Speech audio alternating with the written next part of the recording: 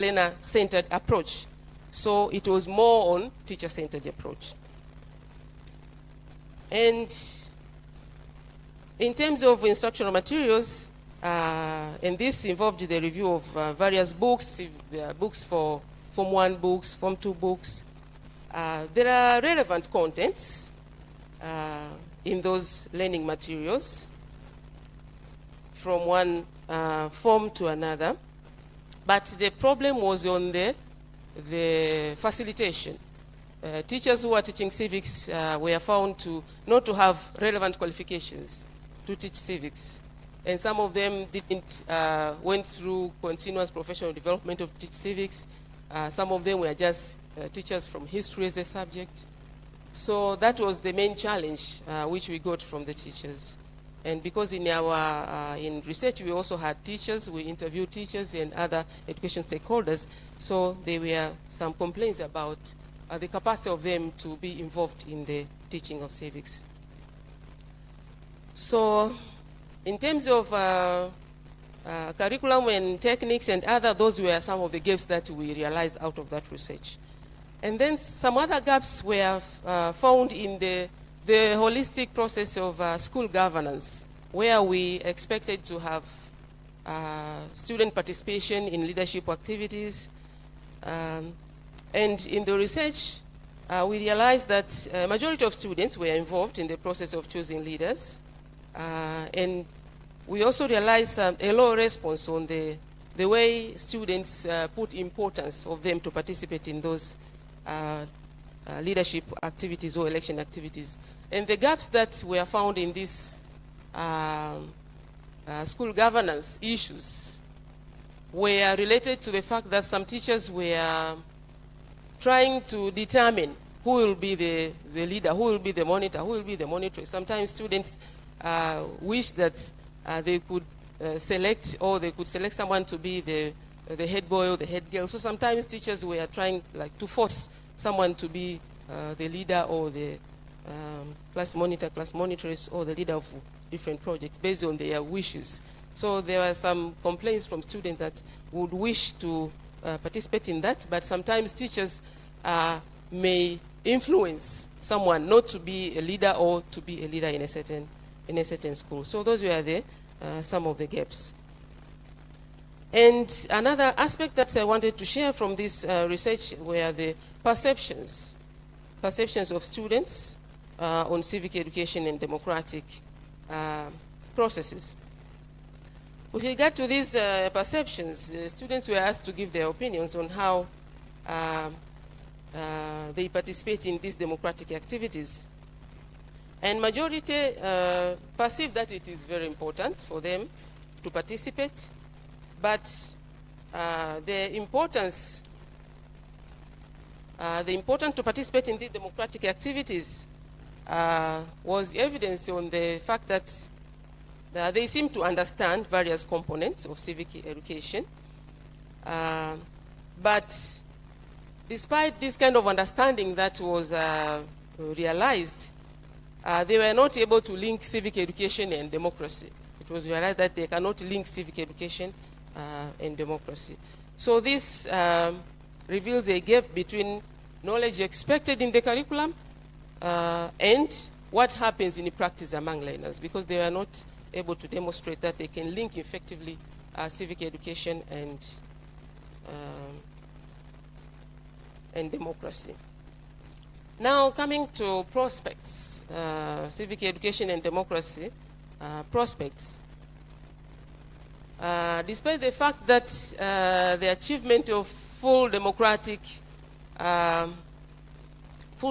is dependent on various factors, because we all understand that we can build democracy through different factors or through different stakeholders, maybe through media, through advocacy programs, in the family, wherever. But we argue in this research that school plays a very significant role in the building of democratic citizens. So the role that schools can play in teaching civic education is still very vital in this case. And practitioners who participated in this research had ideas on how democratization can be improved or can be enhanced in schools. And some of the factors that they said, they gave some recommendations on how best we can improve this democracy. And they talked about factors such as time allocated, that we should increase the time allocated in the teaching of civics. We should build the democratic culture, not only just teaching in terms of values and attitudes. However, apart from all these recommendations that were given by different practitioners, the current reforms of civics, we all understand that in the current reforms, there's a deviation from the teaching of civics as a subject and general studies in O-level and advanced level, respectively, to Tanzanian history and ethics, because this is what has been kind of replaced the teaching of civics in secondary schools, based on the 2013 reforms of curriculum. So this current reform seems to deviate from the current orientation of civic education to Tanzanian history and ethics, which has been linked to Tanzanian socio-economic and political environment. Because what is now in the current syllabus or reforms is that students will be learning Tanzanian history and ethics, and they are supposed to trace it from the before colonial time, during colonial time, and now during the liberalization time. So these are some of the competencies which are there in the current reforms. So there's a kind of a big deviation from what we had before, because we had civics and general studies in advanced level education. So this calls maybe for more discussion, especially from students and other stakeholders, to see how best this kind of deviation can lead us into the way we want it to go, towards promotion of democracy, towards the building of democratic cultures among our youth, or among learners, or among students who are expected to be prospective Tanzanians.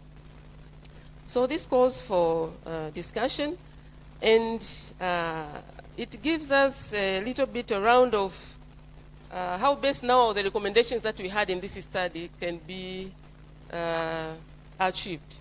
Because some of the recommendations from the study that we conducted include to enhance school governance structure so that we can include the students in the governing bodies, to reduce voting age from 18 years to 14 years, establish democratic clubs in schools, to train civics teachers professionally. In-service teachers of civics should be trained to enable them to deliver relevant and current democratic issues.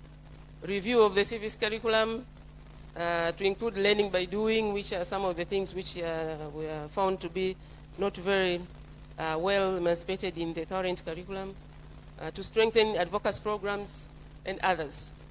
So now this kind of shift that we have right now calls for more discussion, because now the recommendations may not be relevant to what we have right now in the reforms that we have in the teaching of civics in secondary schools, because now we have a kind of a different orientation to the concept related to civics, which is now Tanzanian history and ethics.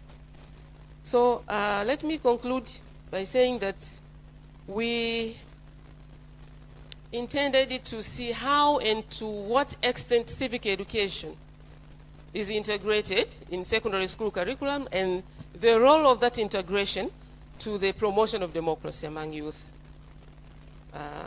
And based on the assessment that we have done,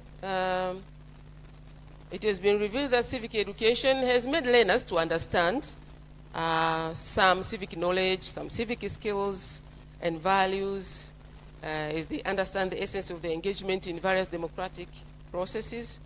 However, there are the gaps that exist, that I've said, in curricular and extracurricular activities among youth. And as I've said, the current curricular reforms, as far as teaching of civics is concerned, have turned civic education and its role to democracy around to reflect a shift to Tanzanian history and ethics. A subject to a secondary education. So this curricular shift, as I've said, calls for more discussion on its influence towards building democratic society in Tanzania and in Africa in general. Yeah. So these are some of the issues that I wanted to share with you as far as this study is concerned, and some of other findings from this study will be shared by other panel members. Mr. Chair, I beg to submit.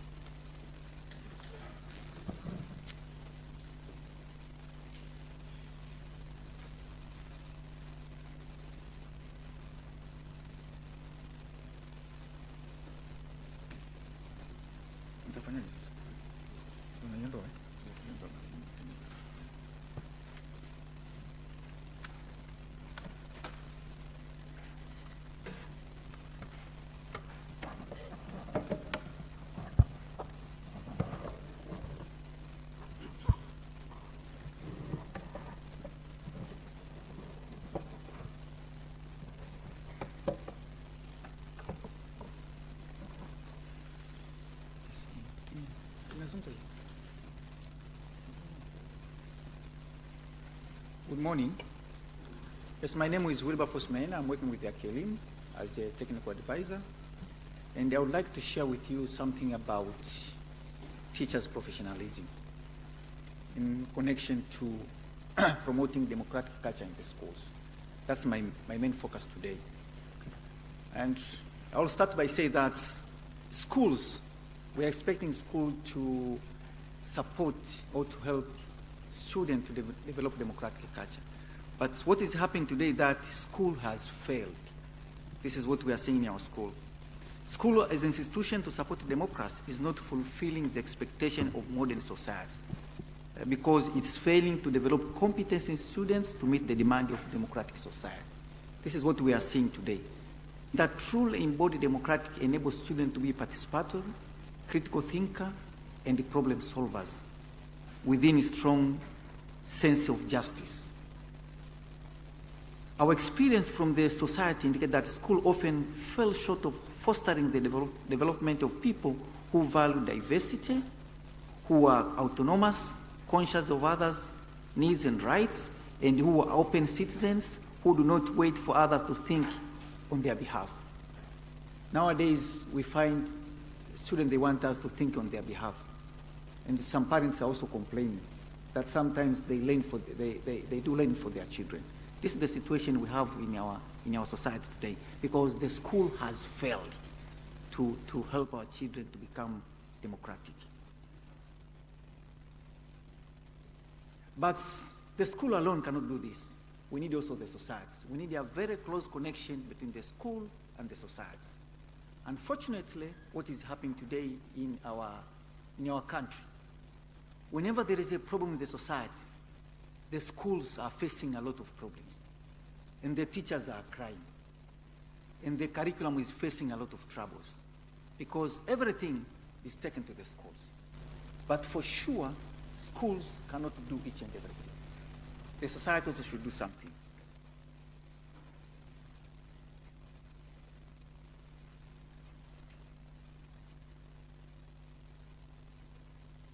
Now, when we come to the notion of democracy in Tanzania, as my colleague has said, in secondary schools, we have the subjects. At least democracy is integrated in the school curriculum. We have that, and we have the subject, civic education, at least in that subject, we can find some aspect of curriculum, some aspect of democracy. Now we are shifting from civic education to history and ethics. And I have reviewed the curriculums. It's hard to find the notion democracy in that documents. And the concept of civic, uraia, is not seen very clearly in the documents. But also democracy can be, in our school systems, we can also foster democracy through teaching and learning. And we're expecting that teaching should be learner-centered, should be participatory. But this also is not happening very much in our education system. And the third part, which I've already said, that we want to see the connection between what is happening in the school and what is happening in the society. Students, they are doing a lot about democracy in the school. Wanajifunza sana kuhusu uraia. We have the students, so allow me to make some kind of code switchings. Hawa wanafunzi wanajifunza sana kuhusu demokrasia shuleni. They do a lot about democracy in terms of papers. But when they go to the society, they find very little. They are not engaged in any way.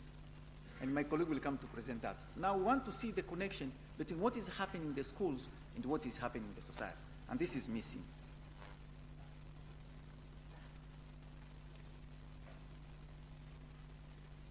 And as my colleague has said, we have the competence-based curriculum in this country, and that curriculum emphasizes of developing critical thinker, autonomous students, and whatever. But it's very unfortunate that teachers, they don't implement curriculum as intended. In fact, we have the competence-based curriculum, but what we are implementing in the school is content-based curriculum. That is the reality. And we don't have the professional civic teachers in this country. I know I have my colleague, maybe some of them will say, most of them, they've studied politics. They are political analysts.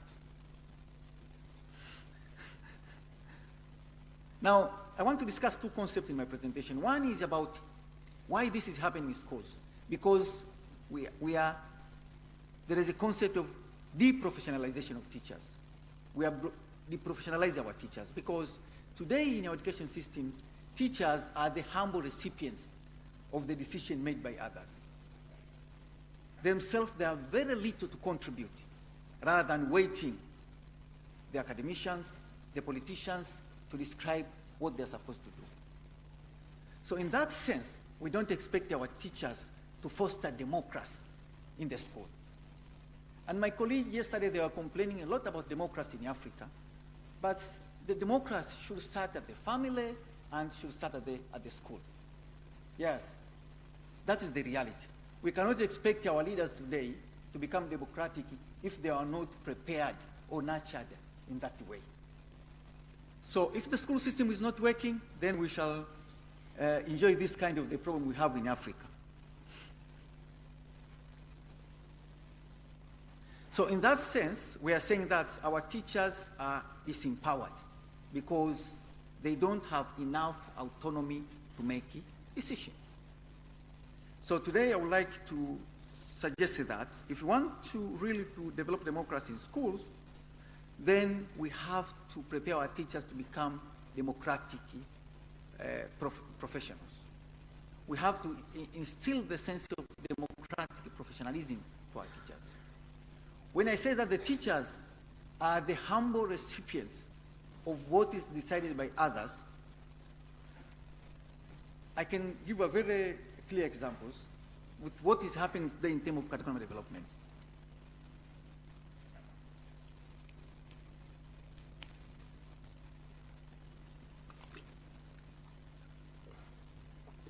Teachers in Tanzania, they are not involved to the extent one would like in terms of curriculum development. Most of the decisions about curriculum development, as I said, they are made by the so-called university academicians and the curriculum developers and the practitioners.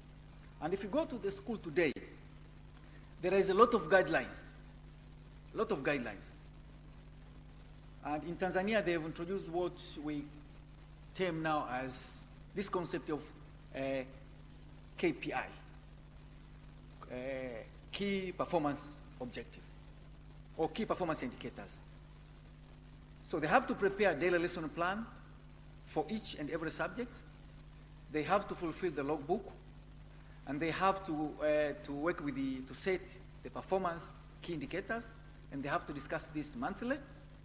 And they have to use the textbook which have been decided by other people, yes, because we are talking about the single textbook policy in this country. So they have to rely on that single textbook. So in that situation, they don't have enough time to make their own decisions. They don't have enough time to support the students to become democratic. And the management system now is making follow-up. I would say that teachers are more responsible to the education system, to the managerial aspects, rather than to the students. Because if they do this, then they'll get their salary, they'll be promoted, and whatever, even if nothing is happening in the classrooms.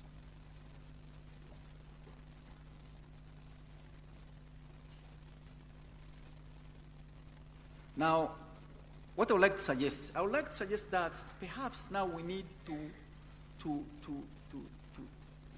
but why this is happening first? If you go, for example, in teachers' college, the way, in Tanzania we have two levels of teacher education. We have college-based and university-based teacher education. Even the way teachers are prepared in teachers' college, again, the system is extremely authoritative.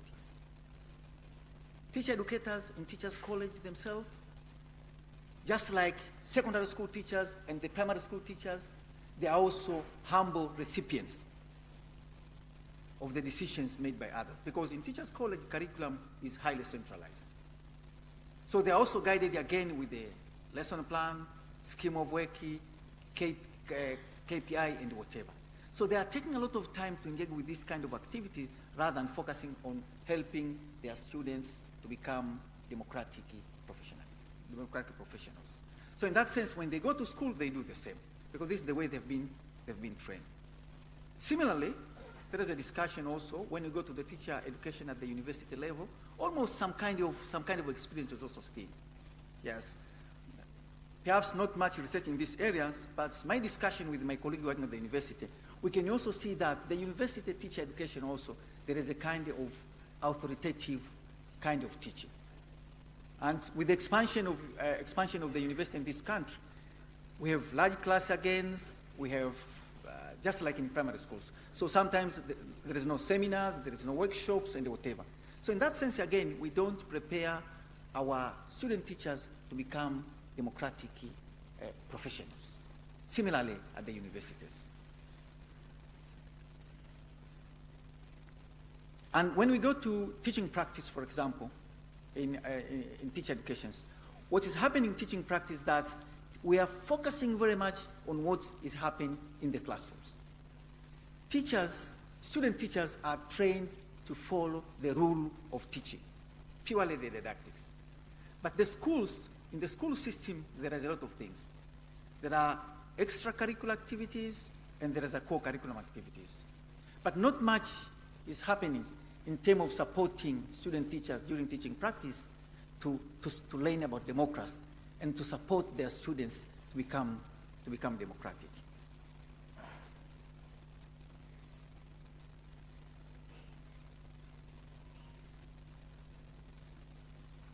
And the notion of democracy, again, the way from my colleague, the start of my colleague. Yes, the notion of democracy, the way the democracy is conceptualized in our education systems is highly linked with the politics. It's highly linked with the politics. But the way in my presentation, I'm thinking that this is a shallow way of defining democracy. We have to expand the notion of democracy, focusing on students' participation in teaching and learning. And if we want to make our teachers to become democratic now, we have to prepare our teachers now to support our students to practice democracy outside the school system. So we need to create a very strong connection between what is happening in the school and what is happening in the society. Currently, our teachers are confined in the classrooms. They are purely classroom teachers. But I think we need to move, I think in a way, they need to go beyond the classrooms. They also need to follow their students outside the school system. If we really want to nurture democracy in this country, and if we want to prepare our students to become democratic.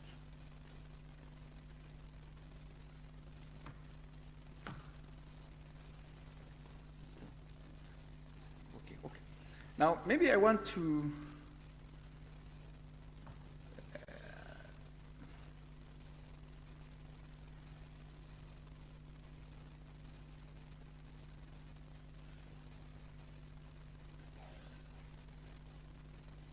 I would like to conclude my presentation by saying that if really we want schools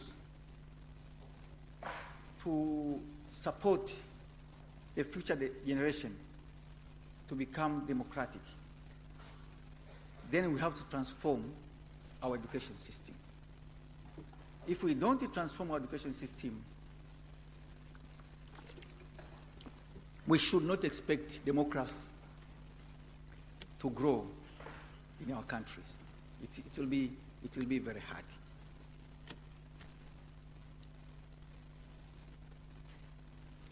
As I've said already, in an education system like Tanzania and in many African countries, is highly centralized. And there is a very strong control of what teachers are doing. So at least if we can at least support teachers. We can give teachers more autonomy. Then we can expect democracy to flourish in our education system. Because if teachers will continue to be the implementers of decisions made by others, then it will be hard for them even to become democratic professionals.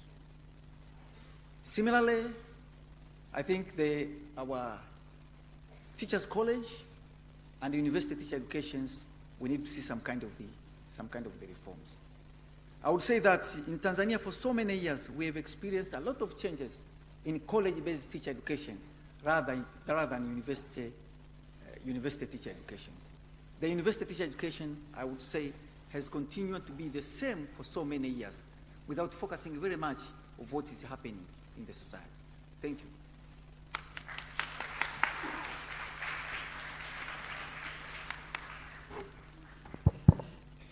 Thank you, Dr. Wilberforce, for saving time. Then we have the last presenter, Mr. Malekela.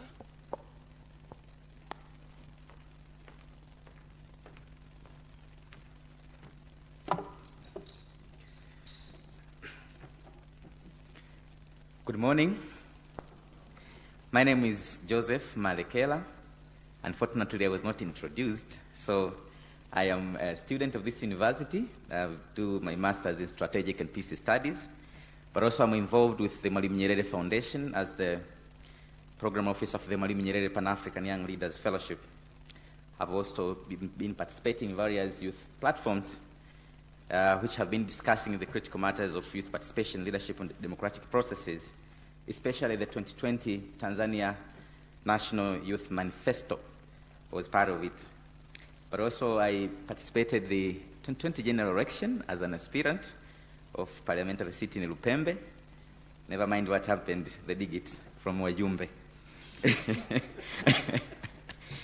Okay, so I'm happy to speak about the participation of young people in leadership and democratic processes. And by young people, as for the definition of the National Youth Development Policy of 2007, Tanzania, we define young people as people who are aged between 15 years to 35 years. And that group, according to the 2022 population and housing census, we constitute 34.7% of the Tanzania population. But interchangeably, sometimes people, they speak of young population below the age of 35 years. In that case, as for the last census, we constitute 77.7% of this country population, people below the age of 35 years. Reasonably, I expect this group, which is more than 2/3 of the country population, to be first involved in the development processes, second, prioritized in the formulation of different strategies, and fourth, participating effectively in decision-making processes that involves their welfare as well. So how is the situation in Tanzania? That's the discussion that we're going to discuss.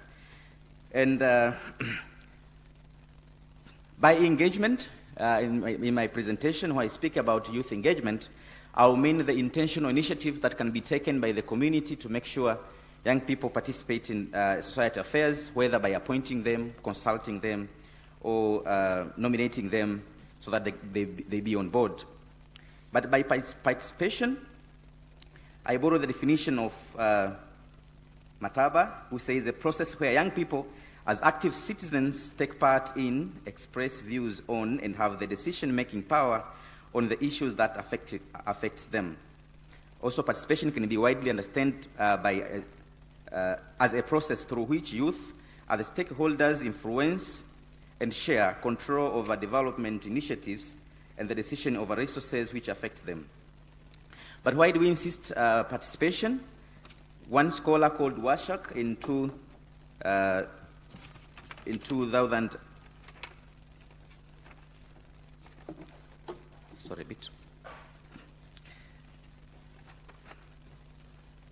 In 2003, offered 3 justifications of why it is important to insist people to participate, especially those people who contribute high number in the population. And he offered 4 justifications. First, the Enlightenment justification, whereby we see young people as the bearers of their own truth that only they can tell, they can share through participation. Second, an empowerment justification, which suggests that participation can fulfill youth rights and shall shift power down the generation. But also the citizenship rational justification that sees participation as a way of maximizing young people's citizenship. And fourth justification, an outcome for relationship-based rationality that suggests that participation reduces the intergenerational conflicts. In my presentation, by leadership participation, I mean the participation of young people in leadership, whether obtained by contesting or by being appointed.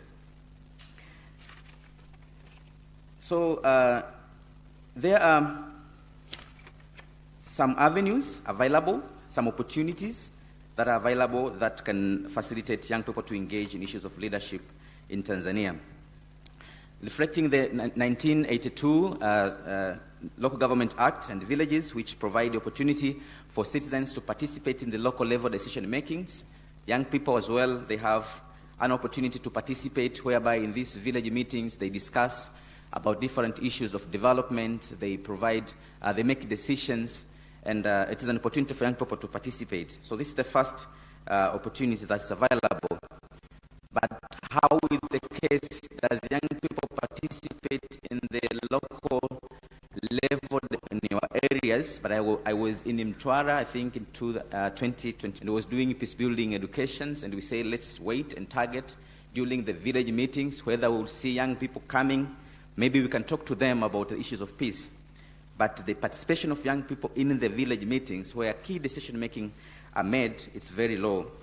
The study done by Kimaro in 2020, they indicated that maybe 27% of young people usually participate in village meetings, and at the end of the day, the decisions that are made, the development activities that are approved, and the obligation as well that is provided, young people are always left behind, and their voices is not also incorporated.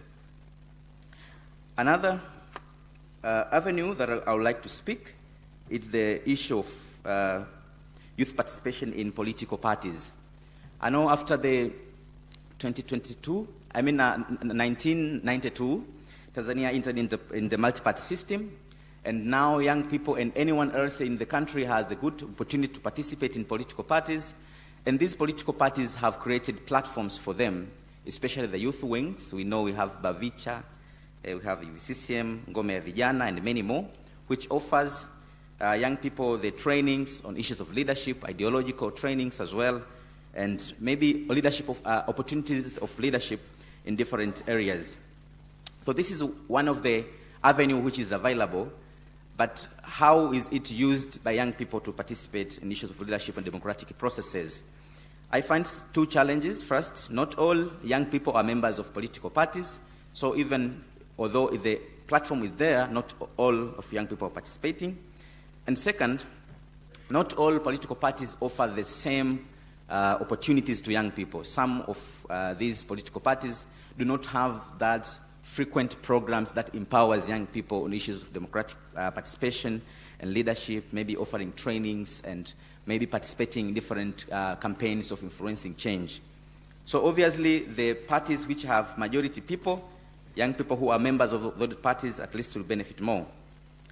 And apart from that, when it comes to youth matters, those which does not need necessarily to have political interest, as long as young people are in these political parties, you can see sometimes we are very fragmented, we are very divided on what is our priority as young people. Chadema, Bavicha will have their own, VCCM their own, and at the end of the day, the issues of young people are not addressed because they come with political motives.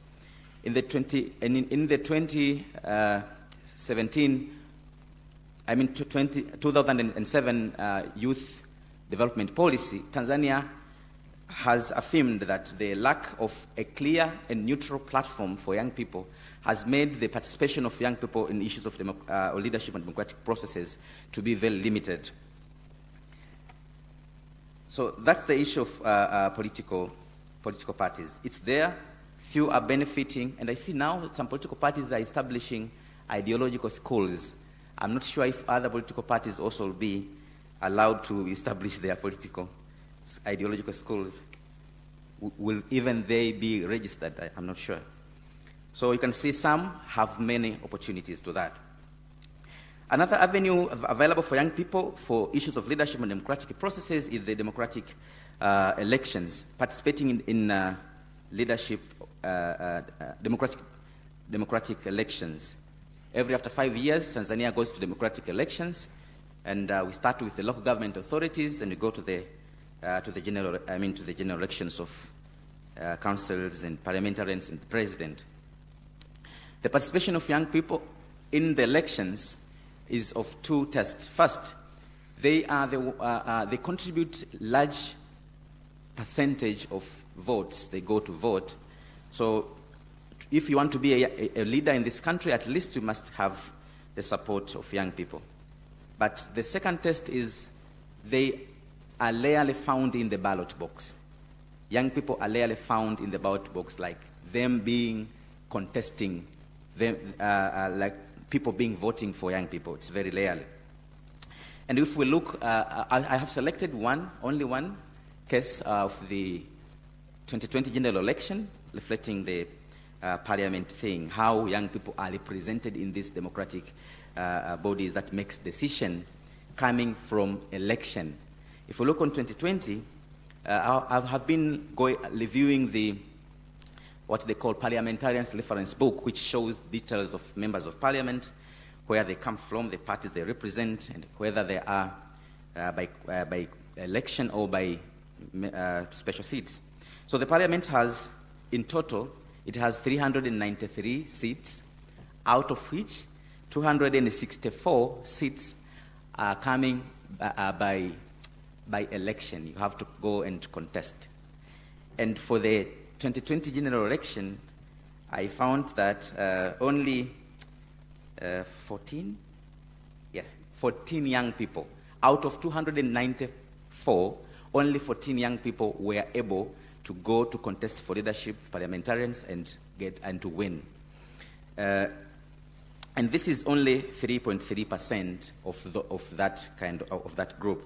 But also there is an opportunity for people to go to the parliament as special seats. And the special seats, according to that reference book, they are 113. And in that 113, Chama Cha Mapinduzi has 94, and the other party, 19 people, they are 19. I hope you know that. So the Chama Cha Mapinduzi, they have, so combined, the special seat members of parliament combined in the 113, those who are young people below the age of 35 years, they are no more than 22. So if you combine the 22 and the 14 people who went through election, in the parliament itself, which makes major decisions of this country, young people are not more than 36, and that is like a portion of 8.6%. So we see in the decision-making organs, still the participation of young people is very limited. And I was, as mentioned before, participated in these elections in 2020. And what I found is, first, the community perception on the level of capacity of young people to be in leadership is very low. And Samuel Jumbe was saying, you know, you are very young and you still have time to come back. And by the way, you are a reserved parliamentarian. Mbunge wa akiba. The Interparliamentarian Union in 2018 offered a report, and that says, although youth appears to be a key deciding vote for some seeking power, they are still lagging behind in terms of themselves being in the ballot box. And some challenges they outlined is because they are newly coming from their professions, lacking the popularity, not having enough muscles of economy, but also the support from their political parties to be in the to shine in the elections. Another avenue that I'll look quickly is the leaders who are coming by appointment. Tanzania has a very good background of appointing young people in leadership position, and I think we have good examples of Ahmed Salim, appointed at age, I think, of 22, if not 21, to be ambassador. But also, if even Mwalimu was a young person coming from in leadership, and many others. So Tanzania have kept that culture and has been involving a lot of young people in leadership positions, especially in the district levels, starting with the district administrative secretaries, the district commissioners, the wakurugenzi. And on that note, by the way, allow me to give maua yake Her Excellency Samia Suluhu Hassan for putting young people in leadership positions. And the experience shows these young people in these leadership positions, they come up with new energy, new creativity, and they do a lot of work in bringing community development in their areas. But the test is different as you keep going up in the levels. Go to the regional levels, the regional administrative secretaries. How many are they below the age of 35 years? I didn't find. The regional commissioners as well, I didn't find. If you go to the ministerial levels, the secretariat, the deputy permanent secretaries and the permanent secretaries. If you go to the cabinet, in the cabinet we have 41 members and 51 members, the ministers and the deputy ministers combined. I'm speaking on Tanzania context. There are 51. And I was closely looking how many people are falling under the 77% of the population of Tanzania. And I found only one person, Honorable Uminderiananga, the Deputy Minister of People with Disabilities. So the representation of young people in senior decision-making positions of the country is decreasing as you keep going higher. But also with the public institutions, speak of universities and many others, still the number of young people is very slow. And I was asking myself, what is the problem that in the 77% of the population, don't we have enough people who are capable to be leading maybe in the regions as regional commissioners, in the ministerial levels, in the permanent secretaries? Don't we have them? If we don't have, what's the problem? If they are incapable. If they are incapable, who to be blamed? The young people themselves or those who create capacity to young people? And what should we do? I think that's something can be discussed.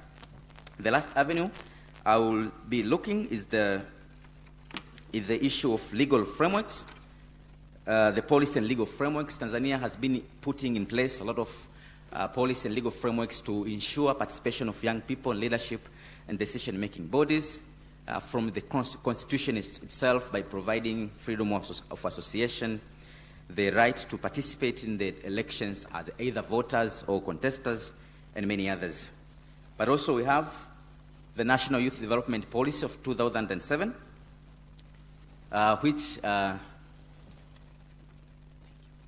which shows how the nation will be engaging young people in leadership and many other aspects. But also we have the National Youth Council Act number 12 of 2015, which clearly indicates how Tanzania will be engaging young people in leadership from the grassroots levels to the national levels. But we have good policies, the implementation is adverse. starting with the development policy of 2007, in my understanding, in best practices, after some time you have to update the policy. Even this one of the 2007, we created it after updating the former policy of 1996 after 10 years. But now, since 2017, whereby we expected to have a new development-based policy of young people, it is now 6 years. We do not have a new youth development policy. But also, it is also now 8 years since the enactment of the National Youth Council Act.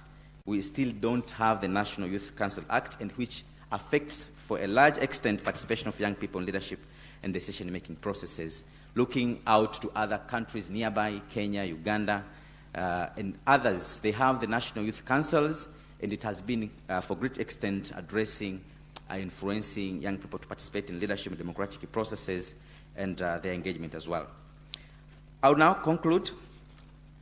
In my conclusion, first, I think we need to keep the efforts of engaging young people in leadership and democratic processes by ensuring there is no legal or constitutional barriers for youth. Think of young people between the age of 18, 19, and 20 who have the rights to vote, but they don't have the right to contest. Think of all the young people below the age of 35 years who don't have the right to contest for presidential seat because they don't have 40 years. Why should we have those kind of restrictions? That's first. But second, those few young people who get leadership position in this country, I think they need to do more good work so that to change the perception of the community on the ability of young people in leadership. Because now we still see like vijana ni taifa la kesho. So at least we need to show them, for those few who get positions, to make sure that they do the good work, at least to change the perception. But the last thing, I have seen the United Nations Secretary General has established the UN Youth Envoy, who advises the Secretary General on issues of youth affairs. I have also seen the Mohamed Faki, the chair of the African Union Commission, established the AU Youth Envoy, who advises the Commission on youth affairs. I have also seen the President Yoweri Museveni of Uganda has established the Presidential Youth Advisor on Youth Affairs, but also the President Hagel of Namibia has also established a youth advisor, a Presidential Youth Advisor on youth affairs to the President. I'm wondering if it's possible, maybe for Tanzania as well, the President can think of appointing a young person to be advising the President on youth affairs. I don't know who is advising now the President the issues of youth, and I'm not sure if he's a young person. But I know the President has been appointing different advisors, like Dr. Brandina Kilama, advisor President for economy, but also Lukuvi is back for political and community affairs, and many others. So maybe we can also take a young person to be advisor of the President on issues of youth affairs. And lastly, let me congratulate the government of Zanzibar for appointing a minister of youth who is a young person. So it is very possible if we prioritize that kind of thing and put young leaders in the forefront of leadership and decision-making process. Thank you very much.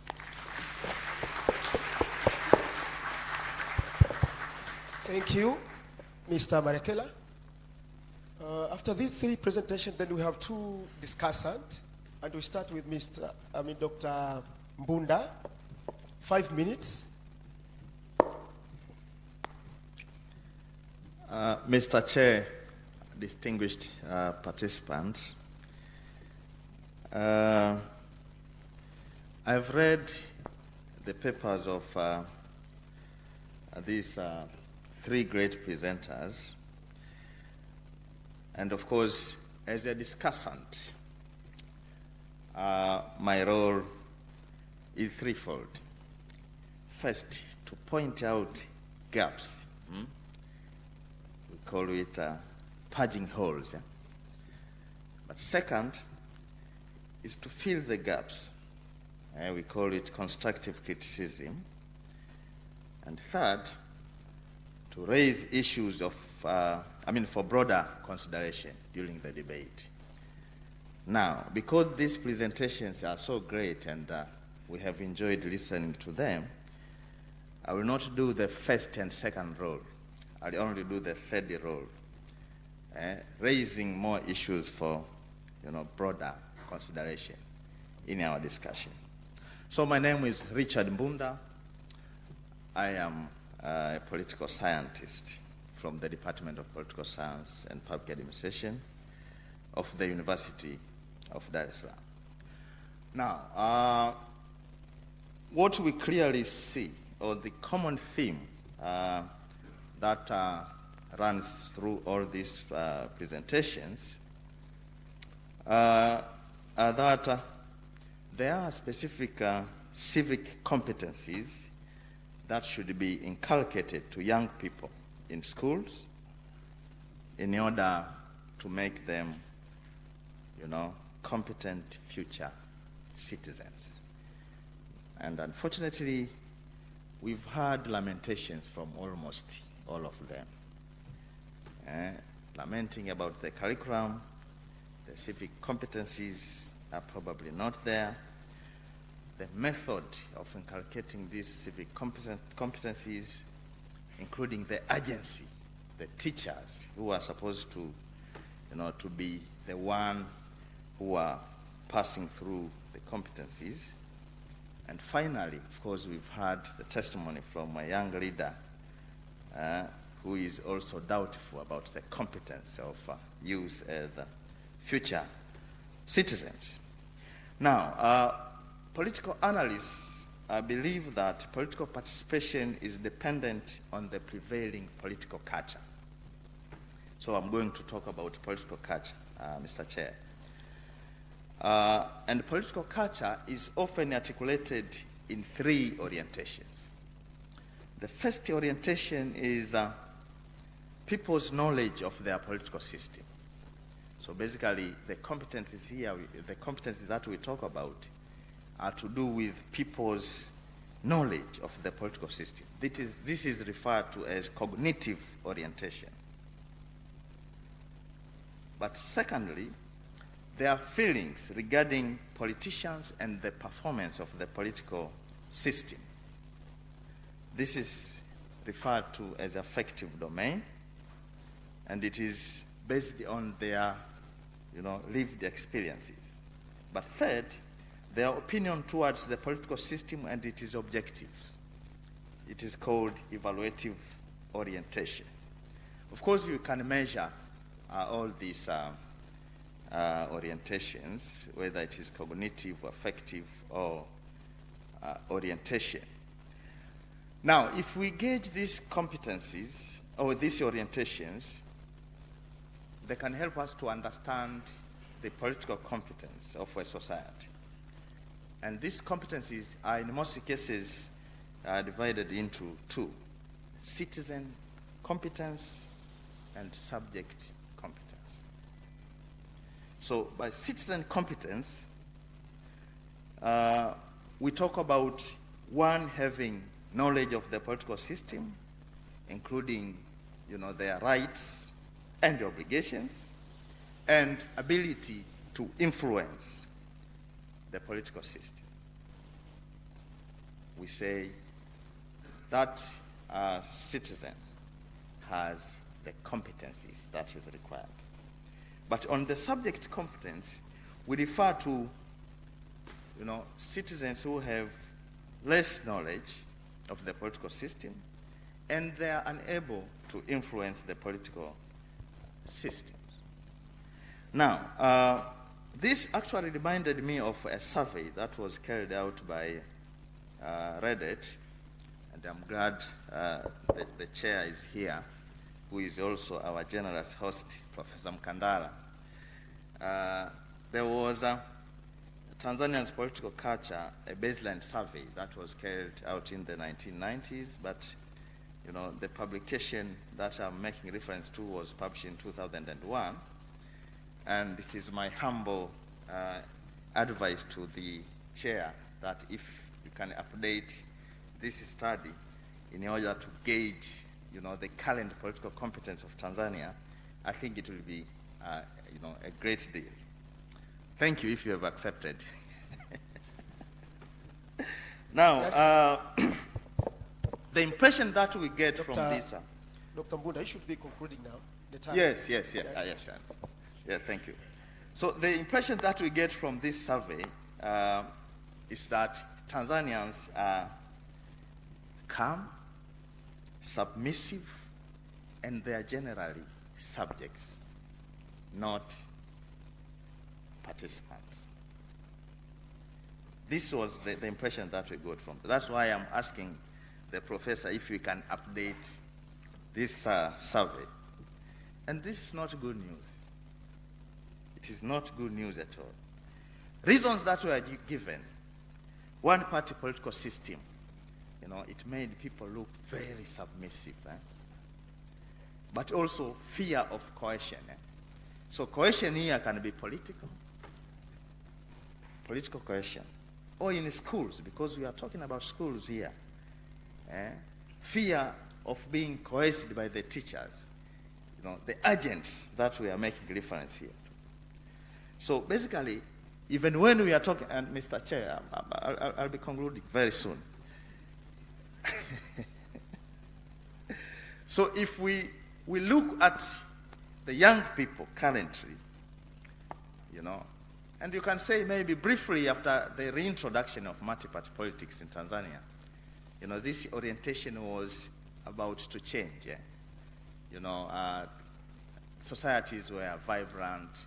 Even here at the University of Dar es Salaam, when I was a student here, for example, an undergraduate student, the issue like investment in the ports, for example, the DP World saga would have assembled us, assembled at the Revolution Square. But now you ask these students if they know where the Rev Square is. They don't know. They are the young people that we are talking about here. All they know actually, is to call themselves lies. Lies of certain politicians. Chawa, You've heard of that, chawa. It is very, very, easy and quick for them to call themselves chawa rather than to question issues that have, national interest at the center stage. Okay. Conclusion, Mr. Chair. I want to agree with Dr. Mena that we have problems with our curriculum. And of course, again, Dr. Perpetua. And for me, what I would say is that we need to decolonize the curriculum. I glanced at the content of the curriculum, what is supposed to be taught to our students. At the primary school level, actually, what is being highlighted, which has to do with civic competence or civic education, is patriotism. And you know what patriotism is? Patriotism is loyalty to the government. It is not nationalism, because nationalism is love for one's country. So basically, what we do, and what we teachers actually, I'm also a teacher, no matter the story, what we actually do is we teach them to be obedient, not to question issues. And I'm not sure if we are doing justice on that front.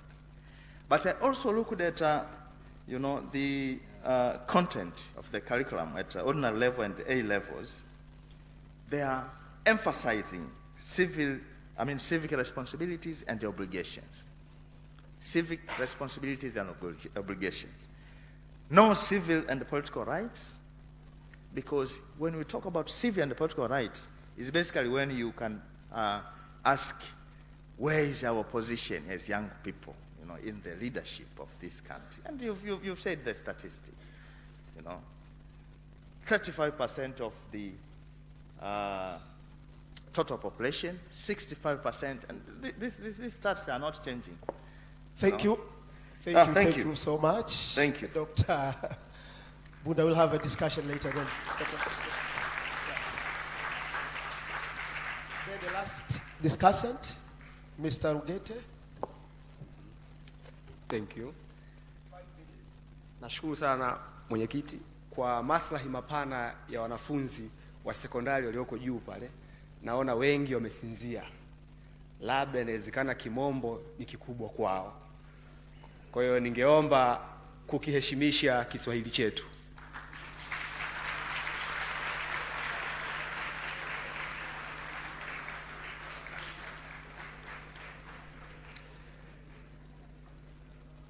Ndugu mwenyekiti, katika mada hii nimebaini yafuatayo.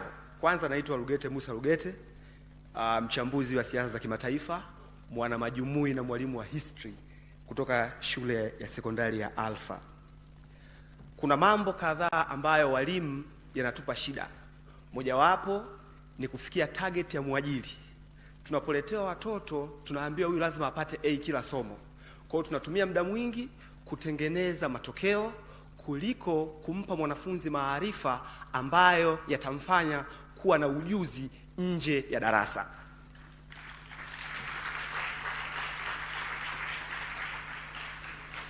Na ndiyo maana utakutana na mtoto aliyepata 1 ya 7 form 4 au 1 ya 3 form 6, lakini hana lolote kichwani kwake.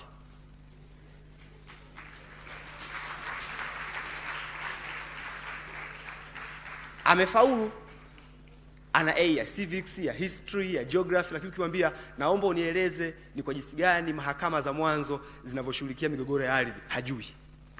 Naomba uniambie diwani wako ni nani, hajui. Naomba uniambie umeshiriki kwenye mikutano mingapi ya serikali za mtaa kwa ajili ya changamoto zote, hajui. Hata mbunge hamjui. Lakini amefaulu, ana 1 ya 7, form 6 ana 1 ya 3. Ni TO Tanzania 1. Lakini hana lolote kichwani kwake zaidi ya kujua causes of French Revolution, factors affecting democracy,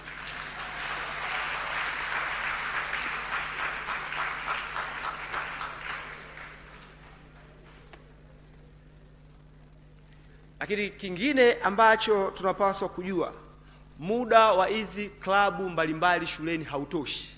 Klabu kama TAKUKURU za kuwaelimisha wanafunzi namna ya kupambana na rushwa, klabu kama HIV, klabu za kodi, UN klabu, tuna klabu zaidi ya 200 ambazo zipo mashuleni kwa ajili ya kuwafundisha wanafunzi mambo mbalimbali watakao kutana nayo baada ya shule. Lakini hautoshi. Shule nyingi binafsi na chache za serikali wanafundisha asubuhi, vipindi vya mchana mpaka na usiku ili kuhakikisha wanafunzi wote wanapata division 1. Kwa hiyo mwalimu ni lazima uwe katika mfumo wa kuandaa matokeo kuliko kumwandaa mwanafunzi kushiriki kwenye demokrasia na michakato mingine ambayo itamfanya mwanafunzi kuwa mwanazuoni na sio mwanafunzi wa kujibu mitihani. Lakini swali lingine ambalo nataka kuzua mada ni kuhusu hili somo jipya la Tanzanian History and Ethics. Somo hili kwa kweli kama taifa ni lazima tufikiri kwa kina kabla ya kuleta matatizo. Mfano, tunapozungumza Tanzanian History and Ethics tumejikita zaidi utamaduni wa Mtanzania kabla ya ukoloni, baada na sasa. Lakini dunia ina mambo mengi ambayo mwanafunzi anapaswa kuyajua ili kuendana na changamoto na mabadiliko ya ulimwengu. Kwa kufanya hivi tutakuwa tumejifungia. Na katika ulimwengu huu wa sayansi na teknolojia hakuna jambo baya kama kujifungia wewe mwenyewe. Lakini wengine wanasema kujifungia ni kuzuri. Siona wenzetu wa North Korea wamepiga hatua, wamejifungia. Kujifungia sio kuzuri kama tunataka kuwa na muingiliano wa kiwanazuoni. Kwa maana ya kwamba tunataka mwanafunzi wa kidato cha 6 wa hapa aweze kucompete na mwanafunzi aliyesoma AS au Cambridge curriculum huko Marekani na nchi zingine za kidunia. Lakini kama tutaendelea kujifungia sisi kwa sisi tu, sijui tutakuwa tutatengeneza wasomi wa aina gani kuanzia level ya sekondari na tunakoelekea. Kwa kweli kwa bibi hili labda zingeongezwa mada zingine, lakini kwa jinsi nilivyosoma hii somo jipya linaloenda kufundishwa baadaye, kwa kweli kuna changamoto ambazo ni lazima maoni ya watu wengi yakusanywe tujue tunataka kujenga taifa la aina gani. Lakini kitu kingine, ushiriki wa walimu wa wanafunzi na walimu katika michakato ya demokrasia mashuleni na nje, hii nalo ni changamoto. Mfano, shule nyingi huwa hawapendi wanafunzi wanaopenda kuhoji. Mwanafunzi ukiwa kiherehere sana ni tatizo.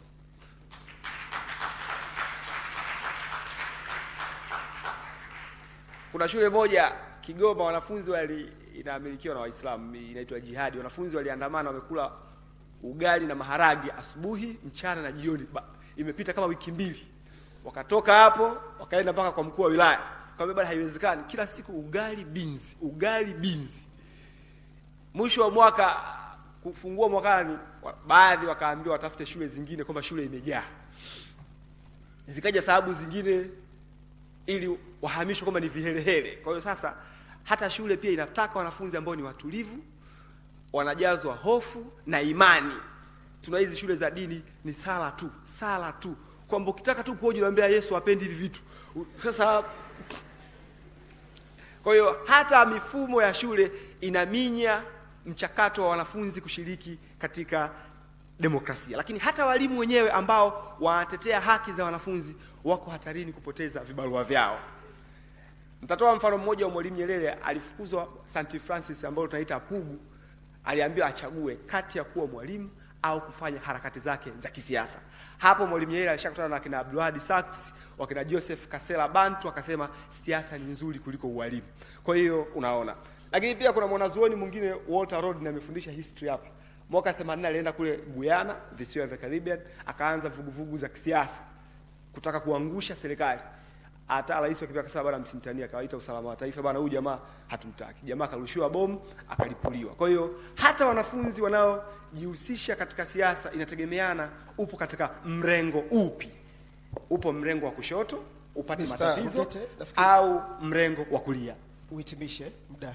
Naomba kuhitimisha kwa kusema kwamba kwa kweli tunahitaji muda wa kutosha kwa wanafunzi kuwafundisha michakato ya demokrasia ndani na nje. Mfano, walimu wawachukue wanafunzi wawapeleke kwenye mahakama za mwanzo za wilaya na za mkoa, wanafunzi waone jinsi wanavyoendesha kesi.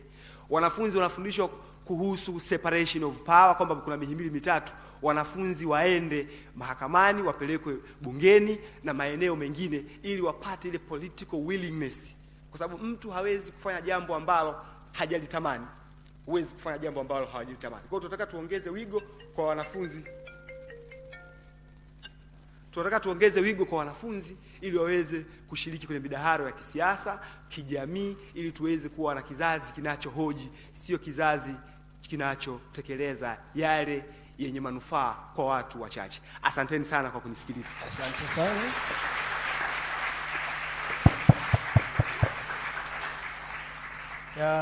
Asante sana.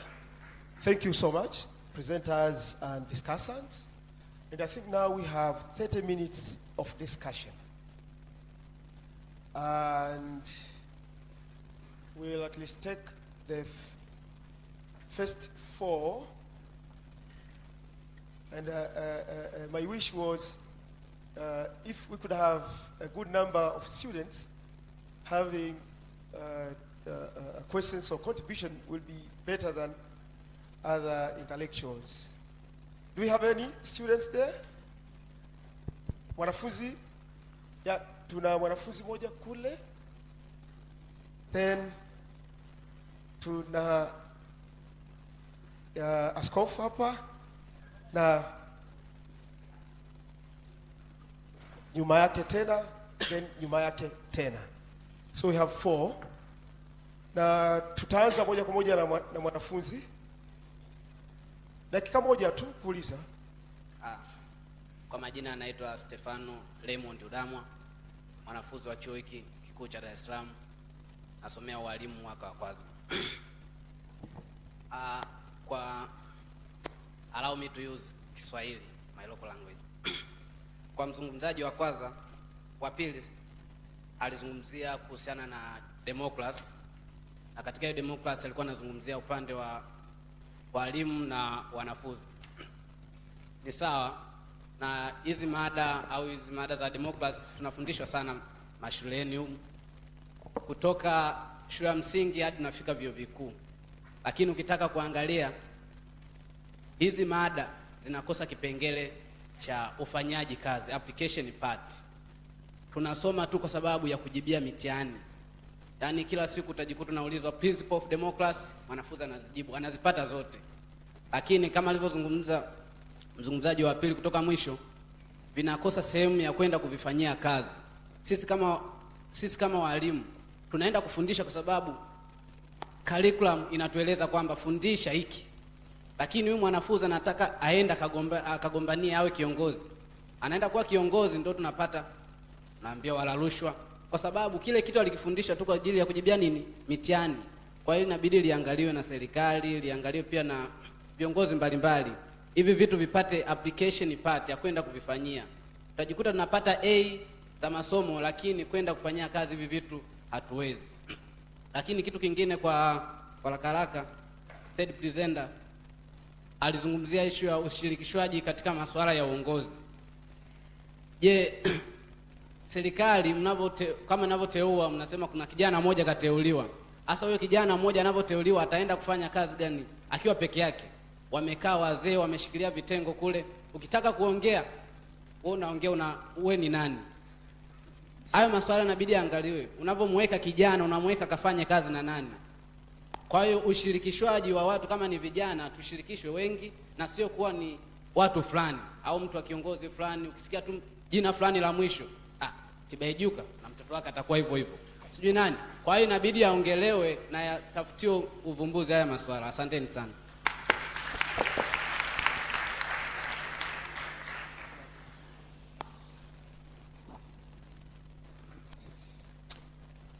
Yeah, I would like to register my thanks for all presenters and those who responded to the main topic.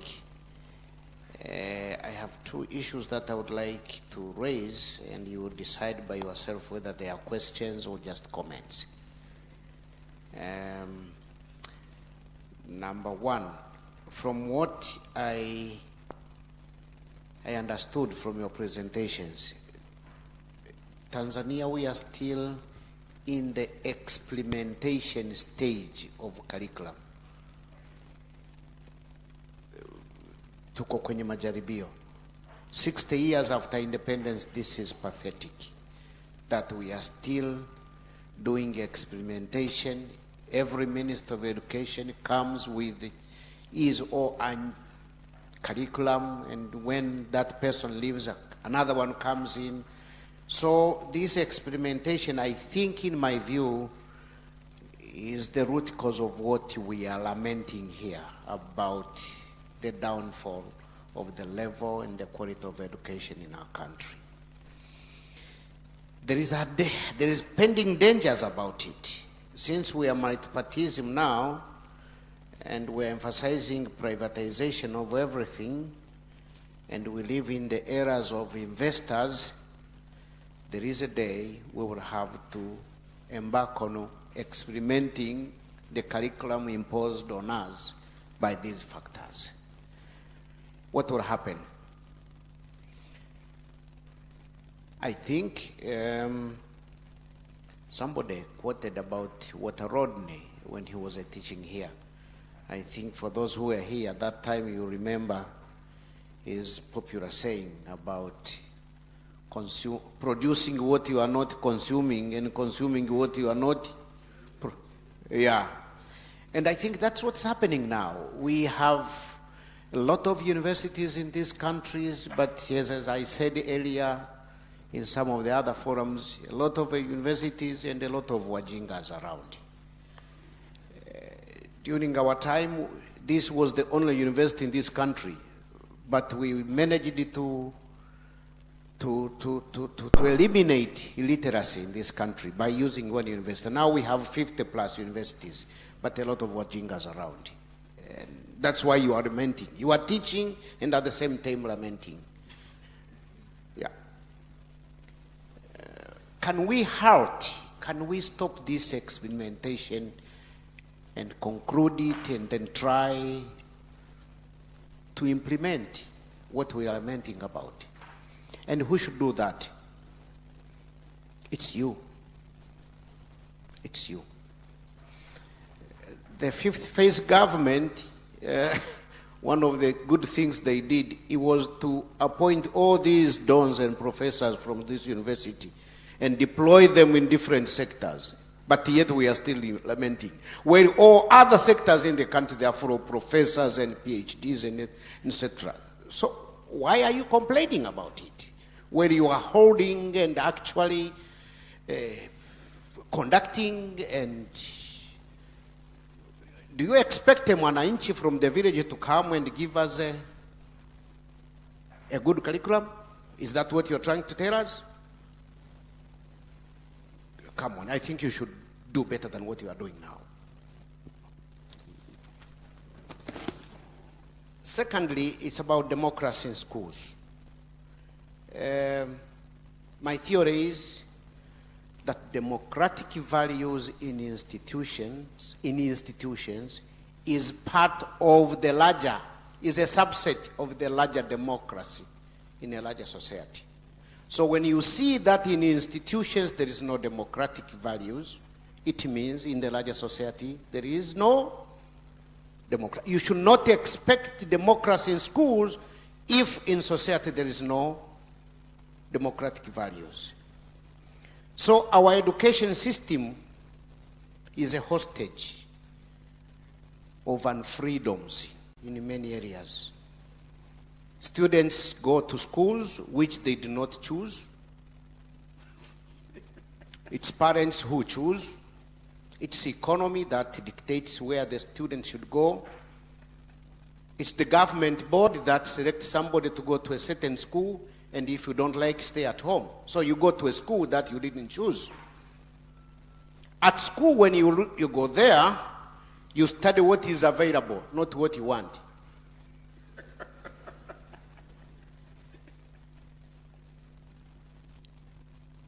And then, you are taught by a teacher that you didn't select. Somebody says somebody should go and teach certain class.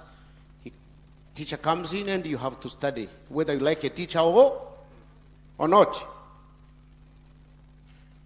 And then teachers are chronically, I know them because I once was a teacher too. Teachers always declare that they know everything and the students know nothing. That is the relationship between a teacher and a student. And then, finally, in this country, democracy belongs to politics. And politics is forbidden in schools. And here we are complaining about lack of democracy in schools. Well, we have declared politics to be out of bound in school environment. I think we should do better than lamenting. And these are simple things that I think we should be able to deal with. University of Dar es Salaam is the beacon of transformation. We come here, sometimes we don't know even how to walk around because we really think solutions for this country belongs to University of Dar es Salaam. Thank you so much.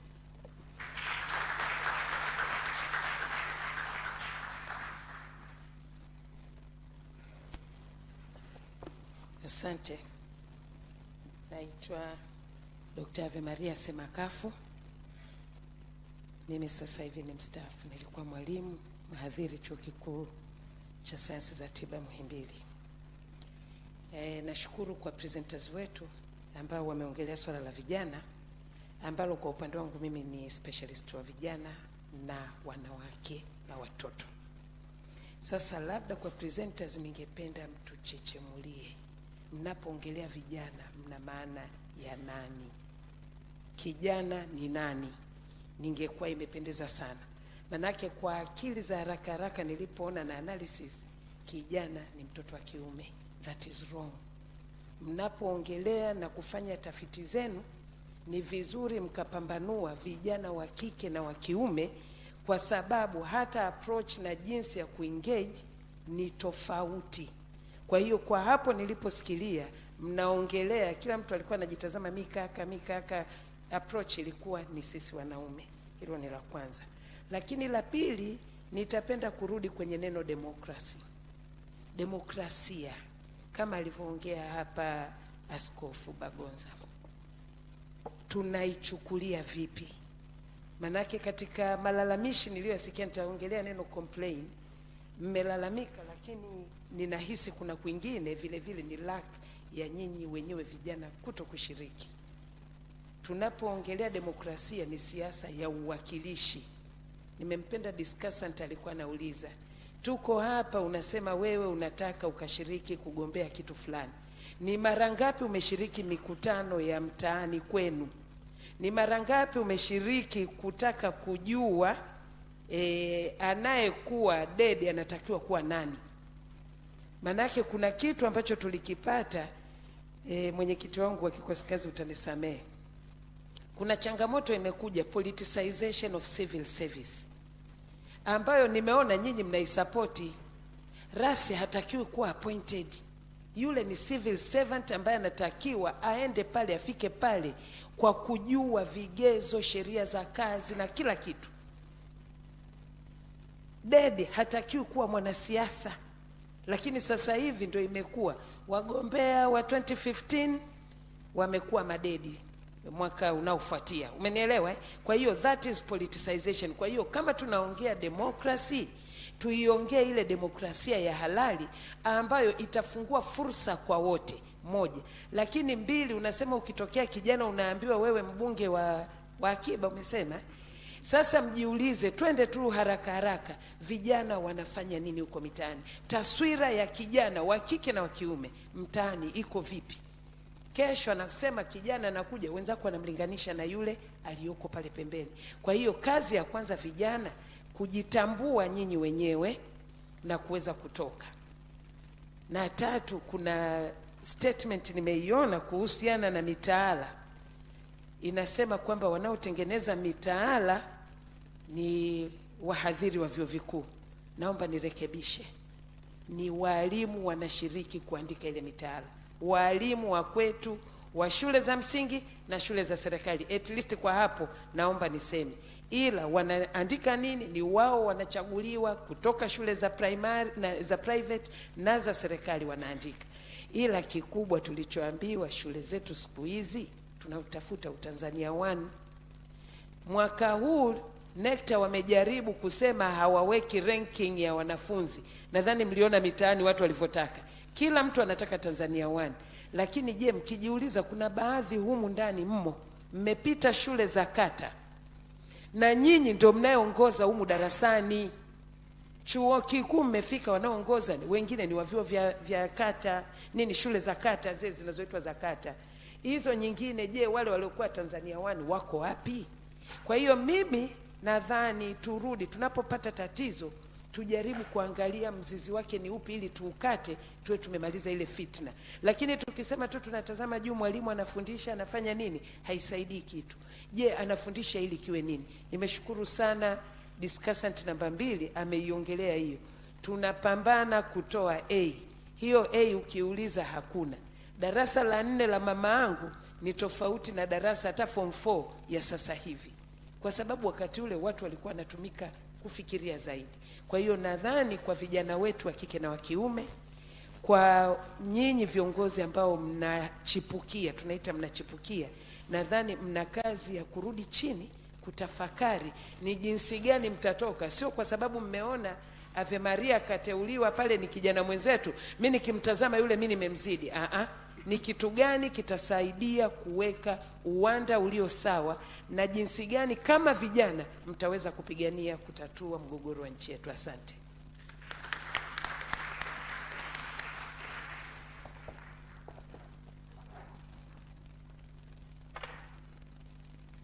Naitwa Mwalimu Ifigenia Aule, ni mkuu wa shule ya sekondari Nganza Girls iko Mwanza.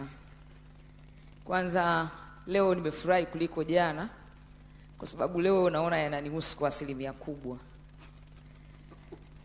Nina mambo kama mawili. La kwanza ni kwa Dr. Pepetua, nikubaliane na wewe kwamba ni kweli walimu wanaofundisha civics na general study 90% ni wa masomo mengine, sio professional teachers. Na serikali lilitazama na vyuo vimeanza kutoa professional teacher.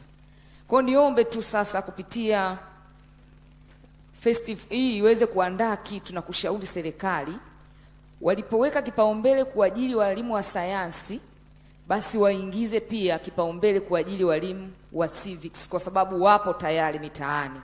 Tutaokoa hilo tatizo. Lakini cha pili pia ninajaribu kufikiri haya mambo makubwa mazuri yanayowahusu vijana. Je, walezi wa vijana wanayajua na vijana wenyewe wanafahamu na yanawafikia? Hilo lilikuwa ni swali ambalo nilijiuliza sana jana usiku. Kwanza, kwa nini mimi nimealikwa na nini naweza kusababisha Ngaza Girls kuwa na mabadiliko haya? Kwa hiyo ni shauri tu, kweli hizi klabu ziko nyingi, alafu zinapoanzishwa zinaanzishwa kwa muda, baada ya miezi miwili zimekufa. Ile nguvu inayotumika kuanzisha kwa huo wakati, ziko nyingi mno, tunashindwa kuziendesha. Kwa hiyo tukisema tupeleke zile klabu, zitakuwa kama tu klabu za rushwa, klabu zile nyingine zipo tu nyingi kweli, hazina hata muda wa kuweza kuzifanyia kazi. Ila nikafikiri kwamba kwa kuwa tayari tuna Mwalimu Nyerere na tarehe yake ipo kabisa ndani ya serikali na ni mapumziko, tunaweza kutumia muda huo sasa kuwa na makongamano kama hayo kwenye ngazi ya shule. Kwamba hiyo siku kwa vile wako mapumziko, kwa hiyo ngazi ya shule ile wanaweza wakakaa, tukaandaa vitu kama hivi, tukawa na mada ambazo vijana zitawafaa na wataweza kupata kitu, na wawakilishi ambao wanaweza kupresent zile mada kwa siku moja kwa mwaka, na kwa sababu ni siku ya free tunaweza kupata kitu kikubwa. Asante sana.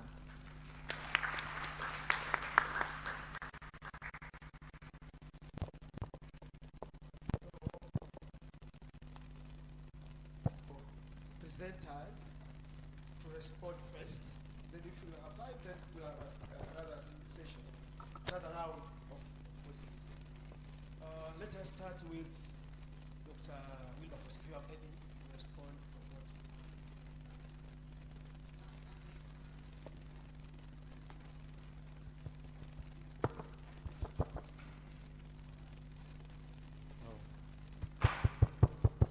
Hello. Nafikiri kutokana na michango mingi iliyotolewa hapa, kwa kweli ni maoni, sioni kitu ambacho naweza kurespondi moja kwa moja. Lakini ninachozungumzia kuhusu askofu alipozungumzia mabadiliko yanayotokea ya mitaala mara kwa mara, nafikiri changamoto kubwa tulionayo ni kwamba hatutekelezi vizuri ile mitaala ambayo tunaianzisha. Kwa hiyo kwa sababu utekelezaji unakuwa sio mzuri sana, tunafikiria kila wakati kubadilisha. Tunatakiwa tukija na, kwa mfano tulipoanzisha elimu ya kujitegemea kama dhana na mitaala, wakati ule utekelezaji ulikuwa na changamoto kubwa sana. Na sasa tuna mitaala ambayo tunaita ni mitaala ya umahiri, competence based, tumeanza nayo toka 2005. Utekelezaji haukuwa mzuri sana.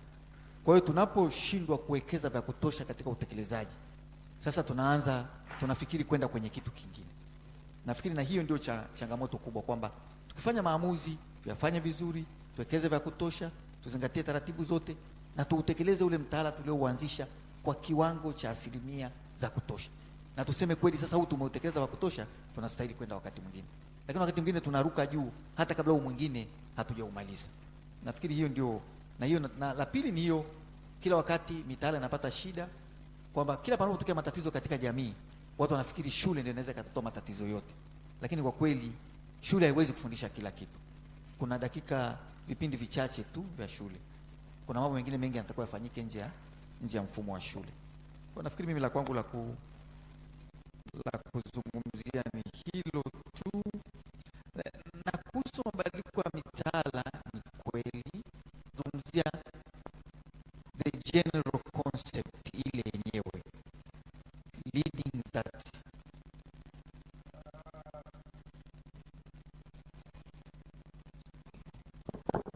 Nafikiri sasa muda haujawa rafiki sana kwetu.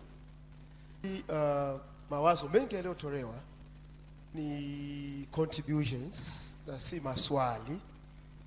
Ninapenda kusema huu ndio mwisho wa discussion yetu hii, kipindi cha kwanza. Asanteni sana.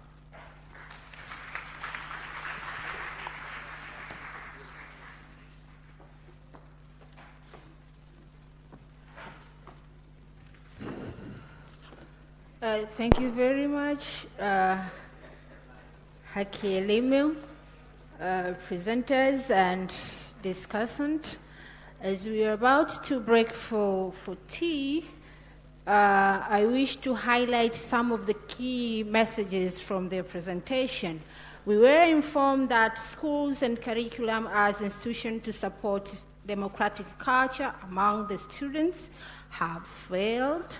We are also informed from the discussion that representation and participation of youth in democratic institutions such as political parties, elections, are very limited. The discussant, Dr. Mbunda, highlighted to us that actually Tanzanian societies are subject to culture and not participant culture. So we should not be surprised to see that our youth are very proud to identify themselves as Chawas rather than be critical to the issues that pertain the national interest. As for Mr. Lugete, kwa lugha ya mitandao tunasema wengi kwa yale aliyozungumza. So our next item is that, and I trust that we are all aware of the geography. We shall use the same places today.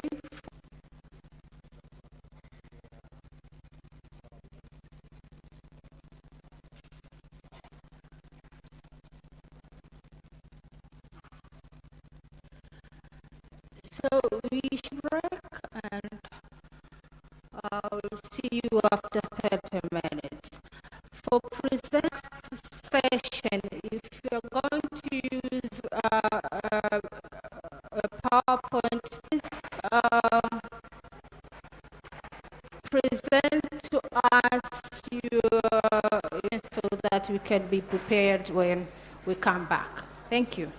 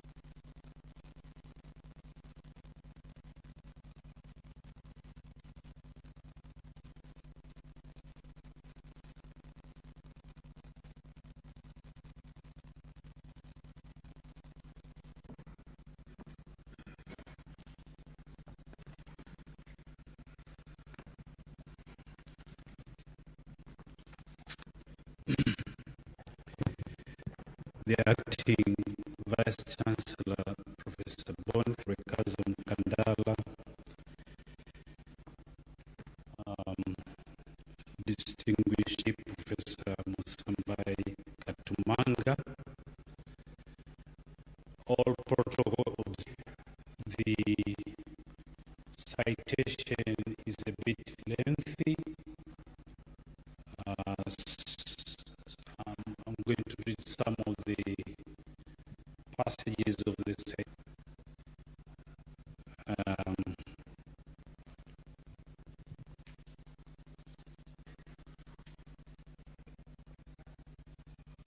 Ladies and gentlemen, I'm pleased to citation to you on the remarkable and celebrated life of one of Africa's and Tanzania's most decorated diplomat, African, who served the United Republic of Tanzania, its commitment and distinction.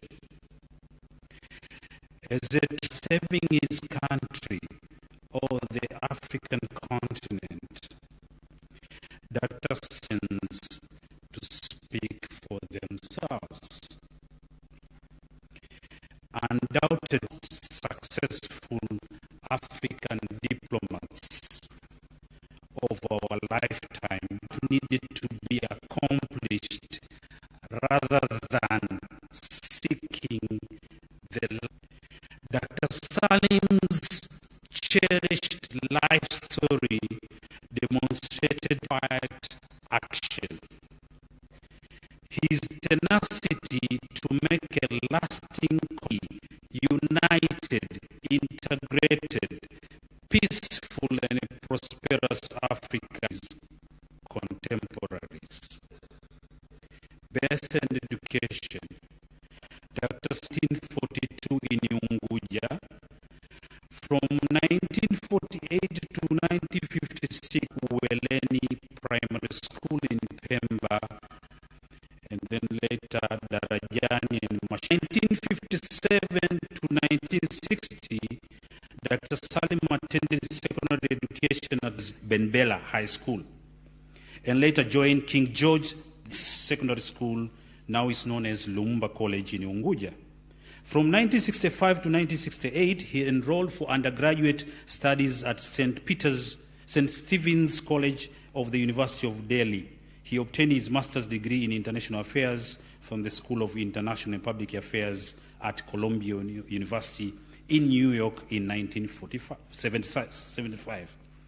Besides his early involvement in Zanzibar nationalist struggles as the founding vice chairperson of the All Zanzibar National Students Organization and Secretary General of the Youth Own Union, which was the youth wing of the Zanzibar Nationalist Party, ZNP, Dr. Salim served as the editor of the ZNP, the Umma Party, and then Sauti ya Vyama Tisa newspapers. This one was a publication by an alliance of the opposition parties in Zanzibar political struggles. He subsequently became the Secretary General of all the Zanzibar Journalists Organization. Diplomatic service. At 22, Salim was the youngest African ambassador representing the United Republic of Tanzania in Egypt from 1964 to 1965. He was appointed Tanzania's High Commissioner to India from 1965 to 1968, and then he was posted to China as an ambassador from 1969 to 1970. In early 1970, Dr. Salim was posted to New York as head of Tanzania's permanent mission at the UN. You all remember in 1981, with the support of the OAU and the non-alignment movement, Dr. Salim ran for the Secretary General of the United Nations against the two-term incumbent, by then was Kurt Weidem of Austria. Dr. Salim was then serving as the President of the United Nations General Assembly. Dr. Salim won the first round, but later withdrew from the race, ending a 6-week deadlock over 16 rounds of voting and opening up the selection to other candidates. Positions in government. The first president of the United Republic of Tanzania, Julius Nyerere, nominated Dr. Salim as the member of parliament and subsequently appointed him his Minister of Foreign Affairs from 1980 to 1984. He was appointed the country's Prime Minister from April 1984 to November 1985, succeeding Prime Minister Edward Sokoine, who was killed in a road accident. During the 1985 general elections, Dr. Salim was elected as a member of parliament for the Mkoani constituency in Pemba South region. And then from 1985 to 1989, he served as a deputy prime minister and a minister of defense and national service in President Ali Hassan Mwinyi's government. As OAU's Secretary General, in July 1988, Dr. Salim was elected to the leadership of the OAU for 3 consecutive terms. Dr. Salim's enviable legacy during his unprecedented 12 years tenure at the OAU has been well captured by the then chairperson of the AU Commission, Nkosazana Dlamini Zuma. Allow me to read part of her words on Dr. Salim. I quote, "When Salim assumed the leadership of the OAU as its Secretary General in 1989, he brought the role of a wealth of international experience and a keen recognition of the need to transform Africa from being the playground of the superpowers to becoming a relevant player that charts its own destiny. His landmark 1990 report on the fundamental changes taking place in the global landscape and their implications for Africa remains a continental roadmap and one of his greatest legacies to the continent." I know a few of you know about this report. The declaration adopted by the OAU summit in the same year outlined most of the priorities now contained in the Africa Peace and Security Architecture and the African Governance Architecture. As OAU Secretary General, Salim worked tirelessly to help our leaders lay the legal foundation that led to the institutional transformation of the OAU into the African Union and the adoption of its vision for a united, integrated, and prosperous Africa. A continent at peace with itself, driven by its own people, and representing a dynamic force in global affairs. Salim never accepted the status quo if it perpetuated suffering. For example, during his tenure as OAU Secretary General, he became critical of the way that the OAU principle of non-interference in the internal affairs of member states hampered continental institutions from preventing grave injustice against African people. In Addis Ababa in May 1963, they had not intent of the OAU Charter to mean there will be no interference. The OAU Constitutive Act still maintains the non-interference. It is also enshrined in the Act. The upholding the right of the Union to intervene in war crimes and crimes against humanity. Public life, term of office at the OAU. Upon his return to Tanzania, OAU Secretary General, Dr. Salim served in various posts, committee of the ruling CCM, chair of the board of trustees. 2011, he was appointed to serve in the 20th Constitutional Review Commission by President Jakaya Mrisho Kikwete. At the continental level, he continued to serve as one of the members of the OAU's panel of the WISE and AU Special Envoy on the Darfur conflict from 2004 to 2008. Also, he served as a member of the board at the Mo Ibrahim Foundation. By then, he was a chair of the foundation's Ibrahim's Prize Committee, having taken over from the inaugural chair, Kofi Annan, in 2011. Dr. Salim remained inspirational to the youth and shared his experience widely. He readily participated in many of the discussions in different fora at the University of Dar es Salaam. He was a recipient of many honors and awards. I'm not going to go through them. You have noticed that he received the Order of the United Republic, also the Oliver Tambo Award, the Boot for Achievement in Conflict Resolution, Democracy and Human Rights. To conclude, Dr. Salim Ahmed Salim is, without a doubt, a great personality, an epitome of humility, patriotic leadership, and great devotion to the Pan-African ideals of a continent which is united, integrated, peaceful, prosperous, resilient, and influential global player and partner. Thank you very much for your attention.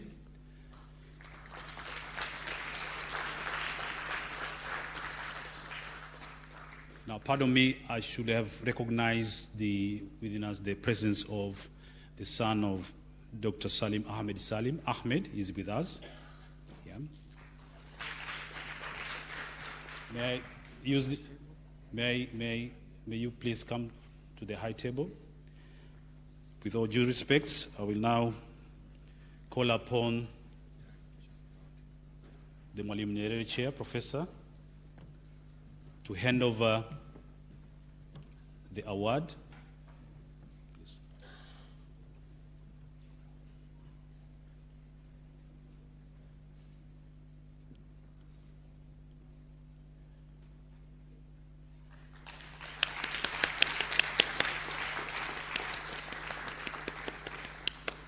Okay. Now, if you have anything to say, Salim, please come. Thank you very much. Good afternoon. One of the many lessons I've learned from my father is when you're in a room with distinguished gentlemen and ladies, your best way is just to say all protocols observed, so that you don't get in trouble later on by missing anyone that's distinguished. It's an honor and pleasure to be here. I don't have much to say. I don't think I can follow that citation, but I will try my best. Obviously, it's a pleasure to be here to represent the family and Dr. Salim. I know he would have been very honored and grateful to be here, but as you know, he's not been well for a few years, but I think he's with us in spirit. I think we can all pray and hope for good health and prosperity for Dr. Salim. I think there's just one story I might want to share with you. It's based off of remarks that former President Thabo Mbeki mentioned a few years ago that encapsulate today's theme of Pan-Africanism. I think it's not lost on any of us that this award is being honored and bestowed to Dr. Salim at the University of Dar es Salaam, which is a beacon of Pan-Africanism and African intellectualism. So I think it's very befitting that this has happened. So I'm very grateful to the university leadership for doing this. In 2017, Dr. Salim was in Johannesburg for the annual Thabo Mbeki lecture, where President Mbeki, in introducing him, was explaining how normally when a president receives the credentials of ambassadors, there's an expectation that the individual is quite well experienced, many years of experience as well. And in how he was explaining Dr. Salim, if he was present at the time when he was receiving credentials of a 22-year-old, he would have sent those credentials back saying, "Why are you sending a baby to South Africa?" But it was in that clip which President Mbeki also spoke to the experience and passion for Pan-Africanism, for liberation for Dr. Salim, which in many ways he did say that, of course, throughout Dr. Salim's life, there's almost three key characteristics that you can always rely on. His activism, he was an activist, especially in the early days of the 60s and 70s. He was a diplomat, which is also something that has been described in the citation. And more importantly, he was a Pan-Africanist, which is something that he, even to the past few years, something that he's quite passionate about. And finally, a statesman, both for here in Tanzania and somebody that we can all be proud for. I always used to joke with my friends that being an ambassador at 22, I think that ship has sailed in trying to fill those shoes, so I wasn't even trying. So, but yeah, just really wanted to thank the leadership. I really appreciate being here.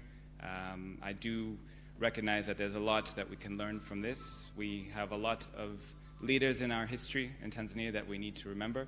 I'm grateful that we remember Dr. Salim, and I think over the next few months, I see Mzee Bugoye here, we have quite a lot of invested work that we've done to remember Dr. Salim for a digital archive, but also in that story we tell a story of Tanzania and the important role Tanzania has played throughout history that I think we need to remind everybody for. But yeah, that's it for me. Thank you.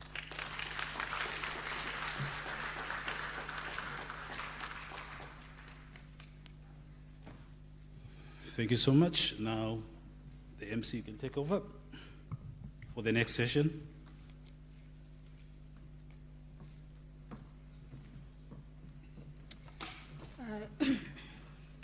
Thank you very much, the award committee. And I think we can all agree that this is a deserving award to one of the most important sons of Africa, Honorable Dr. Salim Ahmed Salim. Na kukutambua umuhimu wake, napenda tushirikiane kumpigia Dr. Salim Ahmed Salim makofi 321. Nitawaongoza. Tutampigia Dr. Salim Ahmed Salim makofi 321. Natoa mwongozo. Tutapasha kama kawaida yetu, si ndio? Tukishamaliza kupasha, nikisema choma utapiga mara 3. Mnipata? 321, 3 ya kwanza. Tumeelewa?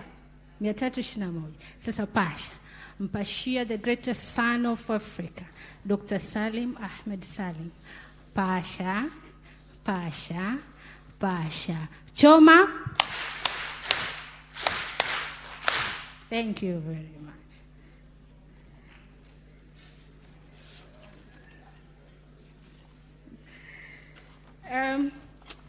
So if you look at our program, we are supposed to have a keynote address on African leadership in 21st century, expectation, challenges, and dynamic by Professor Adebayo Lukush from South Africa.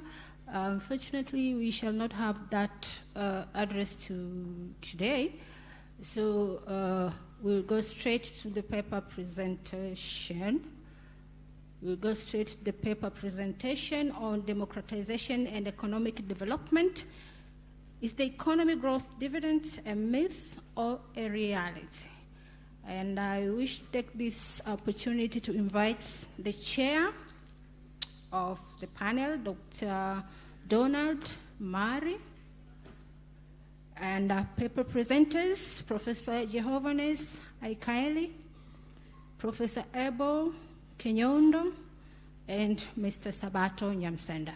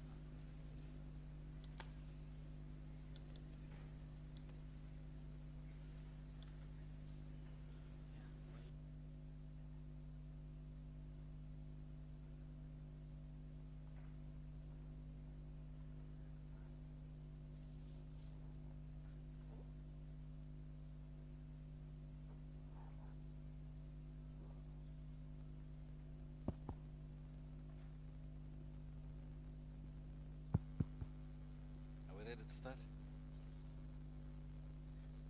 Thank you. Good afternoon, everyone. I'm very honored to be chairing this session this afternoon. Thank you very much, Chair, Professor Kandara. We have 3 presenters in front of us: Professor Jehovenas Aikaeli, Professor Abel Kinyondo, sitting on my left, and Mr. Sabato Nyamsenda, sitting on my far left.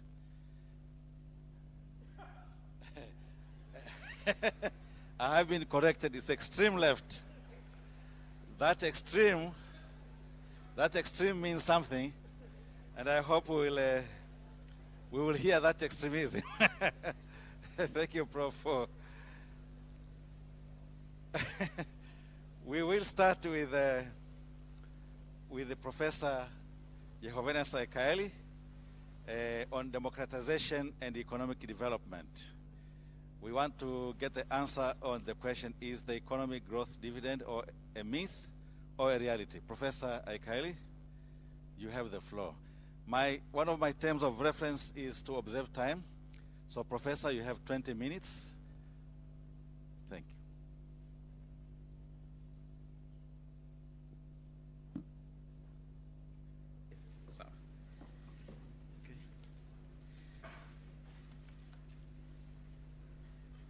Okay, good afternoon, everybody. Good afternoon. Thank you very much, Chairman. Thank you very much, Mwalimu Nyerere, Professor Chair, for invitation for me to participate and make a presentation in this gathering. I'm going to be brief. I think I'll be able to beat the time as I'm supposed to do. Democratization and economic development is the economic growth dividend, or, economic growth dividend, is it a myth or a reality?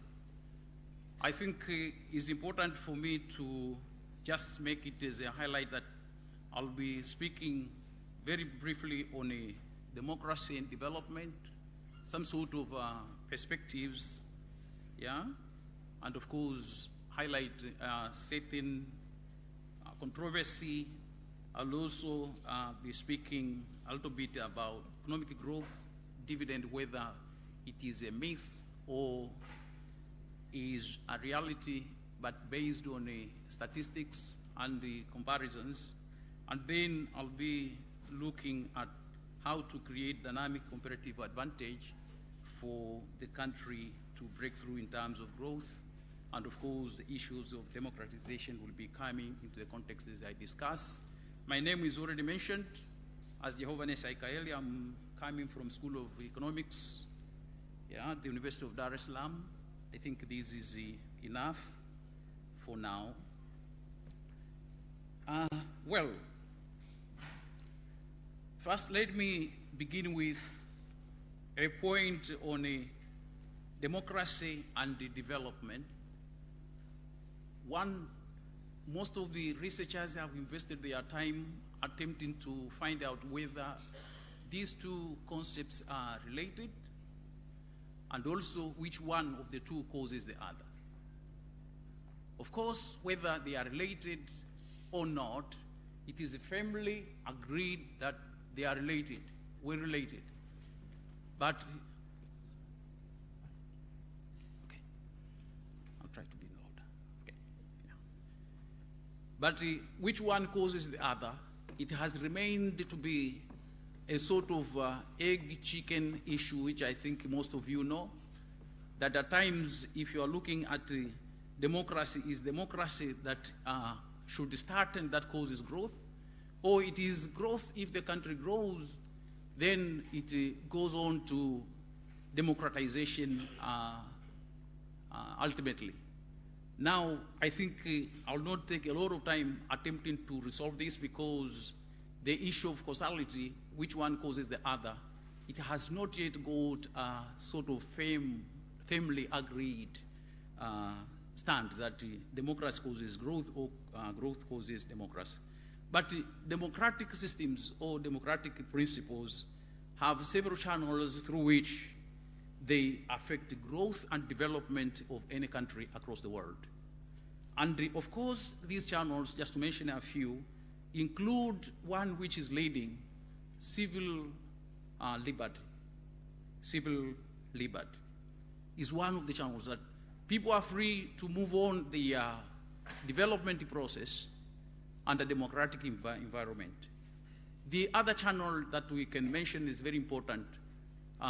Democratic environment makes it possible for private investments to thrive. The other channel that we can mention is that when in democracy, there are well-defined roles, capacity, and responsibilities of government, private sector across. So it is one of the channels that we know will cherish development. And of course, under democracy, it is sure that there is a reduction of these social frictions and conflicts, and this is key to growth. Many writers have done work there. I'm not going to go through literature review, but I have this my presentation shown. One of very famous writer who has done a great deal in this area is Acemoglu, and he was writing after a controversy that was raised by famous researchers. Just to mention a few is Robert Barrow, 1997, and of course Friedman, this is Tom Friedman, not the old Friedman, who had shown that democracy is not a key to economic development. It's not key to economic development.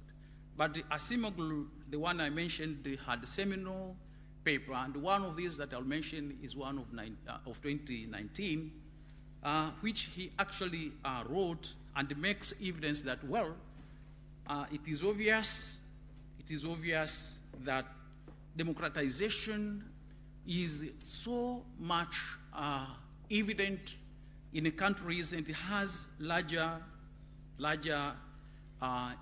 implication in countries with high growth and high level of education. So there is a support that if the country has high growth, and of course its education level is good, there will be larger effect of democratization than in countries that have low level of growth and low education. But he also makes counter-argument, which is very important to note, that there is an assertion that says dictatorship is optimal for less developed countries, is more optimal than democracy. And this is famous argument, and of course, Acemoglu makes counter argument that this is not true. There is no good reason why that should be. And there is a question that we'll be asking among ourselves, as also Acemoglu asked, whether there is strong evidence that democracy is not optimal for small economies. Of course, there is no one nice, strong evidence that democracy is not optimal for small economies, developing countries like Tanzania, etc. And democracies, as we know, they are more pro-reforms as compared to dictatorship. And not only that, but also we know democracies make a sort of broad investments, especially in areas where the leadership or the administration will have responsibility, like education and health. Broad investment will take place in democracy. But also, as we look at it, I spoke about the causality as to whether democracy will cause development or development will cause democracy. Indeed, there are two strands of argument, and one of these strands of argument is this that starts from development, that if there's going to be growth will derive a sort of social mobilization, and this social mobilization will drive a kind of political mobilization, and ultimately it will end up with regime change to democracy. This is one strand of argument. But the second strand of argument that is also so famous is we're looking at democratization as being the point of departure and that the economy will grow fast under democracy, and as it grows fast, there will be confidence, there will be confidence for the investors that the property they are accumulating will be protected, and for that matter, it tells us that democratic societies will ensure growth that way. So two strands of arguments, but like I said, we are not going to invest time there, and probably we don't need to resolve a puzzle which is more difficult for this short time we are given. Is economic growth dividend or, economic growth dividend, is it myth or reality?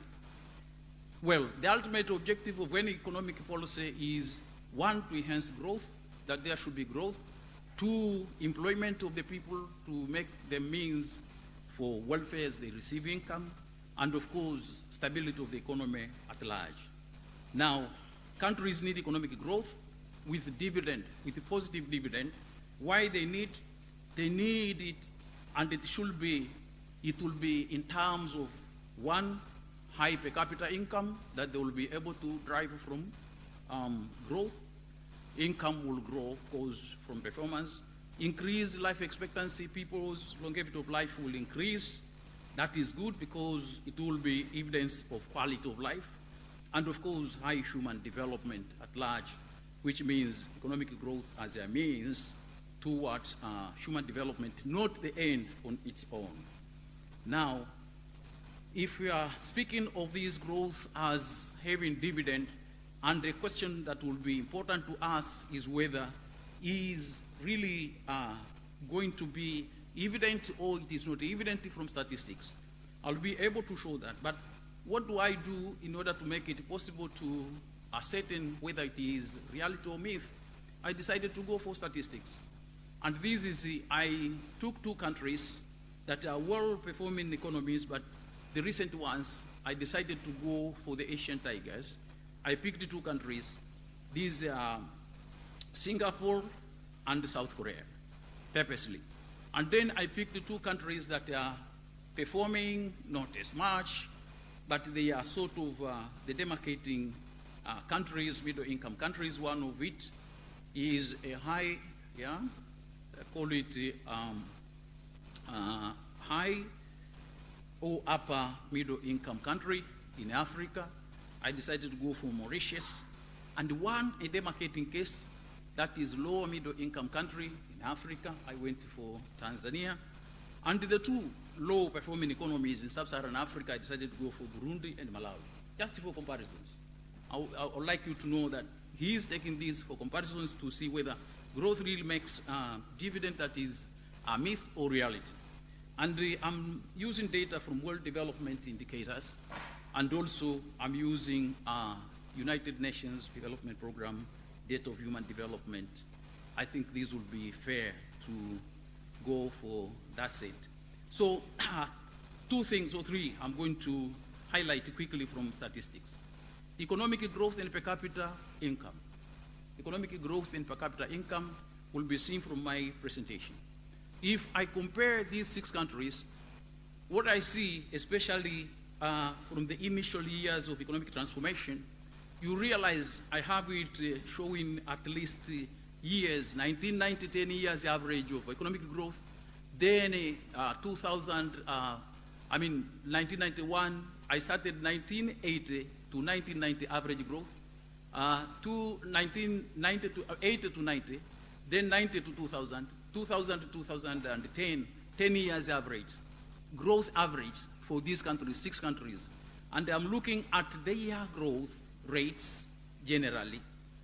I see the Asian tigers, the 2 countries I took, South Korea and Singapore, having a much higher growth than these other remaining 4 countries. And then followed by Mauritius for this average of 10 years, then followed by Tanzania, then followed by by Malawi and then Burundi. Their growth rates. I'm saying that is fine, the growth rates. But as I move from the growth rates, I'm trying to look at the growth rates and the per capita incomes. Actually, by arranging them chronologically, you will find these countries, the ones that had higher growth rates, have higher per capita income sequentially, including the demarcating cases of two countries, middle-income countries, the lowest performing in Africa, and the two tigers, sequentially, just to mention. And when I look at the dividend, of course, I'm looking at the dividend of this growth in terms of per capita.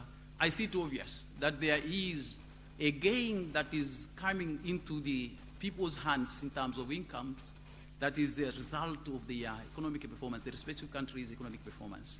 So it tells me that one thing that we'll all appreciate is as growth takes, it goes well, then per capita income per person increases across, and it is sequential in the context of countries that I'm using as an example. That is one. Then two, I decided to go for economic growth and life expectancy. Why? I'm saying growth dividend that we'll all appreciate is that growth be able to provide us longevity, in terms of longevity of life. That you have longer life because you are as well getting better growth, not only because you are praying more, it's important, but it is also because you are growing. Yes, I'm looking at these countries in terms of growth, per capita, and then life expectancy. The sequential arrangement that I'm having is, I see Singapore leading in terms of life expectancy. The years are there for all these average of 10 years, because I'm also taking average of 10 years of life expectancy, followed by South Korea, then followed by Mauritius, followed by Tanzania, followed by Malawi, at the end, Burundi. Comparison. It is showing so well. I said it's not enough. Let me go for coefficients, attempt to find the correlation coefficients. Is growth correlated with life expectancy? Economic performance correlated with the life expectancy?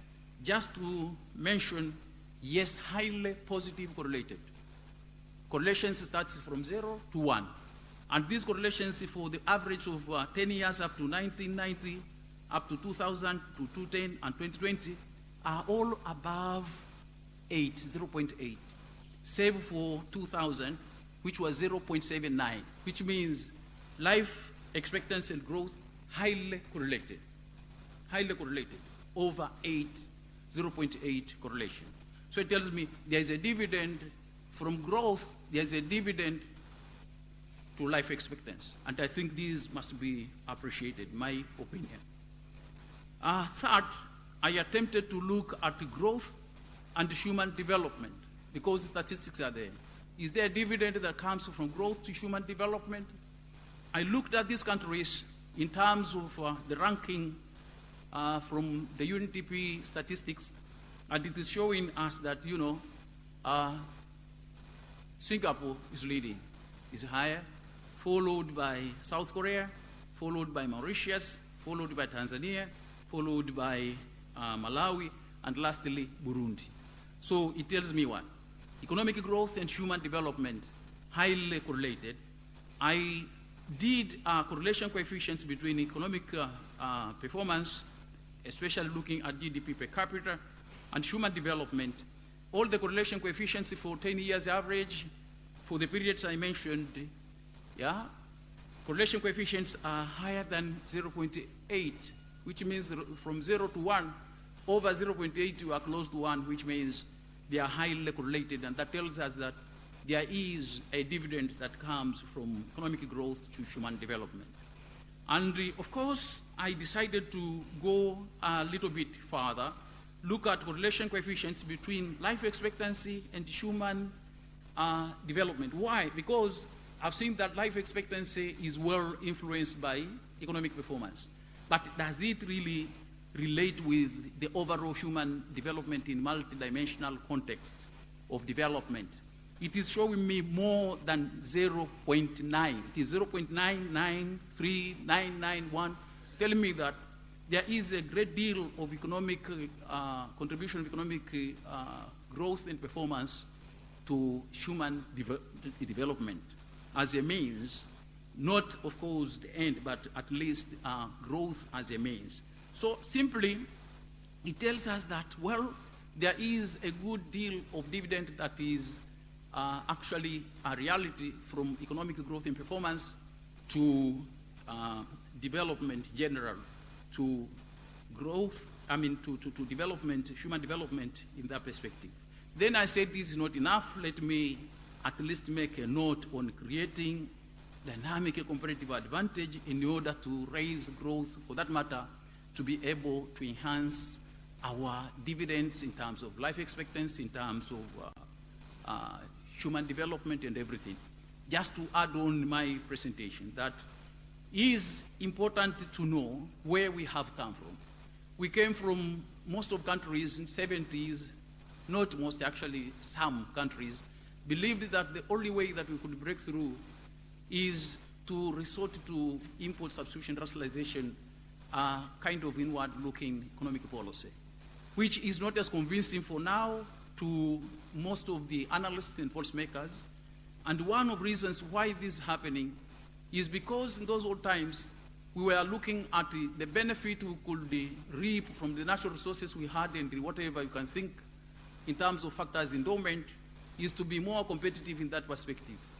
Nevertheless, at the moment, countries have discovered that having natural resources, a lot of it, is an added advantage, but is not going to be a determinant of you to be a more competitive country. Why this is the case is because if you have more capital today, you have to understand that this capital is relatively so much mobile. If you have sort of knowledge embedded in your production, it is also so much mobile at the moment. And if you have skilled people, they are at the moment so much mobile. So we have no competitive advantage that we are going to reap from having a lot of endowment of natural resources in order to enhance this growth that we see that it has dividend. What do we do, or what do we think? At the moment, we have a sort of what we are referring to as dynamic comparative advantage that the countries have to harness. Tanzania, one of the developing countries that we have to harness. And this is, just to mention, the sources of dynamic comparative advantage that are necessary to be harnessed include the skills of our people, their health, and discipline of work. That is, if you want to break through, one thing that I just mentioned, I'm not going to explain, is the skills of our people upstairs improve the health of our people, they are able to work, and the discipline in where they are functioning. Two, embedded knowledge in terms of the knowledge that is locked in your processes, in your production, should be enhanced if you want to break through in terms of growth, and thus be able to reap the benefits and all the dividends we mentioned. Institutions and norms, key, and it must be reformed. If no reforms there, whatever we do, we discuss, it will not make us, we cannot break through. Physical infrastructure is mentioned as enabling part of vital ingredient, and that is important because it enables production we cannot ignore. And lastly, is the reputation or branding of the country. If we do this, we invest there in a broad context, we'll be able to break through. And all these will contribute the country's ability to attract and retain talented skills and capital from across the world. And that's what we want. We do not really need to resort to inward-looking strategies, and we don't need to cherish inefficiencies by attempting to produce everything at home just because you like it to harness home market. If Japan today will be producing Toyota for every Japanese to use, I believe that it wouldn't be a big deal. So even if you produce, just a minute, 1 minute, Chair, I'm finishing. If you would like to produce everything that you use in your economy, and for that matter, you are industrialized by import or by inward-looking strategy, even if you sell every item that each and every one of us uses at home from within, it cannot make a country different because it's still a very small market. So, to speak, it's important to note that as we learn from others, especially the newly industrialized countries that are growing at the moment in East, South Asia, in that area, you'll be able to see, not to copy and paste, but you'll be able to see that we need to at least note a few things. One, we need to note that one of the areas where they put a lot of emphasis, it was high domestic saving rates. They increased domestic savings to harness capital from within, despite the fact that they were open. They are not the most open economies, but they attempted to harness that. And the second, they had to resort to improved knowledge and skills from public schools because they are training majority of the people. And lastly, they had to put incentive that promote domestic economic development. And they noted one thing, without complaining, that they needed to enter global market, and they were able to enter without any godfather, telling us that indeed world market is not as rigid against all others, that we cannot go there because the rich have already got there. So we need to know that once we are competitive dynamically, as I mentioned, you can still embark onto the world market and trade. And we need to know that industrialization, growth, and development must be based not on inward-looking strategy, but we need to be open and compete globally, dynamically. Mr. Chairman, I think I stop there in the interest of time. Thank you very much for listening to me.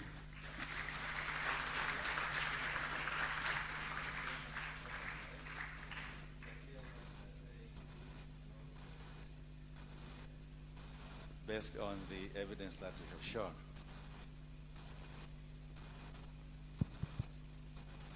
Yeah, based on the evidence that you have shown, appears that you are saying that indeed growth has a dividend towards development.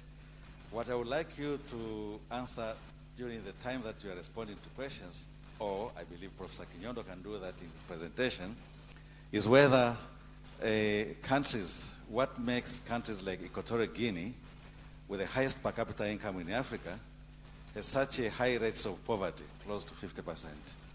And Nigeria, which also has a very high per capita income, one of the oil exporters, has a GDP, tax to GDP share of ratio of less than, close to 5%, which is much less than sub-Saharan average.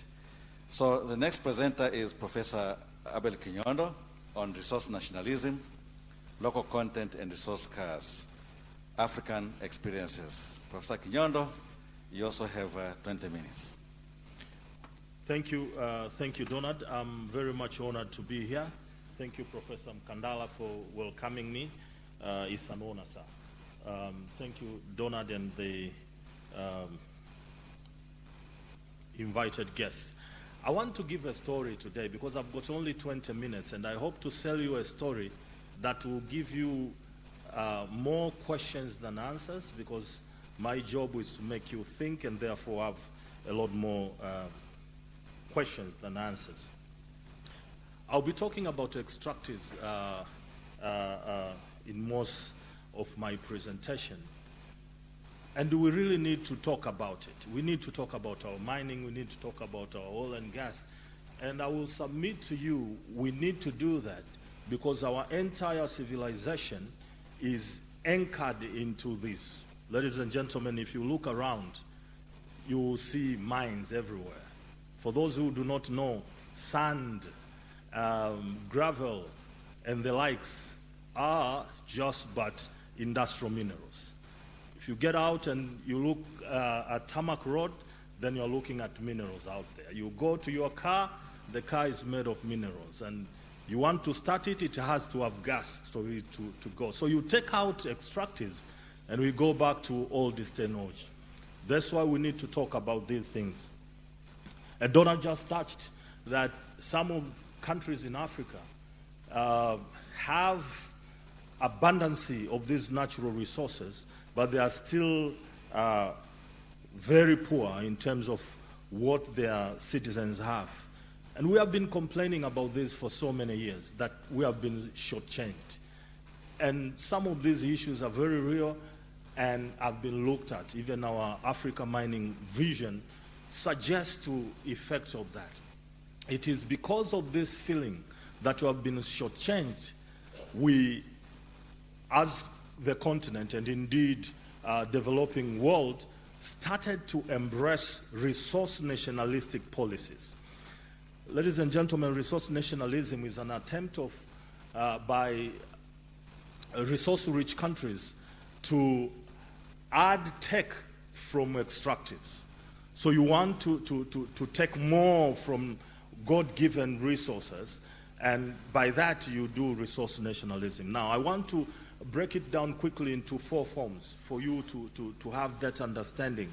The first form of resource nationalism is in terms of increasing ownership. So countries decide that for us to have a bigger tech in extractives, we need to own more. Countries like Tanzania did that. You remember 2017 reforms, when in one of the clauses we decided to add, and Professor Luoga just left, will know this much better than many, that in every extractive operation we should have 16% carried interest. So we have 16% ownership in any operation involving God-given resources that we have. That's the first form of resource nationalism. We want to increase ownership. The second form of it is increasing state participation. In most of countries, states have come up with companies so that they can increase participation. That is, you don't want to become a spectator, you want to be part of the doers in the sector. And that's why you have, like in Tanzania, we have got state mining corporations, TAMICO. In oil and gas, we have got a national oil company. Most of you know TPDC. All that is an attempt to increase participation. Now, how much we do participate, that's a different issue altogether. Some few months ago, I was looking at Stamico. It was literally dead some few years ago. Right now, it's coming up. And I was looking at where they make most of the money. You'll be surprised, they make most of the money by doing drilling in one of the biggest mines here in Tanzania. So a state actor is just one of many suppliers in private sector, and that tells you how little we have in terms of participation. Number 3 form of resource nationalism, and this is what we love to do, is increasing rents. When you hear there is inquiry in mining or anything of that nature, when you hear there is presidential committee, most of the times what they do is trying to maximize rent. By rents, I mean taxes, royalties, fees, etc. But this is what I call a lazy way to do it, and I will explain. Hopefully I'll have time to talk about these things in details. Because all rents are charged on profits, and profits are what I call leftovers. If I was having a PowerPoint, I would have shown you wonderful econometrics models, but to be honest, profits are nothing but revenues minus costs. Now, the research shows that in any extractive activity, an average of 75% of turnover is used in terms of operating costs. So by that understanding, your rents will only be charged on just 25% of the turnovers. That's why I called them leftovers. And ladies and gentlemen, even that 20% is the maximum you can have as leftovers, because the work of accountants anywhere in the world is trying to minimize the size of profit. That's why we'll never hear a large mining company complaining about corporate tax being large. Why? Because they know you are charging your corporate tax on leftover, the profits, and the accountants can just minimize that amount to a very small size, and therefore you are charging your taxes on a very small amount of turnovers, and therefore you don't do anything to them. In economics, we are talking about this concept of transfer mispricing. In this particular issue, we are talking about BEPS, base erosion and profit shifting. What these multinationals do is to shift around the profits that they get so that you are left with very little profit at home to tax on. And because of that, it doesn't matter how large your royalties are. It doesn't matter how large the corporate tax are. As long as you are charging it on a smaller portion, you don't get nothing from it. And therefore, resource nationalism in the form of maximizing rent is a lazy way to do it. Now, the last form of resource nationalism that I subscribe to, and I like it, and I want to sell it to you, is increasing citizen participation. Others call it local content. Now, let me break it down, local content.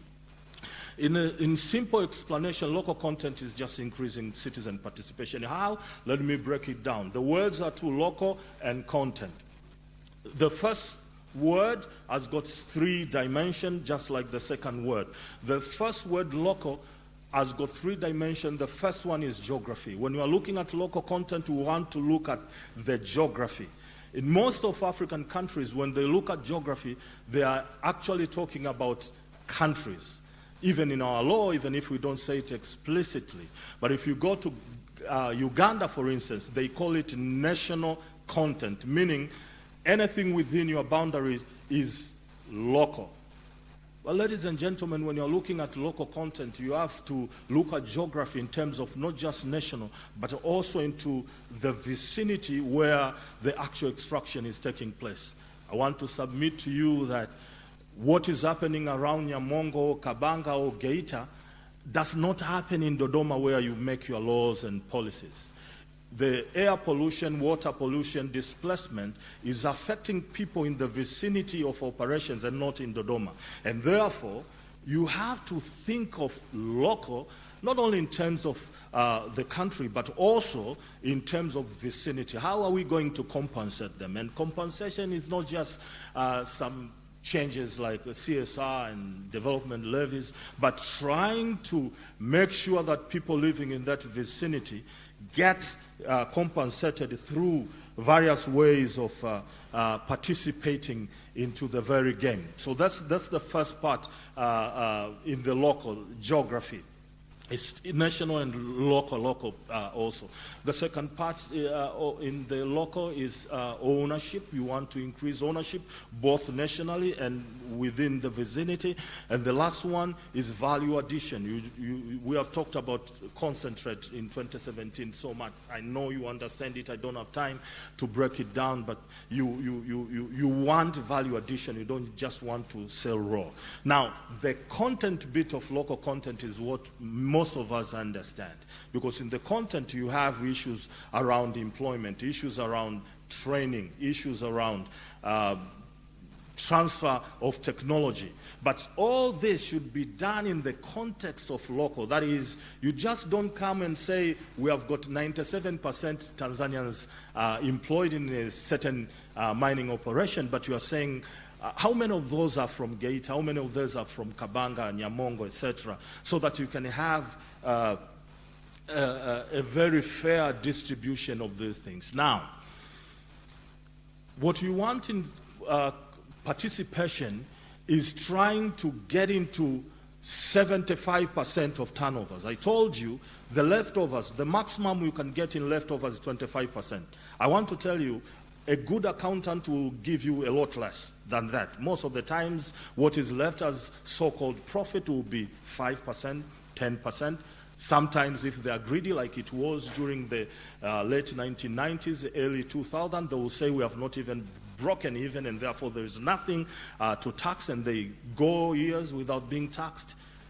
And that's what makes a good accountant. Sometimes I wonder why accounting is a legal profession, but it is. A good accountant does that, you know. So you don't get that. And therefore, you cannot say, I want to maximize rent and I will get them. It's very difficult. The base erosion and profit shifting that I've talked about happens even in developed world. In absolute terms, there is more money left in developed world in terms of profit shifting and base erosion than in developing world. So you cannot pretend that you can play around it. So the only way to get into a bigger portion is to fight for the operating cost items and say, what can I get? And I want to propose to you 3 ways to do it through citizen participation.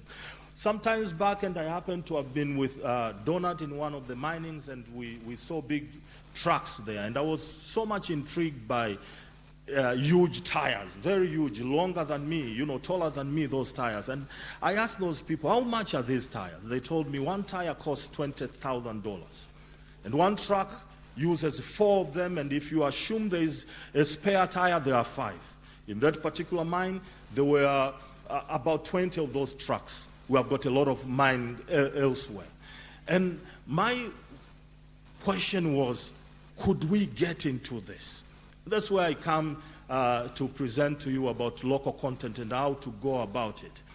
The first question you want to ask, and I propose to you, is we should ask ourselves, can we make this particular thing? Imagine if we could be making those tires, and we are assured of selling 100 tires. By the way, they only last for 3 months. Every 3 months they have to replace them. So imagine if you had the market to that. And therefore, ladies and gentlemen, if you start thinking like that, mining does not just remain as one of many sectors, but it's a catalytic sector. We should not look at it in a partial way, but we should think of it in economics we call general equilibrium, that we are using extractive to boost the rest of the economy. Can you imagine if we ask that question, can we make these tires? That question will be answered by the Ministry of Industry, Trade and Investment. All of a sudden, it's no longer about mining, it's about trade, industry and investment. And you go to that ministry and say, you know what, we used to have General Tire here. Can we revive it and make sure that we make these tires? That will be our first question. If it's a truck, you go and call Ministry of Defense and say, you know what, I remember you used to have Nyumbu. Can you make a truck? That's the first entry point. That is, we cannot afford to have some of these items that get into operating costs being imported in our economy. What we do there is exporting jobs, exporting technologies, and what have you. Someone will say we don't have that technology. So I submit to you the second level of engagement and say, can we assemble it? Well, maybe we don't have a technology to make it. Can we assemble it? We go back to General Tire and say, well, you used to make tires. They say you cannot make it, but can you assemble so that at least we don't import a finished product? That's the way to retain tech from this. Ladies and gentlemen, in case even assembling is a problem to us, and that's a curse if you may ask me, you can go to my last point there. Can we attract that relevant FDI in our country? And say, well, we cannot manufacture it, we cannot assemble it, but whoever is manufacturing or assembling it should do it from Tanzania. Why? Because we will keep our jobs, we'll impose all rents that we want, and there will be spillovers of technology from there. That's my proposal to you in terms of how you do that and how you reimagine local content in a way that is practical. So far, I've given you stuff that is wonderful and brilliant. But I want to give you reality, and this reality is called resource curse.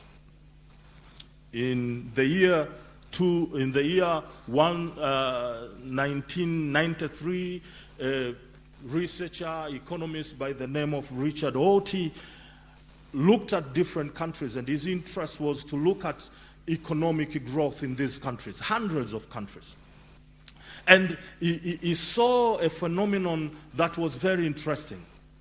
That is, countries that were rich in resources happened to have lower economic growth. And countries that were not had higher economic growth. Now, when he looked at this, what I call a paradox of plenty, he was surprised, because if you are rich in resources, that should aid you into growth. But the opposite was happening. And Richard Orty called it resource curse. It has to be a curse, ladies and gentlemen. If you have got plenty, yet you are nothing, as Donald talked about Equatorial Guinea and elsewhere. Now, to understand resource curse, I want to give you 3 forms it exhibits itself. And I'm about to finish in about 5-10 minutes. The first one is called Dutch disease. The Economist magazine, back in 1977, was the first one to explain this phenomenon. They looked at Netherlands back then. At the time, Netherlands was experiencing boom in natural gas. But as they were looking at this boom in the Netherlands back in 1970s, they observed that simultaneously the manufacturing sector in Netherlands and the services sector were declining. And so they started calling it a Dutch disease. That when you have got a boom in some of these natural resources, if you are not careful to engage properly within the sectors and make these sectors catalysts to the rest of the economy, so that these sectors, because they are exhaustive, can only be used to develop the rest of the economies, all they can do is to bring this disease that kills the remaining of the sectors. And that's what happened in the Dutch, and therefore it was called the Dutch disease. You might think that now, because this was the phenomenon that was raised up in 1977, now we know about it and we cannot do it. Ladies and gentlemen, let me give you a story of Ghana. Prior to discovery of gas in Ghana, Ghana was one of the Pearl of Africa. In fact, if you are talking about countries that were wonderful in terms of democracy, governance, good economy, you mention few countries, one of them will be Ghana. So you mention Botswana, you mention Mauritius, and Ghana, lo and behold, gas was discovered. We'll talk about the story later on if you ask me questions, but after that discovery, things were so messy that as I speak to you, Ghana right now is under administration with the Washington institution. I'm talking about World Bank and IMF. What happened? They were doing fine before the discovery. Dutch disease. Does that remind you that we're about to reach the final investment decision just about this year? And everyone is chest thumping that we have got money, we can borrow whatever we want to borrow because in the south we have got LNG about to come. Ladies and gentlemen, the Dutch disease is no respect of persons. It can hit us as much as it did in 1977, or even as it does now in Ghana. That's the first form of resource curse, Dutch disease. The second form of resource curse is called political patronage. And this is in line with what Donald was talking about here. It so happens that countries that are well endowed with natural resources are cursed in that most of the times they tend to create strong men and strong parties. And after they create strong men and strong parties, these strong men and strong parties tend to use the very natural resources to maintain their grip to power. So it doesn't matter whether you are talking about Ngwema in Equatorial Guinea, or you are talking about Gilberto Bokassa in Central African Republic, or Dos Santos in Angola, or the late Mobutu Sese Seko Kuku Azabanga in Zaire.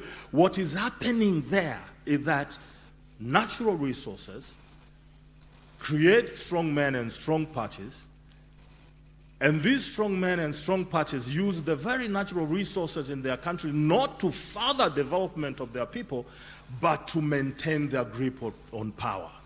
And so the case goes that they no longer care about people, they no longer care about development, but they care about the existence of their power. They care about their parties, they care about their grip to power. In the end, they care about their families. And so they start saying, you know that family? If the family is of leaders, but what is happening is they have got money to bribe and maintain their grip to power. There's the second form of curse that happens. And the last form that happens is called rent-seeking in economics. Rent-seeking is nothing but a way in which individuals or institutions add wealth without providing a reciprocal contribution to productivity. So you are adding wealth, but there's no productivity there to give evidence to that. I'll give you a simple example to understand what rent-seeking is. If you are a contractor and tenders are being... By way of concluding, Prof. 2 minutes. If you're a contractor and tenders are there, there's a choice there. If you are connected to ruling parties and strong men, you could win all tenders.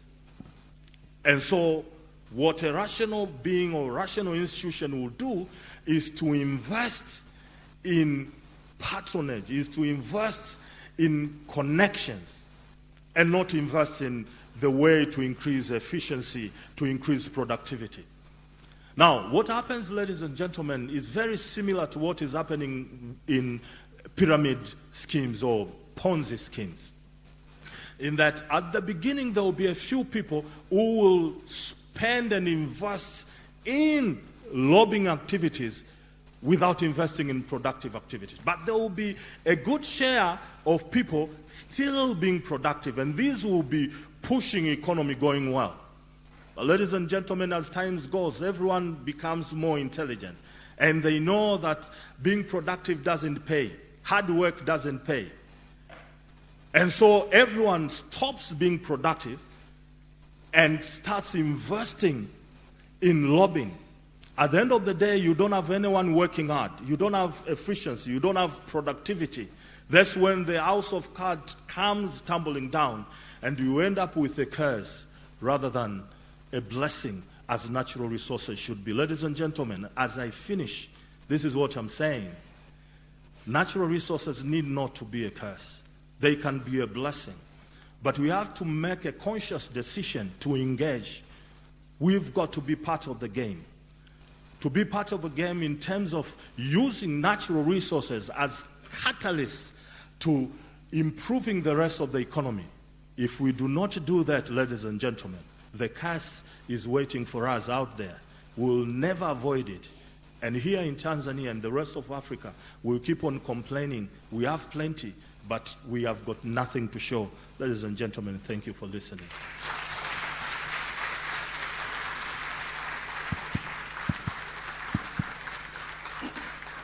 Thank you very much. Very good. I think that applause says that they have really understood and appreciate your contribution. One thing that I could mention is perhaps it's high time to think about changing this name, Dutch disease, because the Dutch were clever enough to address the challenges and redirect the resources in other sectors of the economy and being able to diversify the economies. But there are countries in Africa that have inherited this disease, and they still don't see that it's a disease. So I think that this should be renamed. And Professor Kiyondo, perhaps when responding to some of the questions, you should try to explain, of course, some countries resorted to dealing with the challenge of participation and maximization of rents by going into the mode of production called production sharing agreements. But yet, other countries like the United States and Norway and the Netherlands retained the rent system in which they tax. And perhaps you could explain whether the role of institutions and governance matter, because these countries, while they focus on rent, their government take is close to 70–80%. So maybe you could try to respond to that. And now, my friend from the extreme left, it's my pleasure now to invite you to hear your extreme views. Mr. Sabato Nyamsenda, you have 20 minutes. Thank you so much, Dr. Mari. I would like first to begin by thanking our Nyagoda, Professor Rekaza Mkandala, for inviting me for the third consecutive year to give a presentation here on behalf of young people. I'm really humbled. Asante sana, Professor. I think I should also acknowledge the because I'm speaking on behalf of the youth, even though I have a student. My student was here, actually, Joseph Marekela, who is even younger than I am. But I should also acknowledge the contribution into of young people called Wanakigoda, who work tirelessly from early morning to late evening to put everything in place. I was one of them between 2009 to 2013. And during those days, Kigoda was very rich intellectually, but when it comes to money, it was relatively poor. So we worked entirely pro bono. But we did so with passion because we considered it our duty to contributing to the Pan-African cause. And for those who don't speak Kiswahili, Nyagoda is the Swahili term that we coined here some 10 years ago to mean the holder of the professorial chair. And the chair itself is called Kigoda. And I think it's Dr. Kamata who invented that term. Having said that, with your permission, Doctor, if you allow me, I would like to have some form of a hybrid presentation because I prepared slides and they are in English. So I'll display the slides. And then in the spirit of the previous panel, and because of the topic itself, I would like to present in Kiswahili. Thank you. Permission granted. Au na nyinyi mnataka kushiriki? Wanaosema tutumie Kiswahili waseme ndio. Waliosema ndio wameshinda. So if you are sitting next to our guest, you could probably help translate, but I think most of the slides are self-explanatory. Kwa hiyo mada nitakayowasilisha ni mada inayohusiana na huu mfumo wa soko huria na nafasi ya vijana. Vijana, nadhani Marekela amefanya kazi nzuri kuwasilisha mtazamo wa vijana na kuonyesha vijana gani wameshika nafasi gani, lakini hilo ni kundi moja tu la vijana, na ni wachache kwa kweli kwa idadi yao, ambao wameshika ukuu wa wilaya, ukuu wa mkoa, uwaziri, pengine na sisi tuko vioni tunafundisha na kadhalika. Lakini kwa sehemu kubwa ukiangalia takwimu, kati ya vijana 1,000,000 wanaoingia katika soko la ajira kila mwaka hapa nchini kwetu, ni vijana 40,000 tu wanaoingia katika kinachoitwa sekta iliyo rasmi. Kwa hiyo vijana 960,000 wanabaki mtaani, na wengi wao, na siku hizi mtaa haubagui. Mimi kila ninapoenda sehemu yoyote nakutana na wanafunzi wangu wa chuo kikuu, wengine hata tulikuwa wana masters, ni wa machinga, ni bodaboda na kadhalika. Kwa tunapojadili hatima ya hao vijana wa tabaka la chini, ni vema kujiangalia, kwa sababu kipindi tunachoishi, na nashukuru ndugu zangu wachumi wamewasilisha mada nzuri sana, kipindi tunachoishi ni tofauti sana na kipindi cha mwanzo, ambapo walau uwezekano wa kwamba ukiingia chuo kikuu utaishia kupata ajira iliyo rasmi ulikuwa ni ukubwa uwezekano huo zamani. Sasa hivi ukipata ajira iliyo rasmi ni bahati sana. Uwezekano mkubwa ni kwamba utangukia katika ajira isiyo rasmi kwa namna yoyote ile, maana siku hizi zimeboreshwa. Kuna zingine tumeziboresha siku hizi, vijana unakuta na yaani ukiwa na namba ya mtu, karibu kila mtu ni machinga wa WhatsApp. Huyu anauza mashuka, huyu anauza nguo, huyu anauza na kadhalika, au ni kidogo ambao wanafanyia machinga nyuma. Lakini wengi sana vijana wenye degree wako mtaani na wanapambana, narudi kule kwenye kazi ambazo walizokuwa wakifanya wazazi wao wakati wanawasomesha. Kwa hiyo hii mada ni ya msingi, na ndio maana nimeamua kuiwasilisha kwa Kiswahili, kwa sababu inahusu mustakabali wa vijana wengi. Acha wale wachache, na wote tunaota ndoto hizo, lakini uhalisia ni kwamba labda kama tutabadili mfumo wa uchumi na ili watatusaidia wachumi wetu, uwezekano mkubwa ni kwamba tutaishia huko kutembeza vinguo ama kupitia WhatsApp ama mtaani moja kwa moja. Kwa hiyo sasa ukitazama wananadharia, na hapa nitamchagua mmoja, anaitwa Hernando de Soto, ambaye nataka kumsulubu kidogo. kulingana na wajibu wake aliofanya kidunia, lakini katika hii nchi. Ukiwatazama wananadharia wa hizo sera za soko huria, wanazungumza kwamba, na nadhani profesa ameiwasilisha pale mwanzo, kwamba uwepo wa sera za soko huria unasaidia kiuchumi. Tunakuwa na ukuaji wa uchumi ambao unawafikia watu walio wengi.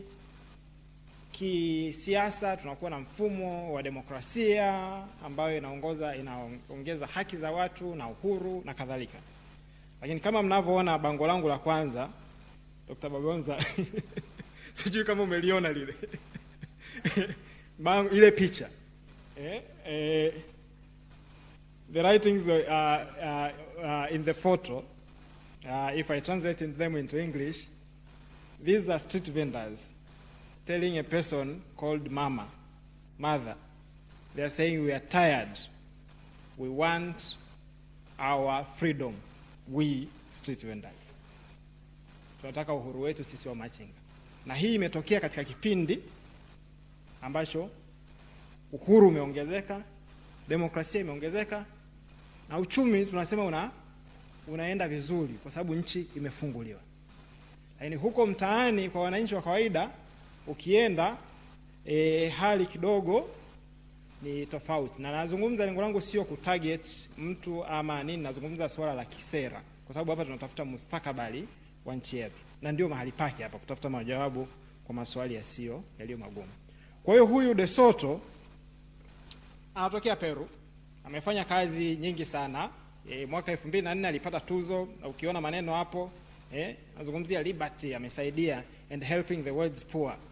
Na ni mtu pekee yake ambaye alionyesha kupata suluhisho la kuleta hiki tunachokizungumzia, kuleta balance kati ya ukuaji wa uchumi mkubwa, hiyo macroeconomics, na ukuaji wa uchumi huu mdogo, yani kutafsiri manufaa ya uchumi mkubwa kwenda kwa watu wa tabaka la chini. Kwa hiyo mwaka 2004 aliajiriwa, na nitarudi huko. Aliajiriwa hapa na nchini Tanzania na rais, alipewa consultancy, ushauri elekezi na rais wa awamu ya 4 ya 3 hayati Benjamin Mkapa. Utafiti wake ulikuwa na awamu 2. Awamu ya kwanza ilikuwa ni utafiti, awamu ya pili ya kuleta suluhisho, ukaleta hiyo sera inayojulikana kama Kurabita, mpango wa kurasimisha rasilimali na biashara za wanyonge Tanzania. Na yeye anachosema ni kwamba ukifanya urasimishaji wa biashara za wanyonge unawasaidia kuwaondoa kwa umaskini, kwa sababu wana rasilimali nyingi, lakini hizo rasilimali na mitaji ni mitaji mfu, dead assets, dead capital. Kwa ukizirasimisha, ukizifanya ziwe rasmi, unaziingiza katika mfumo ulio rasmi, maana yake ni kwamba unazibadili kutoka kuwa rasilimali mfu na mitaji mfu kuwa rasilimali hai. Unaona rafiki yangu kutoka NMB hapa, basi ukienda NMB kama una karidhi kako watakupatia mkopo kwa sababu utakuwa na hati. Kama una biashara yako watakupatia mkopo kwa sababu ina anwani iliyoeleweka, imesajiliwa na kadhalika na kadhalika. Sasa mimi ninachosema ni kwamba, na hii ndio sera ambayo imekuwa ikiongoza awamu nyingi, isipokuwa kwa upande wa machinga, isipokuwa awamu ya 5. Ila sitawasilisha kuhusu awamu ya 5. Tawasilisha tu kwa sababu ndio sera inayoendelea mpaka sasa hivi kwa sehemu kubwa. Ni kwamba imejengwa katika msingi ambao kwa kweli ni msingi wa uongo. Na hata ukitazama tathmini ambazo ziliandikwa na NORAD, ndio waliofandi huo mradi, wanasema kwanza sehemu kubwa ya wataalamu walitoka nje, 75% ya muda waliutumia wakiwa huko Peru, wala hawakuwa hapa nchini. Halafu De Soto amekuja na assumptions na kila kitu, yani kwamba amekuja yeye kutafuta, ni kama kuthibitisha kitu ambacho alikiweka tayari katika mawazo, lakini hakiendani na uhalisia. Au ni NORAD, ukisoma report yao, evaluation report ya huo mradi. Lakini ukitazama kinadharia, na nitarudi hapa, ni kwamba assumptions za kurasimisha kubwa ni 3. Ya kwanza inadhani kwamba sekta iliyo rasmi imejitenga kutoka sekta isiyo rasmi. Sasa huu ni uongo, kwa sababu ukienda tu barabarani wakutana na machinga anauza maji, anauza sijui gazeti, bidhaa zote au anauza nguo, ni kwamba vyote hivyo ni vitu ambavyo vimezalishwa katika kinachoitwa viwanda. Kwa hiyo ni vitu vinavyotokea katika sekta iliyo rasmi, si ndio? Ya pili, wanasema kwamba wamachinga au watu walio katika sekta isiyo rasmi ni wajasiriamali, na nadharia ya De Soto ni kwamba hawa ni mabilionea watarajiwa, yaani wapo katika safari ya kuelekea ubilionea. Kwa hiyo wanadhani kwamba watu wote mle waliomo ni wajasiriamali. Sasa mimi nitaonyesha kitu ambacho nimekipata. Na ya tatu of course ni kwamba kinachokubalika ni kwamba sekta isiyo rasmi iondolewe. Sasa kuna njia mbili. Dola kwa muda mrefu limekuwa likitumia mabavu kutimua machinga, simekuwa mkiona hivyo Lakini ya pili, De Soto amekuja na njia ambayo ni ya carrot. Kama dola ilikuwa inatumia stick, amekuja na carrot, kuja na njia hiyo ya urasimishaji. Wapatie, kama mtu ana kashamba kake mama ekari 2, mpe hati, NMB watamuona. Kama mtu ana biashara yake irasimishe, ataenda benki fulani atachukua mkopo. Sasa hizi assumptions tatu zimejengwa katika zote, yani kinadharia. Ukishaanza na nadharia ambayo yani kama ni kipimo, ukienda hospitali unaumwa kichwa, mtu akaenda kupima kipimo akasema akupa dawa ya malaria, wakati hata kipimo halisi sicho hicho, labda una typhoid au una sababu nyingine tofauti akupa.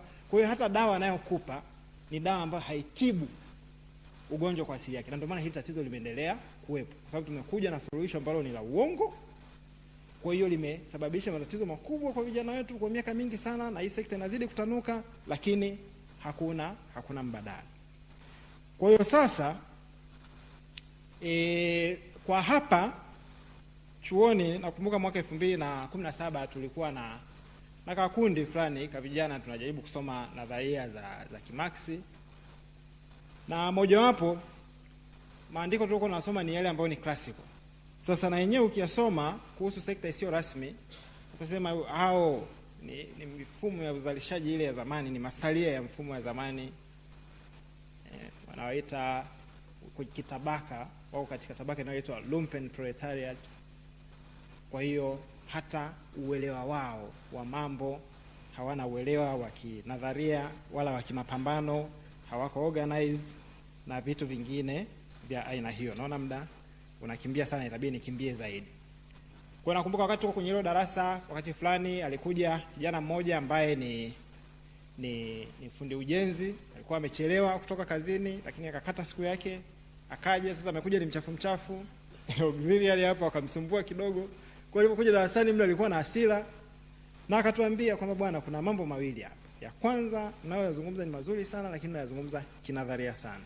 Nendeni mtaani mkazungumze na watu. Ya pili, kwa hiyo mhame katika nadharia, mwende muunganishe nadharia na uhalisia wa mtaani. Lakini ya pili, kwa hiyo tuwe na mfumo wa uzalishaji maarifa ambao unatokana na watu wenyewe huko chini. Kwa hiyo hapa nakumbuka hii ilikuwa, unaona hapa nilikuwa mdogo sana, 2017 hapa tulikuwa tumetembelea Ubungo, bado kuna kituo cha mabasi pale, na tumefika pale na dereva wa mabasi walikuwepo, tukawa tunawasikiliza. Kwa hiyo tukwenda kwa upande wa mwajiri, tumeenda kwa madereva.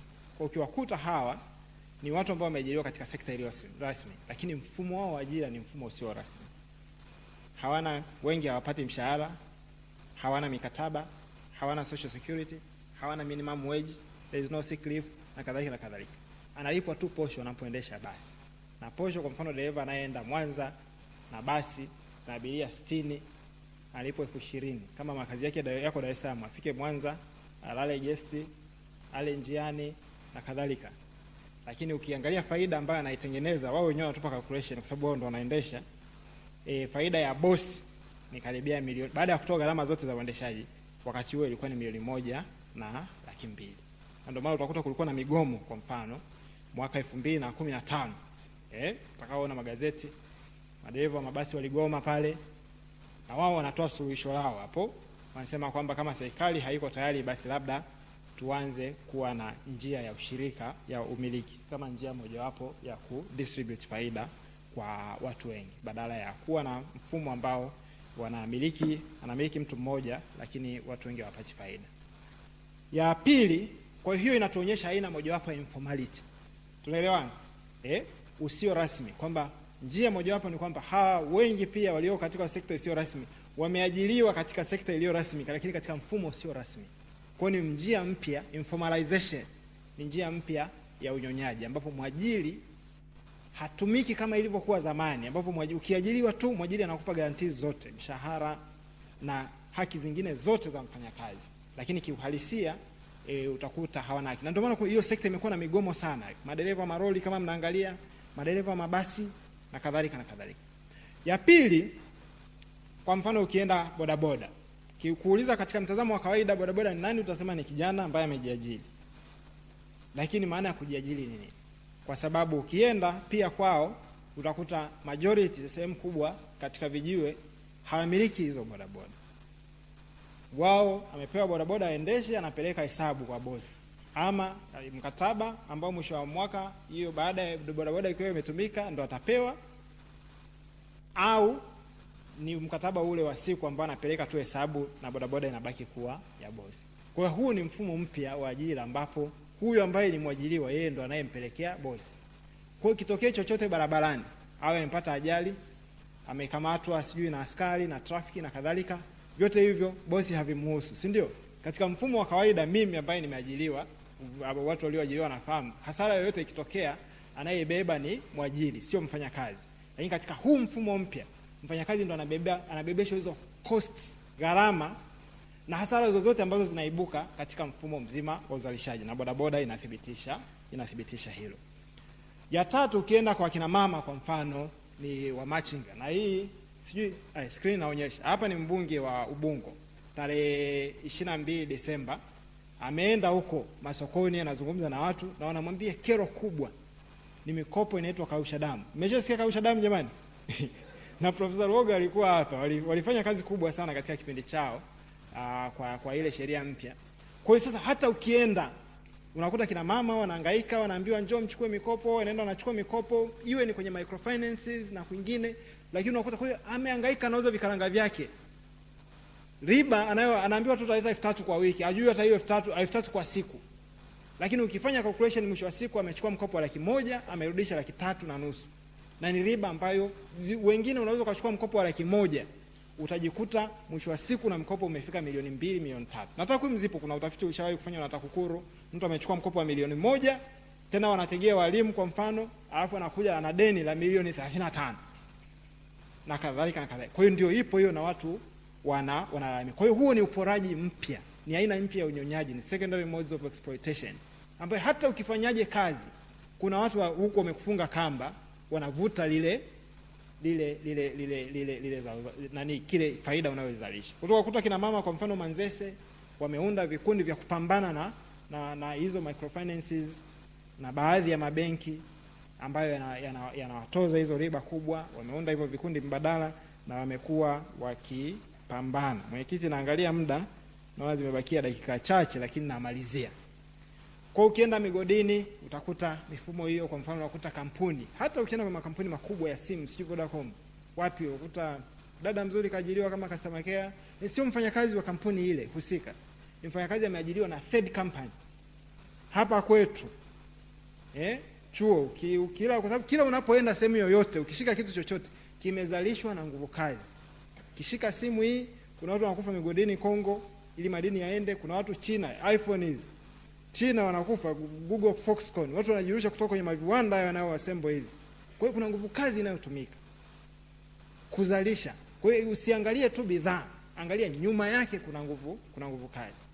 Kwa hiyo hapa kwa mfano una utafiti, hii ni mazao ya kitafiti. Hapa chuoni kwa mfano, mfumo wa zamani wa ajira kwa wafanya usafi ulikuwa ni kwamba ni waajiriwa wa chuo, kwa anakuwa na benefits zote. Anakuwa na mshahara ambao ni wa chini, lakini anakuwa na benefits zote.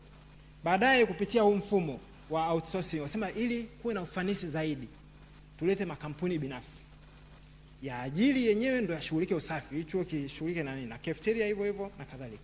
Sasa tafiti ambazo zimefanyika na Dr. Mnisi kwa mfano yuko hapo, utafiti wake umeonyesha ni kwamba moja, chuo kinatumia gharama mara 2 zaidi kuliko ambavyo kingetumia katika mfumo wa zamani ambavyo kingewaajiri moja kwa moja. Lakini ya pili, sehemu kubwa ya faida inaenda kwa wamiliki wa makampuni. Kwa ukikuta kwa wafanya usafi wengi mshahara wake ni shilingi 80,000, kampuni inayolipa mshahara mkubwa ni shilingi 100,000. 100,000 upeo unaweza kuishi. Kwa hiyo unakuta huu ni mfumo mpya wa ajira ambao sasa hawa wameajiriwa katika sekta iliyo rasmi, lakini kwa ajili ya kuleta ufanisi. Lakini kusema ukweli ni kwamba ni nguvu kazi zinanyonywa, iwe ni katika sekta iliyo rasmi ama isiyo rasmi. Kwa hiyo hitimisho ambalo najaribu kulisema hapa, nitahama kuhusu dola la kiliberali mamboleo, lakini nitataka kusema hapa kwenye dola hili jipya katika mfumo huu ni kwamba sisi hatuyaoni haya, kwa sababu jinsi hili dola lilivyo, ni mwanazoni mmoja aliita kama centos. Dola niliona kwenye dictionary wanasema kentauri, central state. Huyu ni mnyama wa zamani, huku juu ni binadamu, chini ni mnyama. Sasa linavyodili na middle classes na upper classes, linadili nao kwa lugha ya kibinadamu, human rights, sijui nini.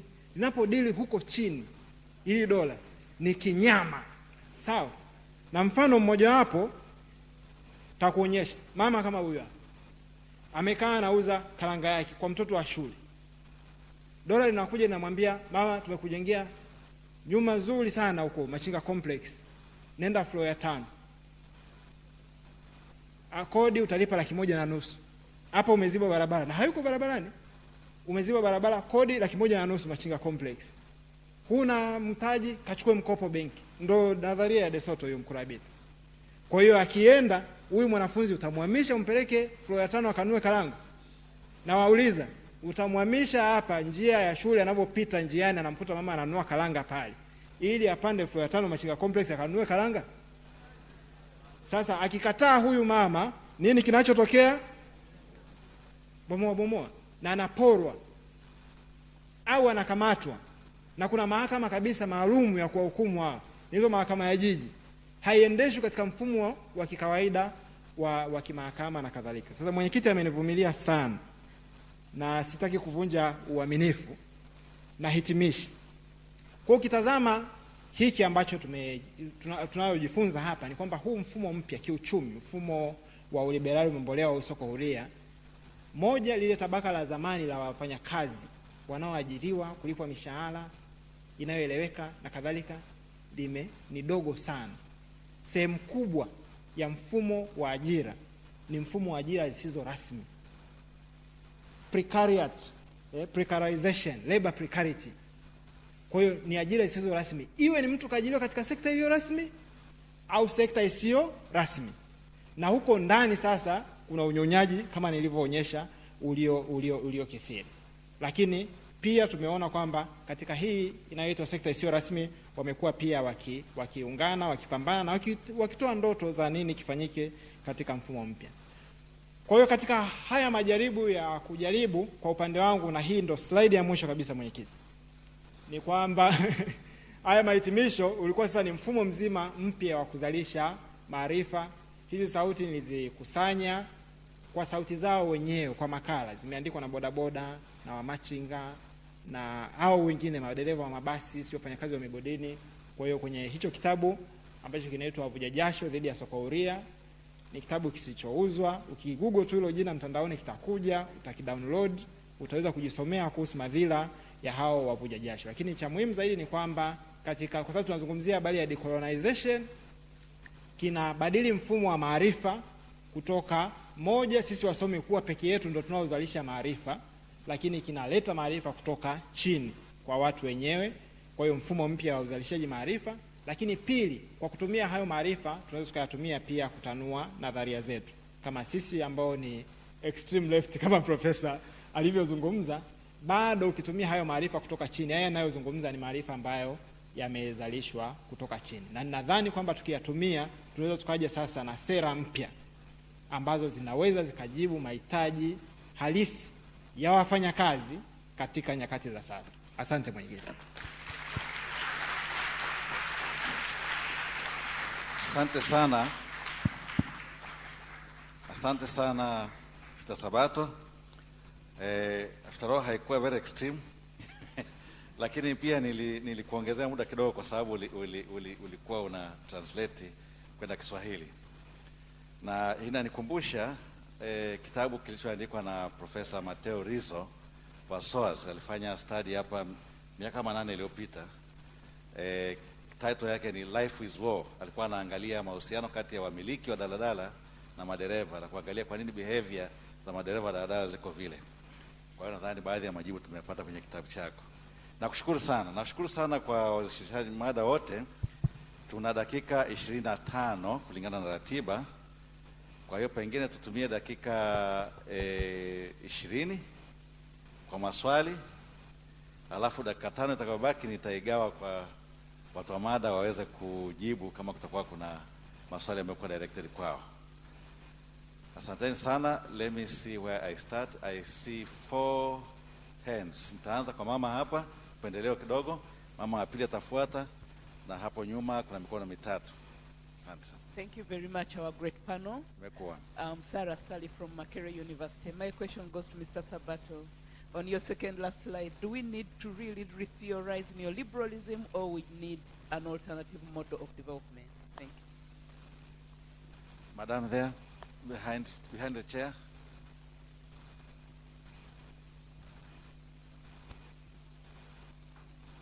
Hello everyone. I'm a student of political science. I have a question to the first presenter. Can you pull your mic close to you so that people can... All right. Okay. I have a question to the first presenter. Are we over-optimistic on the role of democracy in bringing development, and too pessimistic on authoritarian leadership? And is there a need to be pragmatic on these notions? Thank you. There are 3 hands just behind the madam, and then takuja kwa baba askofu. Behind you there, yeah, yes. Mr. there, and then Mzee Juma pale. All right, thank you so much. My name is Ali Khairi Ahmed. I'm a student here at Judaism, and I'm doing finance. First, I would like to say I'm very thrilled with the presentation of the professor here, Abel Kinyondo. I salute you, sir. I was speaking to somebody a few days ago. He told me, do you know what they call them? Doctor of philosophy. It means that they have reached the highest level of reasoning. And today I've seen the true embodiment of reasoning and intellect and competence. I salute you so much. And that was the appreciation part. But from what I see from what you have been presenting, it's like you are subscribing to what our pioneering father, the one we see in the picture, we do love him so much. He really used to resent privatization. He was speaking to the press the days before the election in 1995, and he really cast the private sector. He told them it needs nursing. It really do need nursing. It's not something that you just leave your economy to a private sector, because it's really a tough thing to control. And he even kind of insulted someone who asked the question by giving her this notion. He told that woman that the 7 countries, the Great 7, are going to discuss in Halifax in June. Do you think what are they going to do? To drink tea? They are going to discuss the economy and how to control it in a holistic manner. So what you did is a very good thing. Now I'm raising a question on what you said. We should put ourselves into this, the turnover things, and not relying on profit only. So just thinking, there is something called economical espionage. We really have to be good in lobbying and things like that. The companies which are supplying the things that these extractive companies are using are highly competitive companies. I was thinking, are we ready for that? I'm not underpinning our country. I'm just saying, are we ready for the mindset that will be needed and the kind of negotiations that we really have to go through in the table until we win this kind of businesses that you are proposing? Have you thought, you as scholars, the kind of positions and mindset we should be keeping ourselves into so that we can win that? That was a very good thing. Thank you. My name is Ali Khairi. I'm a Minister of Finance in Darusso. Thank you so much. I appreciate you, sir. Thank you, Minister. Please pass the mic behind you. And then we come to the Bishop. Thank you, Prof. I wish to thank Prof. Abel Kinyondo. And I have a question to him that has been keeping me paralyzed since I heard these 2 terminologies. The 2 are brat and trat. We couldn't get the answer because someone interrupted this and asked what was brought in the chart, and the answer was yeah, to the end. That's my question, Prof. Abel Kinyondo. I'm sorry, I wanted to say Alfred Kinyondo. No, it's Abel Kinyondo. The second question goes to the first presenter. He gave us a list of countries that were doing fine, and in the list put Tanzania, and the West was Burundi. Where is Nigeria in this list? Because the GPA in Nigeria is higher than Tanzania. The population is higher than Tanzania and the other countries, I think, on population matters. Now my question is, where is Nigeria to this list? Thank you. Thank you, Bishop Bagonza. Then I've seen other hands. Bishop.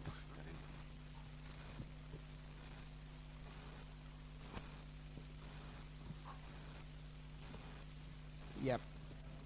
I would like to thank all of the presenters, and I have two maybe comments, but one is general. I'm sorry, my mtani, I'm sender.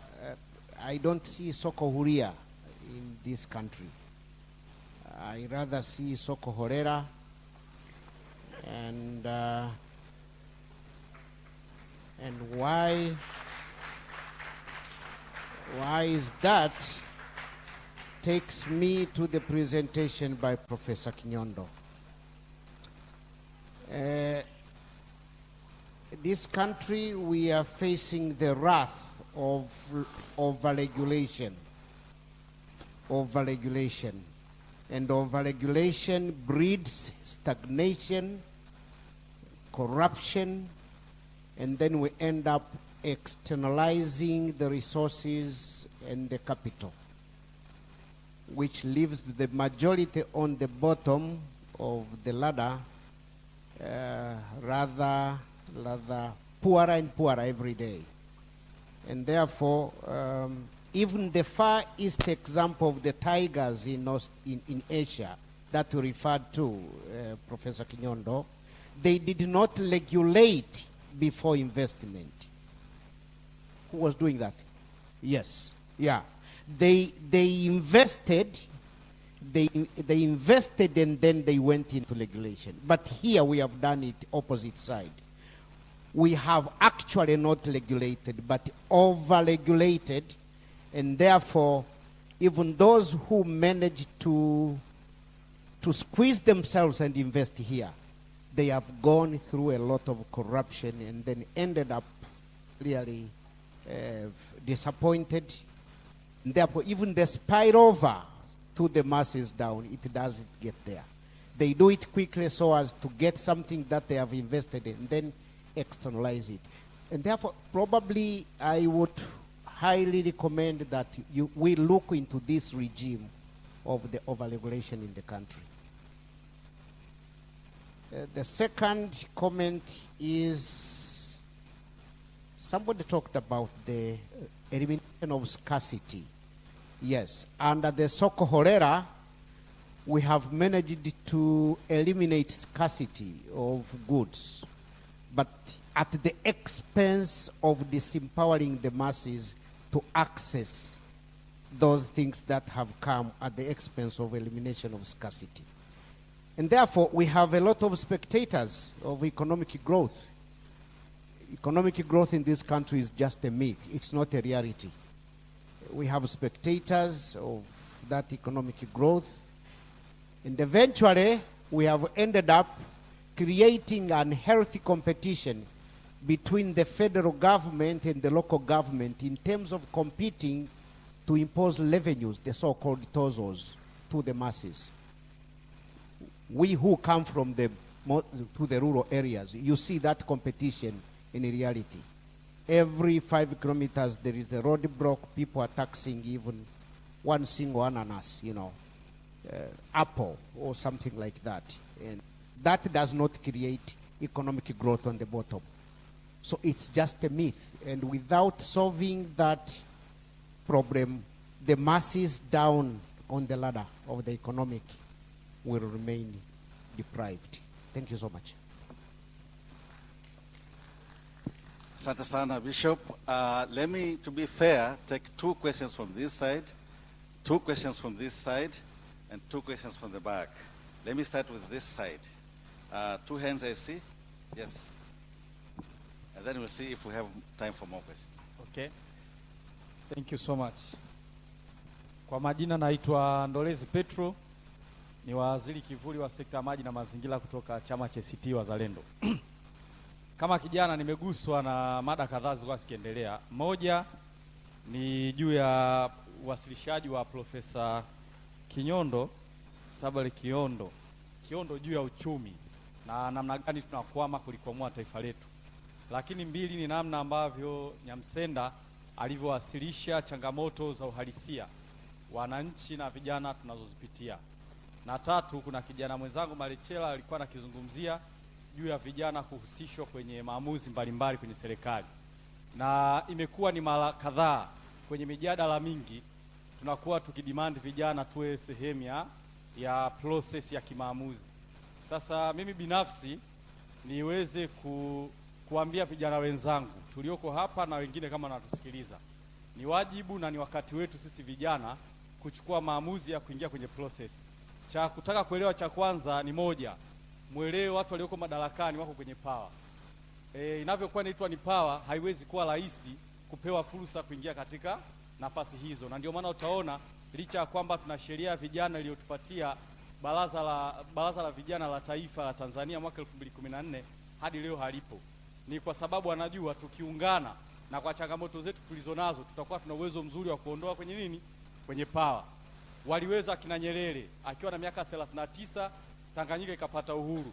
Lakini pia tumepata story ya Ahmed Salim, alikuwa na miaka 22 na aliweza kuaminika kuwa balozi wa Egypt. Kwa hiyo hata sisi tunaweza tukaanzisha michakato wa kuidai katiba mpya ambayo itakayotupatia mfumo. Katiba mpya ndio itakayotupatia mfumo ambao ukatuondolea hii system ya kwa sasa. Ili kupata kitu fulani unahitaji nini? Connection. Ili kubidi tenda, ili we mkurugenzi wa TPA lazima uwe na nini? Na connection. Kwa tukililei kwenye connection tunaondoa ile expertise, ule utaalamu, tunabaki kuingia kwenye sasa hivi kitu nakiita uchawa. Unatondolea ule utaalamu.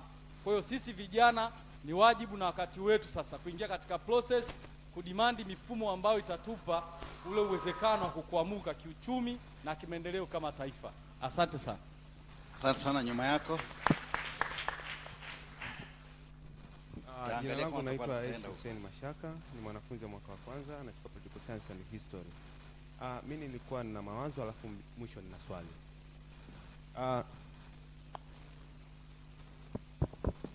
Swali langu, mawazo yangu yalikuwa ni juu ya mustakabali wa soko huria na mawazo ya Mwalimu Nyerere. Kuna mmoja muuliza swali alikariri sehemu ya hotuba ya Mwalimu Nyerere ya mwaka 1995 aliyetoa Kilimanjaro Hotel kuhusu athari za soko huria. Nchi zetu zimekuwa zikikumbatia sana mfumo wa soko huria katika kivuli cha demokrasia. Matokeo yake tumekuwa tukiua vya kwetu kwa sababu vya nje tunaviona vina gharama nafuu. Athari yake mataifa yetu yamekuwa yakitumia fedha nyingi kuagiza vitu kutoka nje wakati viwanda vya ndani vikiwa vinakufa. Hii imekuwa ni athari namba moja. Hivyo basi imekuwa ikileta athari kwamba vijana wengi wanakosa ajira katika sekta kama za viwanda, kwa sababu wengi sana sasa hivi tumejikita katika uchuuzi, kwamba tunanunua China kwa bei nafuu, tunauza hapa kwa bei ya juu. Hatuzalishi, kila kitu tunategemea kutoka nje. So nchi zetu inabidi kuingia katika mikopo mikubwa ya fedha za kigeni ili tuweze kuengage katika soko la kimataifa kununua bidhaa. Lakini pili, ni kuhusu Dr. Nyamsenda. Mimi nimepata bahati ya kumfahamu kabla sijafika hapa kupitia hicho kitabu alichosema cha Wavuja Jasho. Nimesoma sana mawazo yake. Kusema kweli kitabu ambacho kukisoma kinakutia hasira ya kuchukia unyonyaji dhidi ya matabaka ya juu kwa matabaka ya chini. Lakini pia ni kuhusu, nataka kujua mustakabali kama wa chuo. Mimi na mwaka mmoja hapa, lakini hii ni kongamano la kwanza ambalo kubwa linahusisha kutoa tu mawazo, kufikiria. Kwa maana mimi nakuja hapa kujifunza. Na hapa ukiangalia wanafunzi tuko wachache sana ambao tumehudhuria. Je, chuo kama chuo ama idara ina mustakabali wa muda mrefu wa kuandaa midahalo kama hii iwe mingi chuoni ili iweze kufungua uwezo mkubwa wa wanafunzi? Kwa sababu hata ukiangalia mapinduzi ya Urusi ilianza elimu ndio akafuata mapinduzi. Yani Lenin alitoa kitabu cha Imperialist High Stage of Capitalism alafu ndio akafuata mapinduzi. Alafu ukiangalia mapinduzi ya Cuba ilianza kitabu kwanza cha Fidel Castro cha History Will Absolve Me alafu ndio akafuata mapinduzi. Hivyo basi kama chuo wana malengo gani ya muda mrefu wa kufungua vijana mawazo katika midahalo kama hii ili uweze kuengage moja kwa moja katika mabadiliko ya umma? Asante sana. Upande huu. Yes, hapo. Kulikuwa kuna mkono mwingine upande huu kule mwisho, nitachukua mmoja kule mwisho baada ya wewe, alafu tutakuja katikati pale mwisho, alafu kama tutakuwa na muda lakini sina hakika sana. Haya, endelea. Asante sana mwenyekiti. Mimi naitwa Richard Mbunda. Nimeguswa kidogo na niko concerned, ndio maana nimenyosha kidole sana. Nitaka kumuuliza Profesa Alkaeli kwa sababu wakati anafanya wasilisho alipoitamka Tanzania alitamka kama low middle income country, ingawaja labda hakutoa muendelezo sana. Sasa concern yangu mimi ni kwamba unaposema Tanzania ni low middle income country kwa maana ya kwamba imegraduate kutoka kwenye status ya awali, na hapa tupo chuo kikuu cha Dar es Salaam, Dr. Askofu Bagonza alisema ni lazima tuanze kwanza kujenga uelewa wa pamoja. Sasa nadhani assumption yako unatumia ripoti ya World Bank ya mwaka 2020 ambayo ilitamka kwamba Tanzania tumegraduate kwa GNI per capita ya dola za Kimarekani 1121. Lakini mwaka mmoja baadaye 2021 kuna Committee for Development Policy, hao ndo wana mamlaka ya kufanya review ya low income countries na kurecommend for graduation. Walifanya review na wakasema nao wanatumia vigezo vitatu, achilia kimoja kinachotumika na World Bank. Kuna GNI per capita na wakasema tuna per capita income GNI per capita ya dola 1031, na ili tu graduate tunatakiwa tuwe na GNI per capita ya dola 1222 na hatujafika huko. Sawa Na ili tu graduate kwa income pekee lazima tuwe na USD 2444. Kwa hiyo kigezo hicho hatukugraduate. Na wao wanafanya review kila baada ya miaka mitatu. Lakini kigezo cha pili wanachotumia ni Human Assets Index, ambapo wanasema hatujafikia level ya graduation. Na cha tatu ni Economic Vulnerability Index. Sasa mimi nataka nimuulize Profesa Alkaeli kwa sababu najua atakuwa ni member wa Economic Society of Tanzania, na hili swali limezua mjadala bungeni na nje ya bunge. Tutoke na jibu gani kutoka kwa nyinyi economists kwamba tumegraduate au hatuja graduate? Asante. Asante sana Dr. Mura. Kule nyuma kabisa kuna mkono.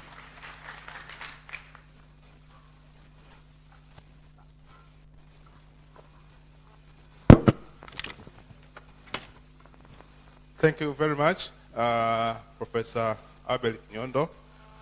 I keenly listened to your presentation, and I was eagerly waiting at the very end of your presentation when you mentioned that there is a conscious decision to avoid resource cuts is required. And I was eagerly waiting to hear what is that kind of conscious decision. Maybe in your response, please come clear, what should be done to get out of here. Second to Sabato Kenda, and again at the end you said that a new policy is required kutoka hapa tulipo. Then ukusema, what is your proposition? Thank you. Thank you very much. Two questions from the students back there. I saw your hand, yes.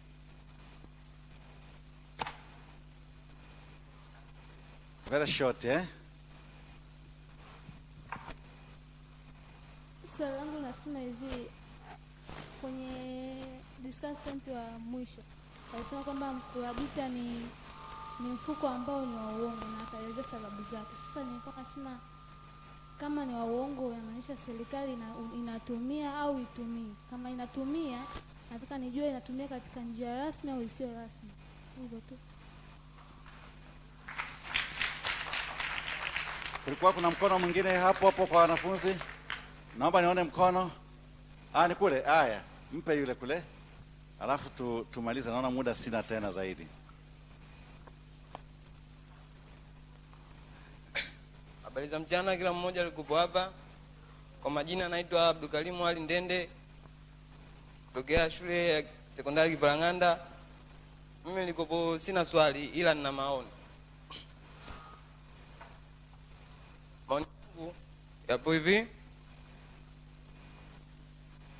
Tukizungumzia kwa ngazi ya kijiji, ngazi ya demokrasia kwa upande ngazi ya kijiji, tunazungumzia vijana, yani kwa ngazi ya kijiji. Kwa ngazi ya kijiji, kamati ya kijiji wanapojadili masuala ya kimaendeleo, wanakuwa wanajadili kama kamati, wanakuwa hawapi vijana nafasi ya kuzungumza au kuchangia mawazo yao. Japo inawezekana kwamba kijiji kina rasilimali nyingi, lakini kutokana na vijana kutokupata nafasi ya kuchangia maoni yao au kuzungumza katika kamati ya maendeleo yanayohusu, upelekea katika vijiji kutokuwa na maendeleo. Hivyo basi tunapozungumzia maendeleo tunaanzia ngazi ya chini, manake ngazi ya kijiji. Ili mradi tuweze kuwa na maendeleo ya nchi, lazima kwanza tuangalie maendeleo ya kijiji yanapoanzia. Haya ndio maoni yangu. Asante sana. Kwa kweli naona mikono, bado kuna mikono, lakini ili tuweze kutoa nafasi, mama umeng'ang'ana sana, nusu sekunde, na kwa sababu tu mama hawajaongea, mama wengi, I want to balance. Naomba utumie muda mfupi ili tuweze kuwaruhusu wenzetu waweze ku. Kwa jina naitwa Margaret Mwita, kutokea chama cha UDP. Mimi naenda kwa Sabato Nyamsenda. Sabato Nyamsenda ametugusa kina mama na jamii yote. Ameona mikopo tunavyonyanyasika wakina mama ambao tunaongeza kipato kwenye familia. Mikopo hii, yani kuanzia hata simu ya mkononi. Simu ya shilingi 100,000 unakopeshwa kwa 600,000 ulipe kidogo kidogo. Siku ambayo hujapeleka hela, hujaweka hela 1,000 haiongei.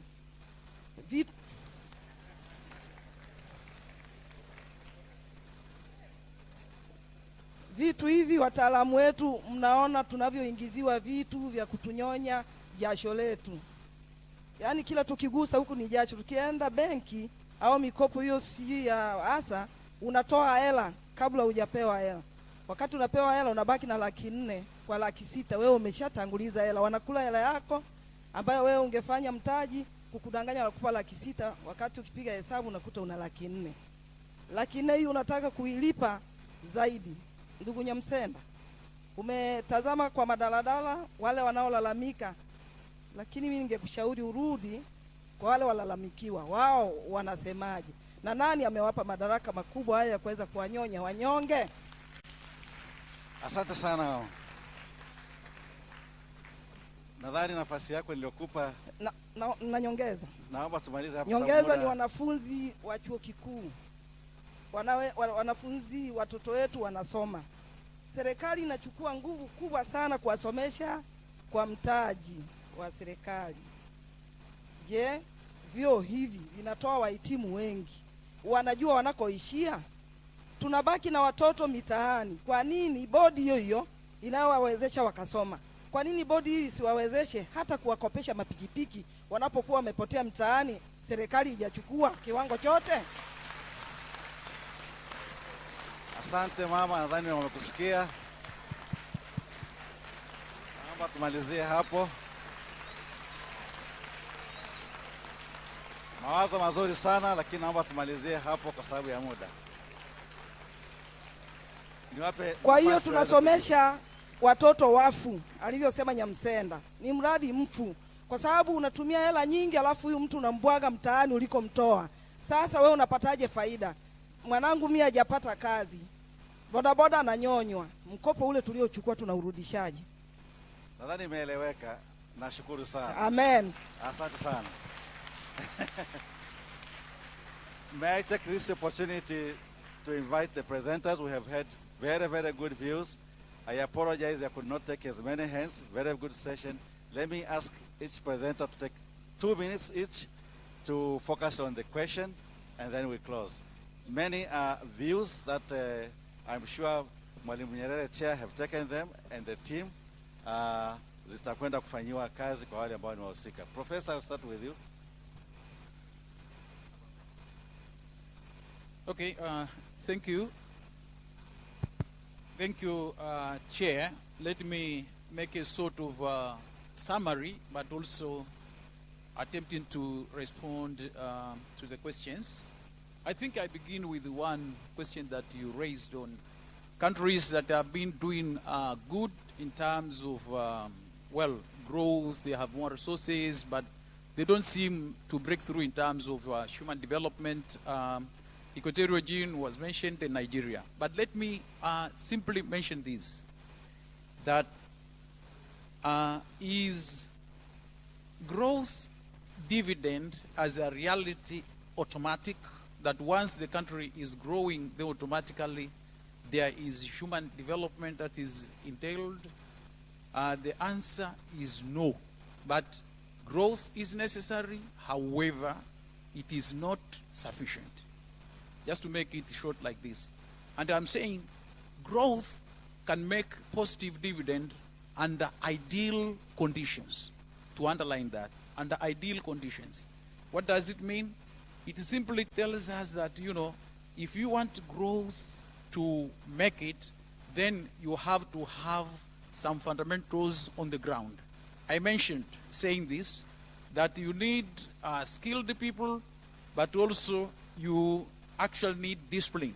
So when you are growing, you also have to ask yourself that, do you observe that the discipline is observed in the leadership and the workforce?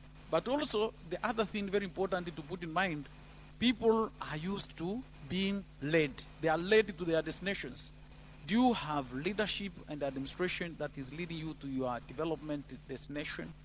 If that is missing, and you know that most of countries that transformed, they actually have names that are attached to people who transformed their countries, then you need to know that we need transformers.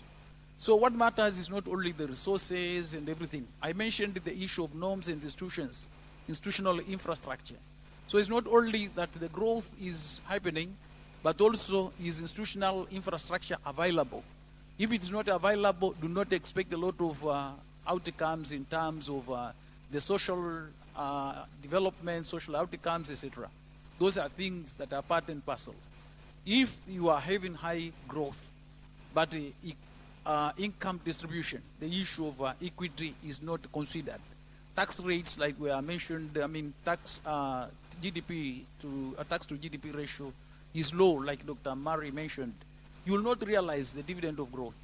So it is not only a matter of growth, but growth and ideal conditions. Growth is a means. There are other ingredients that should go part and parcel with growth for you to realize human development. I want to put this into perspective so that we don't just take it like once we are growing, then automatically we'll realize the dividend of it. It is important that these other things be part and parcel of it. Now, regarding question as to whether we need to be optimistic or whatever, or pessimistic, indeed, is not a matter of being optimistic or pessimistic. It's a matter of making sure that the things happen in reality the way they should. We know we have a number of resource-rich economies in Africa, Cameroon, DRC, Zimbabwe, Tanzania as well. We are not too poor in that area. Whatever we think, whatever optimism or pessimism we may have, except we are able to transform such resources into quality of life through growth that is going to trickle down to reduction of poverty, things will not happen anyhow different from what we see. This is important to just mention.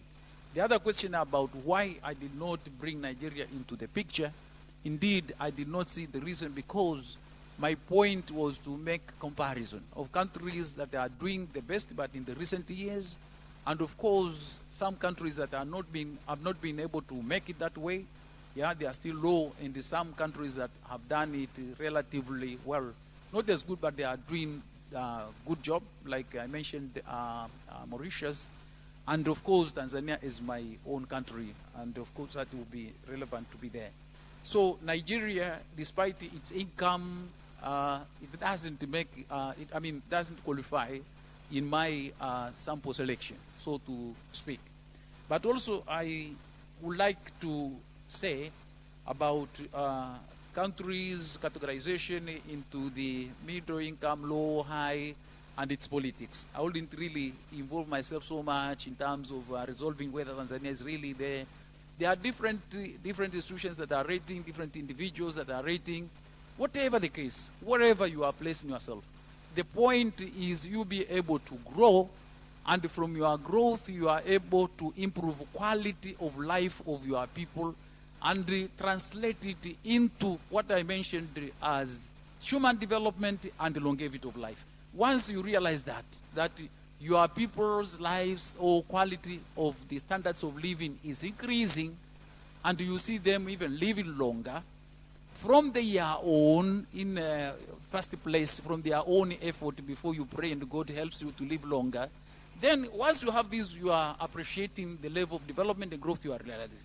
So generally to mention is, I wouldn't put a lot of effort to see whether the World Bank placing is the right one, or these other guys that need us to go to over 2,000. But I would put my effort to looking at, are we transforming in a way that is going to, at the end of the time, translate into a better quality of lives of our people, and even increasing the longevity of our lives. Once we realize that, we would say growth has dividend. But to put it as my last word, whether we need or we do not need, growth is necessary, nevertheless is insufficient.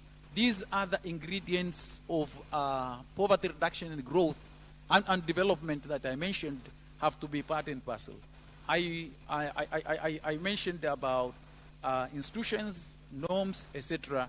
I think this is part of it. I mentioned about skills of our people. Do you have skills that are sufficient to make it health and discipline of your workforce, etc.? Let me not reiterate, but those are part and parcel of what should be coming together with the growth that we are realizing to see development in terms of human development in wide perspective is achieved. Asante. Professor Kinyondo, please. Thank you, Donald. Questions were many. I hope I can do that in a short time. You started by saying the Dutch has moved on. Maybe we should change the name from Dutch disease. But Donald, Africa has been associated with wars and death and everything. Can't we find something bad about the West and call them disease or something? Maybe we call it American disease. One thing I agree with you is that institutions matter. And I was very surprised yesterday, a very prominent man, Rostam Aziz, came and talked about many things, and young men went into online platforms and started talking about non-issues really. But if you listen to him very careful, you realize that he was actually saying we have got very weak institutions here. That someone from up there can call a judge to determine a verdict from the court, that someone from the opposition can be bribed even into being made an ambassador so that they can sabotage their parties. These are real issues that should really show that we have got a long way to go in terms of our institutions. And I thought the discussions should go in that direction. So yes, institution matters. Unfortunately, we don't have them. Mzee wangu ameulizia kuhusu TRAB and TRAT. These ones are quasi-judicial tax appeal bodies.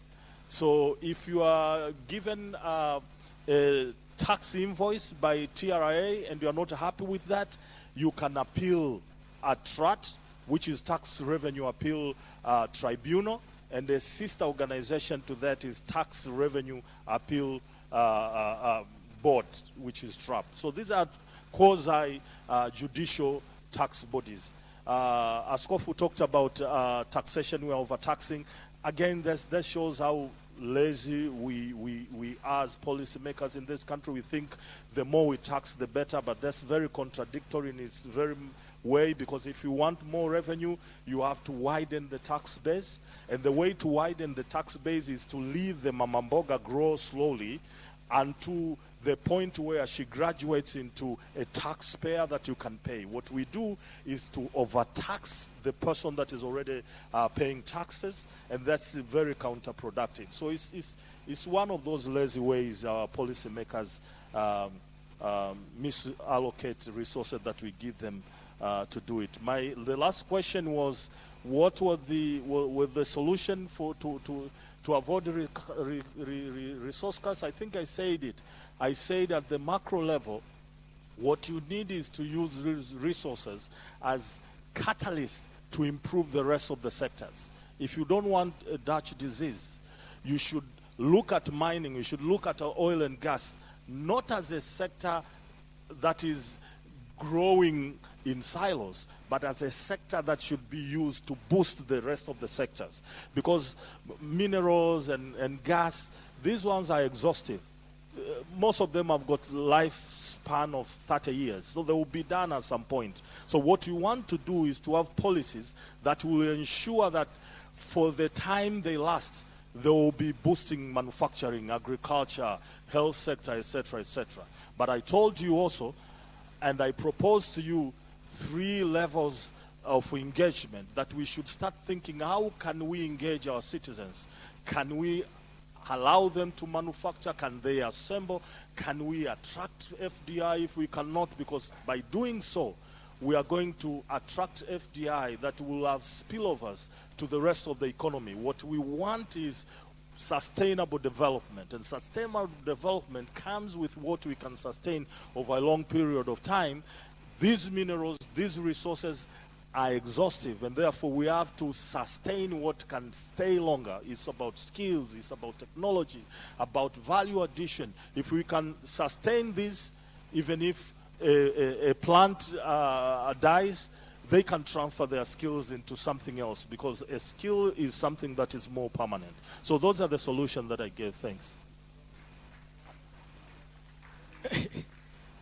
Thank you. I'm not sure I'll be able to answer all the questions, but if I combine Sarah's question and the question from this side, on whether or not we should re-theorize neoliberalism or we need an alternative model. So I wasn't necessarily developing an alternative model. Before we develop an alternative model, we need to understand the existing model. So that's what I was trying to do. And in general, I was making 2 arguments, suggesting 2 shifts basically from the presentation. One, we need to now shift from talking about informal capital paid entrepreneurs to talking about informal labor, because that's the dominant form of informality in the country. And the other, we need another shift from top-down models of knowledge production, but also policy making, to bottom-up. And that's what I was trying to do. And that book I was talking about is actually an example of that. And when you go into that now, you'll get now suggestions from the people themselves, the working people themselves, whether it's about cooperatives as an alternative mode of ownership, whether it's about, like, so many alternatives. And there's a lot of wealth of knowledge if we engage the working people in the day-to-day interactions. Now, mwenyekiti, kwa sitajibu maswali mengine ya mjadala uendelee, ila kwa ruksa yako naomba nisome shairi ambayo niliandika 2020 nusu wiki hiki kama sehemu ya hitimisho. Nusu dakika. Mumbai hadi kama sehemu ya hitimisho. Nusu dakika. Mumbai hadi Bunda wamegeuzwa punda, wabebeshwa mizigo na kulipwa vipigo. Kule Kariakoo wanazibua vyoo, kinyesi cha warukia, maradhi ya wangukia. Viwandani wamejazana, wazee hata vijana, bidhaa wanazalisha, bepari mtajilisha. Ukienda migodini, wanazama ardhini. Yajapo maporomoko, wanafia huko huko. Delhi hadi Tanga, mabinti wanadanga. Mkono wende kinywani, watoto wende shuleni. Kwa nini hatuelewi na kujifanya visiwi? Hasigeli majumbani, tuwarejesha utumwani. Sasa korona imetua, maisha kuyachukua. Wafanyakazi metelekezwa, makazini wafukuzwa. Madereva wa maroli, bodaboda na toroli, walimu wa mashuleni na wasusi wa saluni. Mtakubali kuendelea kunyonywa huku mkinywea? Wakati ndio huu wa kuanza vita kuu. Wajenzi wa majumba, mafundi wa mabomba, manesi wa hospitali, msikubali hii hali. Unganeni, unganeni, njooni mapambanoni, kulidae jasho lenu lifaidishe wanenu. Zishikeni hatamu za dola na kalamu, jifungeni mkanda mvitwae viwanda. Thank you.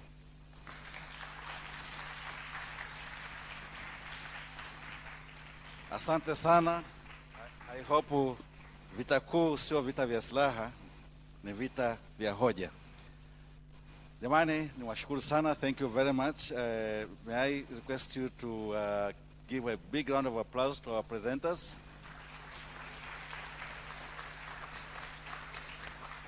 And to yourself for the 10 minutes that we have gone over and above the allocated time. Thank you very much. I appreciate it. Back to the organizers.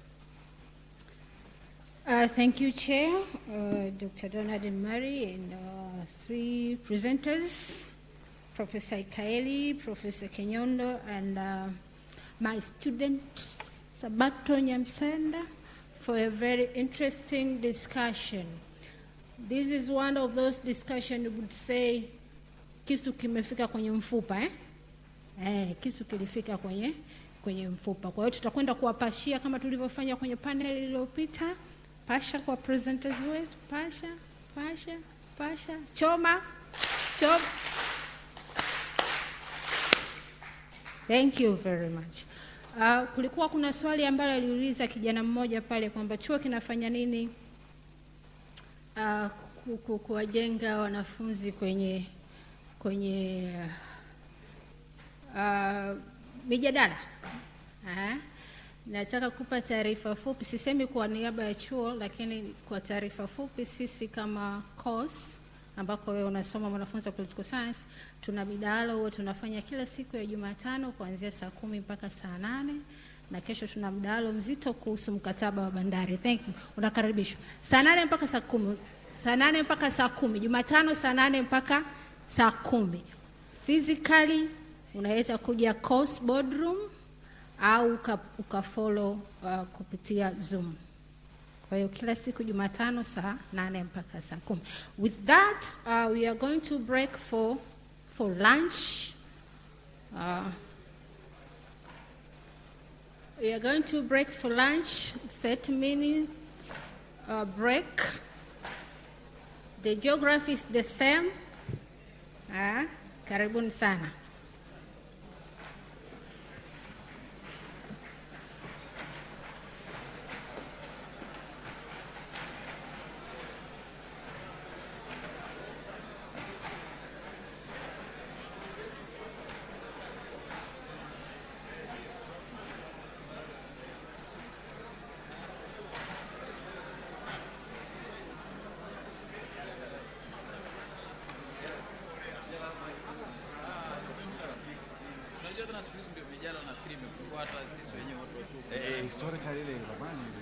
Was supposed to be Honorable Bernard Membe, and he had agreed to participate and give this address. But as you all know, it just passed. So before we start, actually, I would like for us to stand and observe a minute of silence in his honor.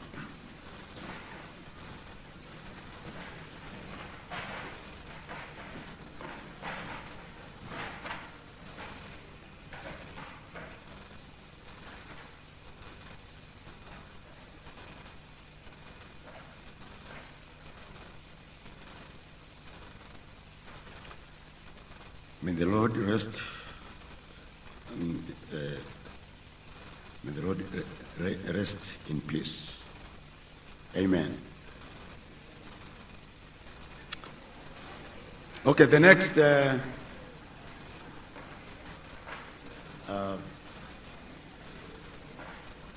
So the speaker, Professor Anati Baijuka, she had said she was not going to be able to come physically, and so she agreed to make a pre-recording of her presentation. But she had said she would be on Zoom so she could participate in the conversation. Unfortunately, she is not feeling well today, so she won't be available. But the Zoom is, the pre-recording is available, so we will hear what she has to say. And then she'll be followed by, we had also invited the Commissioner General of Migration, who had also agreed to come, but she couldn't, she's in Dodoma. But she has sent us two officials from the Immigration Department, Dr. Mubanga and Mr. Msele, so they will also give us their views on this issue. And finally, we have Mr. Ernest Bimakulilo. He's on Zoom. He's in America, but he's already on Zoom, so he will also talk to us, and then after that we can have a discussion. So let's hear first from Professor Tibaijuka, please. Thank you, Mr. Chairman, Professor Wekaza Mkandala, for giving me the opportunity to be able to speak at this 14th Mwalimu Nyerere Intellectual Festival. I would like to start, first of all, of course, by commending the chair of the foundation, the vice chancellor, and all the participants who have been keeping this project alive. I am among the increasingly few Tanzanians who had the occasion to meet Mwalimu and to speak with him, even on a one-to-one basis, bilateral. So, the festival is focusing on Pan-Africanism, the quest for democratization, security, and development. And I have been asked to focus on the question of, course, Pan-Africanism in the context of the diaspora and development itself.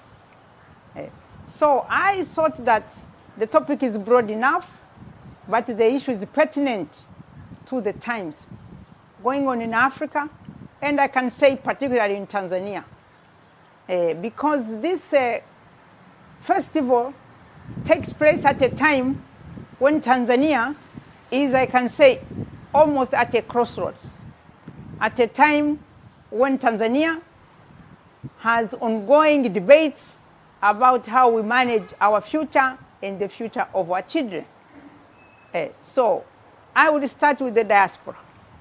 Right now, this festival, as it takes place, I am just thinking, what would have Mwalimu said regarding the ongoing court case where the diaspora has taken the government to court as they seek their right to double citizenship. And this is going on when the Constitution allows double citizenship. The Constitution of Tanzania allows double citizenship, the current Constitution. The only thing that it does not allow, they think that the people who have double citizenship are not entitled for voting. But otherwise, the Constitution, the current Constitution, many people have been struggling for the new Constitution. They think that the new Constitution is like basically the Mwarubaini, as we say, of our problem. But the current Constitution allows double citizenship. So I would like to say that when I'm addressing our diaspora, we are talking about 1.5 million people as we speak and counting, and bringing in around $1.1 billion in terms of remittances. And with the increasing labor force, unable to find employment in Tanzania, I assume that when we talk about the diaspora will be growing maybe at a faster rate than the economy itself. So, in terms of Pan-Africanism and the Tanzanian diaspora, I would like to emphasize the importance of the rule of law and the observing of the Constitution.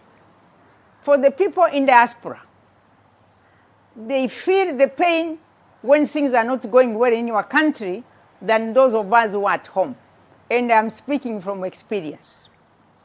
And in a country that aspires to Pan-Africanism, a country that has also worked very hard for Pan-Africanism, Mwalimu Nyerere is the father of Pan-Africanism. He's the one who was fighting with colleagues, Nelson Mandela, all these figures of Africa, Samora Machel and others. Nyerere hosted them, all of them here. Other sessions are focused on that aspect of our role in Pan-Africanism. But now, if you are going to look at it from the perspective of the diaspora, that means the youth. The diaspora in Tanzania means the youth.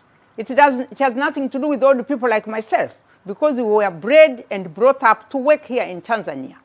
The manpower requirements were such that, the job opportunities were such that we would automatically get employment at home. But this is not the case for our young people. The youth of Tanzania, a good number of them, we encourage them to be entrepreneurs, to go into self-employment, but why not? Those who will be able to go out to greener pastures, they will be in diaspora. So I would like to say that you cannot celebrate Nyerere if you don't support the diaspora in terms of enabling them, for example, with double citizenship. Actually give them back their right. And I would like to take this opportunity to add to the youth. I'm a retired person, but I would like to encourage them that focus on the low-hanging fruits. When you have any issue before you, focus on the low-hanging fruits. And the low-hanging fruits, as you have done, is to demand for your right, even under the current constitution.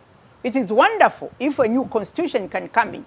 But realistically, I would like to say that our diaspora, we thank you for the wonderful job you are doing, for the remittances you are bringing back home, but don't get discouraged. The practice is coming from our old traditions. I have, I think, at one time explained that the reasons for discouraging double citizenship of 1961, they don't exist anymore. And that's why the Mwalimu Nyerere Constitution of 1977 does allow double citizenship.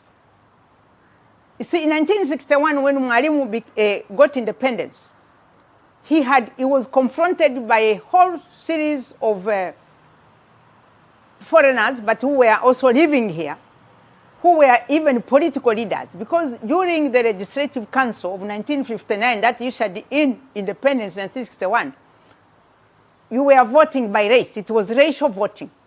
There was one voting for Mzungu, one for Muhindi, and one for an African. And you see, Mwalimu was also, because he was a political actor, he was a pragmatist. He accepted that. The difference between Mtemvu and Mwalimu is that Nyerere accepted that we can have 3 votes. But the People's Congress, they were even more radical than Mwalimu. So Mtemvu and his colleagues refused this. So he was able to win the legislature. And some of the founding fathers and mothers of this nation, including some of them Europeans, like Mama Barbara Johansson, for example, they are the ones who advised him then, at the time, that let us restrict double citizenship. So those who really want to continue this apartheid, where you have 3 votes, after independence, they were able easily to get rid of it. It served the purpose until 1977, when Mwalimu brings in a new constitution. This 1977 constitution, despite its limitations, if I was a young person, I would be arguing for that all the laws of Tanzania must be in line with the constitution. I would not be rooting so much for the new constitution. I consider focus on the new constitution really as political activism. But if you are thinking of statesmanship, if you are thinking of the interest of the people, if you are thinking of the interest of the diaspora, then you want to pick the low-hanging fruits. And the low-hanging fruits is right now, it is unconstitutional. The law that prevents, the Citizenship Act, that prevents young people from getting this double citizenship, which is against the Constitution. So the matter is in court. Let us see how the courts will rule. But I think that reasonably, you don't need a court here to tell you that the Constitution allows that. So, diaspora will increase. The future for the diaspora, the word is now a village. Globalization has made people move, has facilitated the moving around.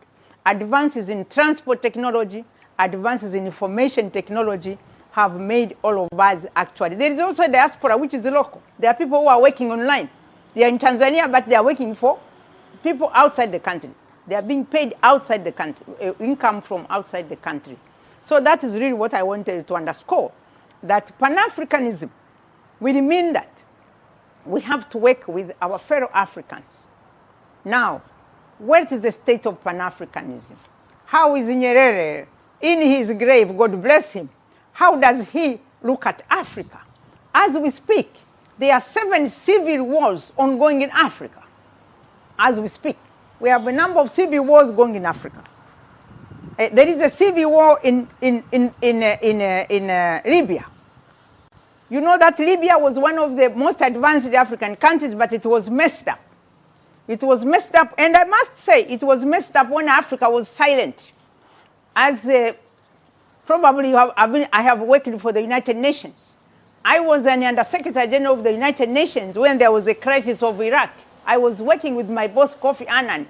During our tenure, we were able to prevent the United Nations from sanctioning the war, the illegal war that took place in Iraq.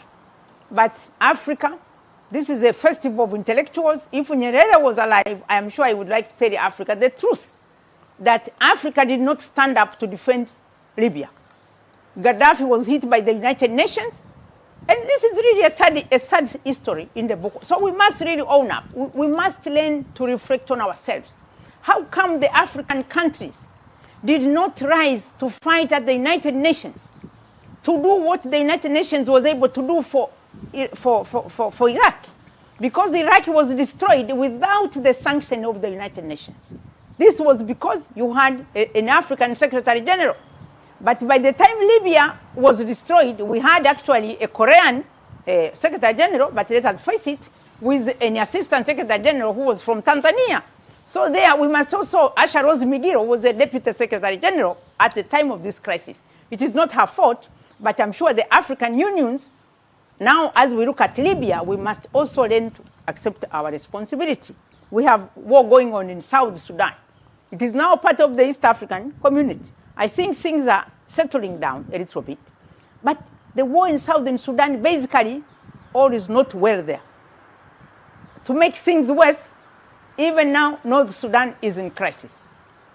So Pan-Africanism will require that we must also learn to accept what we economists call positional goods. Not everybody can be a president. These are positional goods. Once taken, they are not available. So in economics, these are positional goods. But now people will fight for them up and down. As long as they are not in power, everybody else can die on their behalf. So we have this crisis in Southern Sudan. It's a crisis of governance. Libya was sabotaged by the international community as Africa watched. And I can tell you it is so shameful for Libya because South Africa was on the Security Council. And I don't remember South Africa at least abstaining from what happened. So what happened? We were charmed by Barack Obama. He was the president of the United States. He knew how to play his cards. So there is a tendency for the young people, you must be aware that we must learn to be critical and fight for our interests. Our interests were not in destroying Libya. Now Southern Sudan, we have to encourage, even the Pope has been there trying to promote peace. There is really there is peace, we hope, but a very fragile one. Sudan itself, right now, as we speak, who is fighting in Sudan? Who is financing the war in Sudan? This war is being financed by the powers of the Middle East. Who is financing the war in Sudan? We have two factions. Egypt and others on one side. You have also the Saudi Emirates and others on the other side. So we must learn, Nyerere was a very analytical person. He analyzed things. And when Tanzania, himself, Nyerere, was involved in a war, he fought the Kagera War. When Idi Amin attacked Kagera, Nyerere said, forget Pan-Africanism. But he did not condemn the African Union of the time. But he was disappointed, and I can remind the young people listening, Nyerere said the following. He said, what is the use of the African organization then? Then it was the OAU, Organization for African Unity, which has now become the AU. Nyerere said its only purpose is to survive for coming generations, because it was not even able to condemn Amin as the aggressor of Tanzania. So we have this culture of not speaking out. So the African Union of today has changed. It has a peacekeeping force, which is commendable progress. But this peacekeeping force, how is it going to finance civil wars in South Sudan, in Central African Republic, in northern Mozambique, close to home here, in Ethiopia, in the Tigray region, in Cameroon, in the northwest, and I have already talked about Sudan. So you can see this litany of countries in crisis. Pan-Africanism must address the culture of Africa. Mr. Chairman, I'm going to submit that. Our problem in Africa is not even legal. Our problem is cultural. Our problem is cultural. We are cultures of consensus. We are not cultures of majority rule Western democracy. And this is something I'm going to say might even find controversial even, but I have to put it on the table. That Africa, if you want to get peace in Africa, you must listen to the dissenting minority. Because my generation, we grew up in the village. I knew how disputes were sorted in the village, settled in the village. My grandmother would be somewhere in the background waiting to reconcile the differences. So as cultures of consensus, we must learn also to accommodate the dissenting view. The idea that winner takes all won't work. So our political systems must be designed in such a way that as many people as possible are on the table. For example, right now, we have just had a crisis of this, the Dubai ports wedge. There is a crisis going on in this country. There is a public outcry. With good intentions, the government is keen looking for development. I'm also addressing development of the ports. How can you develop when you have no ports? How can you develop when your ports are under foreign control? So when we speak about Mwalimu, those of us who had the privilege to meet him, he would be asking critical questions. He had a tradition of coming to the university to take questions. So I think what you should ask yourselves, if Mama Samia would be able to come to Nkrumah Hall and take questions, I am sure a question would be asked of her about what is going on with this the Dubai contract. These are the kind of questions. Outside our topic, so I think, but we've heard our position. So we thank her very much for her thoughts. Now I will invite Dr. Mubanga to talk about double citizenship. Karibu.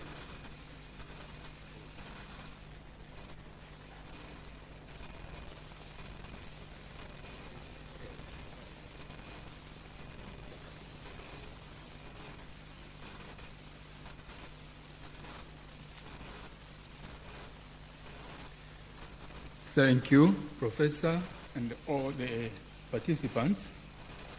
First of all, I would like to acknowledge it's a bit challenging to speak before these great minds. It's my first time to address such minds before me. Now, I would like to speak only about what has been addressed by Professor, particularly the issue of double citizenship, which sometimes is called dual citizenship. Now, as Tibaijuka, Professor, said, it's indeed true that since 1961, when the Tanganyika, but then Citizenship Act, was being enacted, the question of double or dual citizenship was among the central matters discussed when the debates were being held on the then Tanganyika Citizenship Act. Now, if you refer to the discussions, you'll find that the principle that was to guide as to who could be considered to be a citizen of Tanganyika by then was what was underlined to be loyalty. That was the basic principle that guided as to who could be considered as a citizen of Tanganyika by then. I understand that Professor Tibaijuka noted about the matter of Pan-Africanism. And everyone knows about the position of Mwalimu Julius Nyerere on the matter of Pan-Africanism. But unfortunately to say, Mwalimu was contrary to double citizenship. Maybe before I proceed, I would like to read one of the key statements that was underlined during the discussions for enactment of the Tanganyika Citizenship Act. I think this will show how the double citizenship was a bit not acceptable at that moment. It goes as follows. The most important principle which has been adopted is that possession of Tanganyika citizenship must entail a complete and wholehearted attachment and devotion to Tanganyika and Tanganyika alone.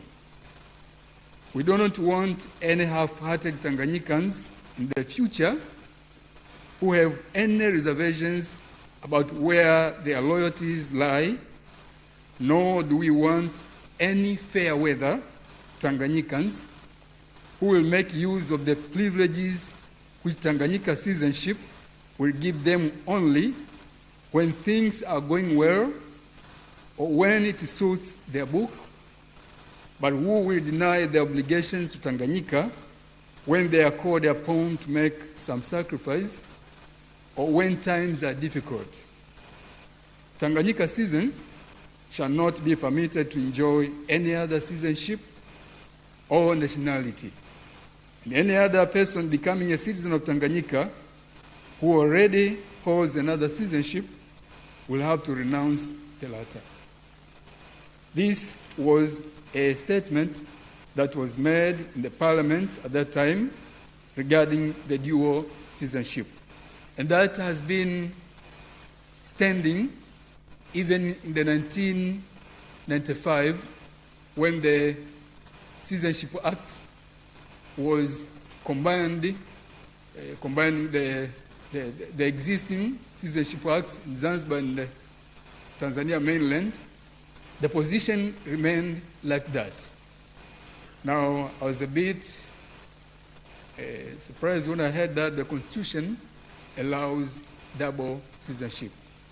And it's better that the professor noted that we have a case in the court, and it's not better to go into the details of it, because some of the matters which will be deliberated in the court will be again with regard to the matter of dual citizenship. Now, if that's the case, we know that Mwalimu Julius Nyerere was a supporter of Pan-Africanism. Now, I was wondering, does the support of Pan-Africanism and the support of the diaspora, the offer of double citizenship, is it the only way to support the diaspora? Maybe we'll have matters discussed on it. But so far, as most of you must have heard from the government, that what is to be offered as of the time being is what you call the special status. That is a status, and that is an offer that is already being publicly made, that is being offered to the diaspora. Now I wonder if at all the offer of double citizenship, is it the only one to start in the matter of supporting the diaspora. Because the policy has been that Tanzania follows single citizenship for adults, and this should be underlined. Because it's not true that Tanzania completely does not allow double citizenship. It allows only to the minors. When one reaches 18 years, he or she has to choose whether to relinquish the other nationality, if at all he or she has, or to accept Tanzanian citizenship. So the double citizenship is there up to 18 years. If one has another citizenship, a Tanzanian citizenship, when he or she, that has been the position until now. Now, the government, after deliberations with the diaspora, has come up with a position of offering a special status. And it has a lot of offers which the Minister of Home Affairs, Minister of Foreign Affairs, is almost the custodian of what is going on.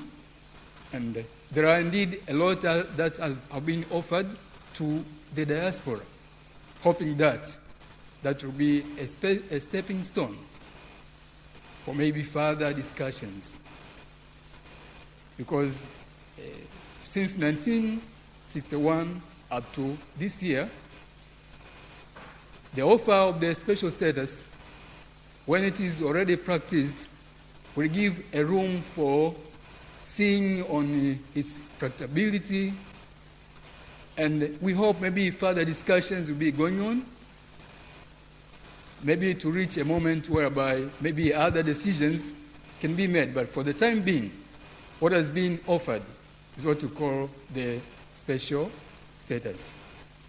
Now, before I go on, because I was given only 10 minutes, I continue to pose you with a question, as most of the discussions have been showing that only the offer of dual citizenship is the only offer that can be given to the diaspora. Now we continue to ask ourselves, is it the only offer that should be given or offered to the diaspora?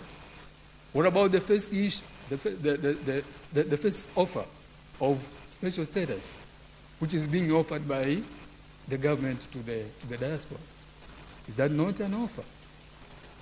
Let me pause there with that question. Thank you.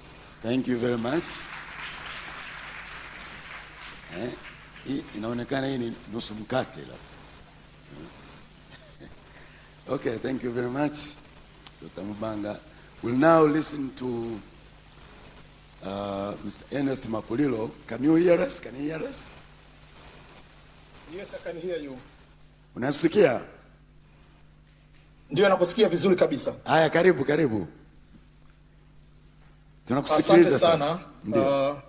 First and foremost, I'd like to appreciate and say thank you to the chair, Professor Mukandara, my teacher, for giving me this opportunity to be here today and share the perspective on the issue of diaspora and Pan-Africanism. I would like to first and foremost to go a little bit back to see the role of diaspora in the development. And the guiding questions was, what is the role of diaspora in development, democratization, and regional cooperation in Africa? But also, the other question which was posed in the discussion was, are the diaspora strategically positioned themselves to rectify economic, social, and political deformities and the legacies of colonial underdevelopment and dependence? We cannot discuss these two things without going to the time of the struggle for independence. When the struggle for independence was there, we saw the role of diaspora, or people who had the opportunity to either study or live overseas. Mwalimu Nyerere is one among whom, and almost every elite back in the day had the opportunity to be in diaspora. They had another way of exposure, they had another way of seeing things and bring them to Africa. And one among the reasons why the 1960s independence struggle were able to succeed was among the role of diaspora. But what changed from that moment to today? So if I quote my brother, Professor Makulilo Alexander, in one of his work, he mentioned what happened in 1960s during the time of independence. What happened in Tanganyika, in that case of December 9, 1961, or what happened in December 12 in 1963 in Kenya. What happened was just to lower down the flag of independence, the flag of colonial masters, but what we did, we just raised the national flag, and then was sharing of the documentation from the colonial masters, celebration and so forth. But the key issue at that particular time, which was not destroyed, was the colonial blueprint. That blueprint which was there is still here up to this moment.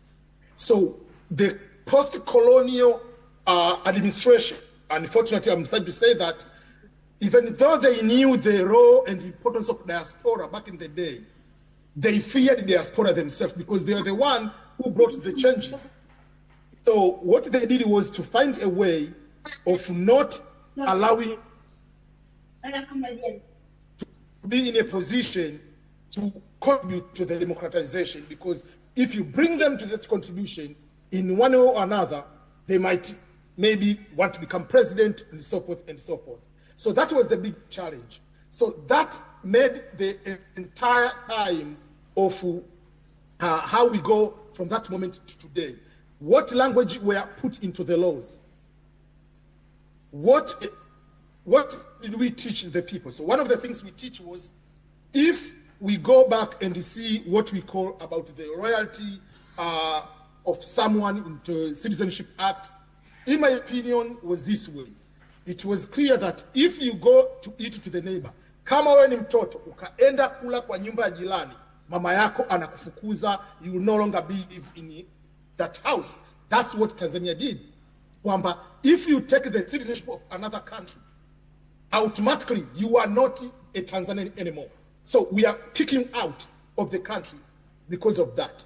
So that was what happened, the change. Like, okay, so we don't want this diaspora anymore, because if they want to put in what we call into the development, democratization, and regional cooperation in Africa, it will cause what? These people might try to become maybe members of parliament, want to become president or something like that because of their exposure, because of whatever. Those were the key issues which were caused a little bit of the trouble.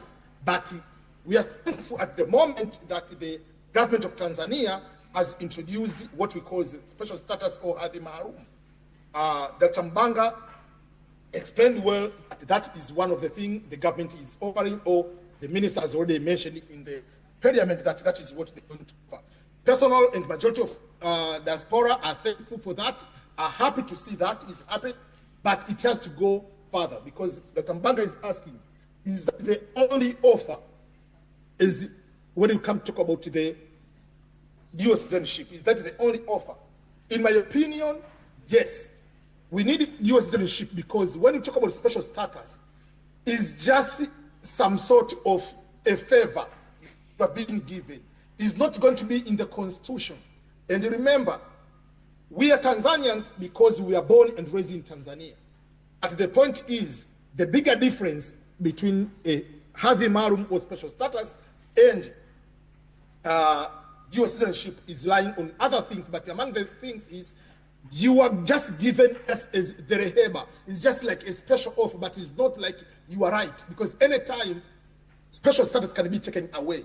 Just like here in America, if you have green card, you are permanent resident of the United States, they can take it at any time than if you take the position of fully becoming a citizen of that particular country. So even though we are thankful for what the government has offered, but what I want to say is the development of diaspora or the contribution of diaspora, whether the dual citizenship is there, whether the special status is there, whether it's not there, will forever be there. Why? Because it will never change that we are Tanzanians. That will never change. I've been in the US for 16 years now, but all the time I'm in Tanzania. My parents, my brothers, my sisters are in Tanzania. So no matter how many years you are abroad, you are still affiliated Tanzanian. This is what we want to make sure that we are contributing to where we are coming from. Yes, we are strategically positioning ourselves to be in a position to contribute.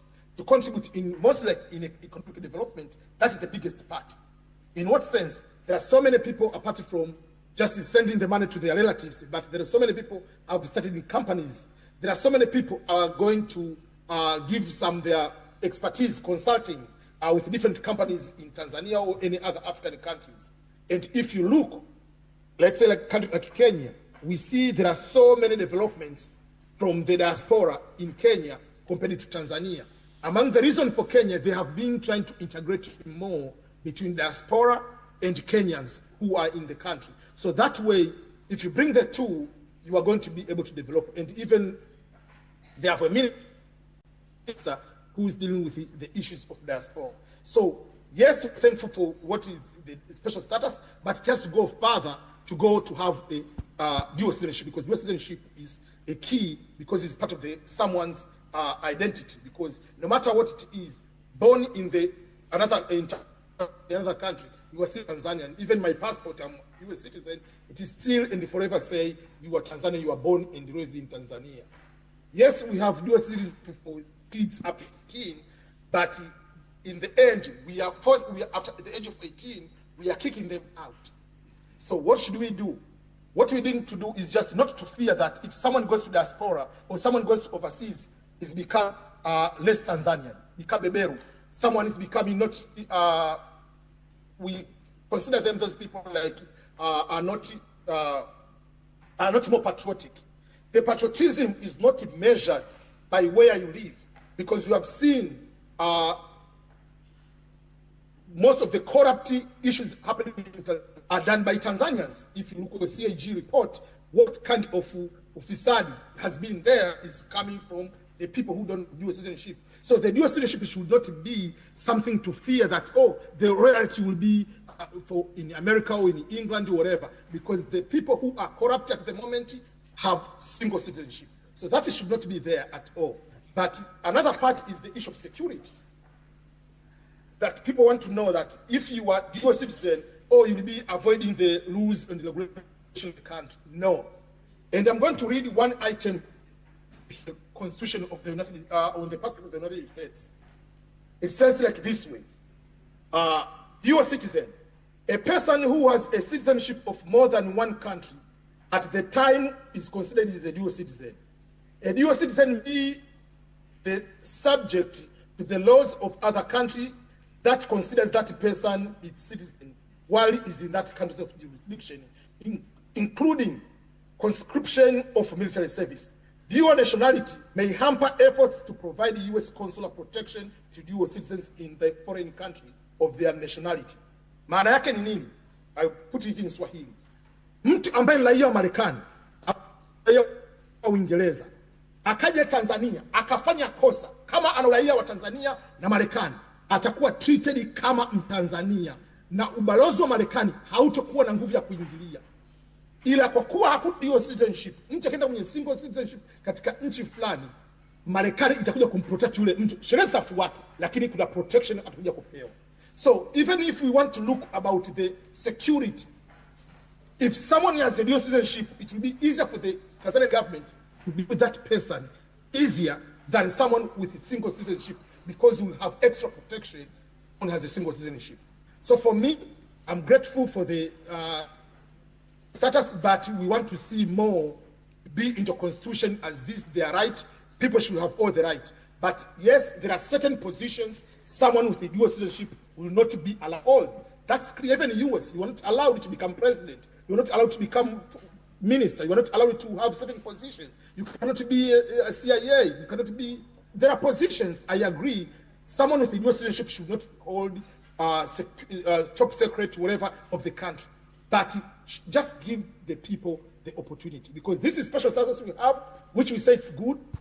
But if I to Tanzania, I will not have opportunity to benefit from everything happening in Kenya or in East Africa. So I'll be still American, but if I come to Tanzania, I will benefit to Tanzania, like owning the land, blah, blah, blah, but I will not be able to get any benefit if someone in Kenya. But a Kenyan who is a US citizen will come to Tanzania, benefit Tanzania more than me who was born in Kigoma to succeed here. So while Tanzania is doing well now, at the moment we see this progress. We want to see more integration and more rules and regulations which are going to allow more diaspora to contribute to the economic development, and more importantly, to support. And this should also go along with the helping young people. Like Professor Tibaijuka was trying to explain, like nowadays there are not many jobs, but there are so many opportunities outside of Tanzania.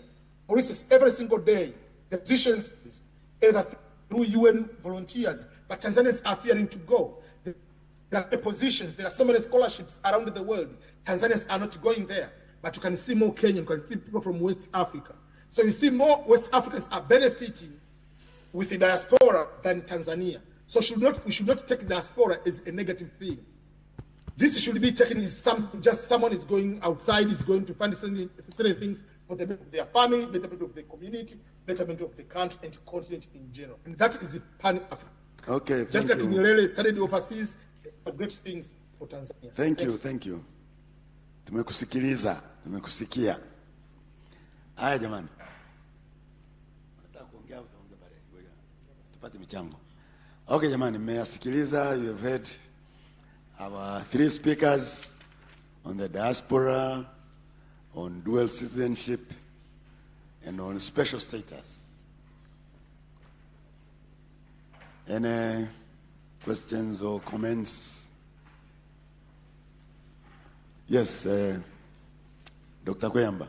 Yes.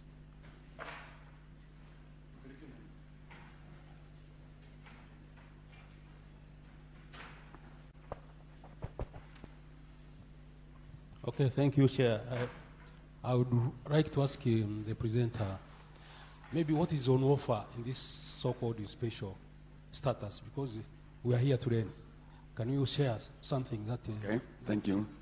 Yes, Martin. Asante, naitwa Martin Mng'ong'o. Ya kwanza nashindwa kuelewa hivi kigugumizi, sijui cha sisi wa Tanzania, sijui ni cha serikali, kuwa na mjadala wa wazi kabisa kuhusu haya mambo mawili, diaspora na dual citizenship. Kigugumizi kinatokea wapi hasa? Hilo la kwanza. La pili, toka jana nimeangalia mjadala huu umeenda vizuri sana, lakini naona kama tunaambiana sisi wenyewe kwa wenyewe. Hivi kwa nini tusifanye utaratibu kwamba katika kiti cha kigoda ikawa kama vile mlivyokuwa kufanya wakati wa Reddit, kiongozi wa Chama cha Mapinduzi yupo hapa, mawaziri nani, ili wasikie haya maoni, michango mizuri, hawa president wanavyo present hivi, tukapata mjadala nao wakasikia moja kwa moja, baada ya kuwa wanahadithiwa, wanaulizia hivi tufanyeje ili kiwezekana, wale kiwezekana mawaziri, wabunge, viongozi wa vyama vya siasa, ikiwezekana chama cha wakasikia live haya mambo yanayozungumzwa hapa. Asante. Yes, please, yes. Kamara. Thank you. With all due respect, I would like to disagree with Mama Tibaijuka that there might be a day that the Tanzanian diaspora will be bringing in more than our economy does. That happens in very rare cases, such as Eritrea, where the diaspora is bigger than the population within the country and where there are limited resources. I'd also like to correct something that Makulilo talked about, that the Nyereres and Nkrumahs went to Europe and elsewhere, came back, and then didn't want to acknowledge the diasporas. They didn't go as diasporas. They went as subjects of empires, and they wanted us to have citizenship so that we can have liberation and so on and so on. So there's a difference between being subjects of empire and being diasporas. And in that context, we can ask ourselves, really, what is the point of us discussing, even taking our time and resources to discuss about Tanzanian diaspora, who are like, what, 1 million? What are they doing out there? They're mostly economic migrants. They went on their own. You cannot have your cake and eat it too. We have bigger fish to fry, please.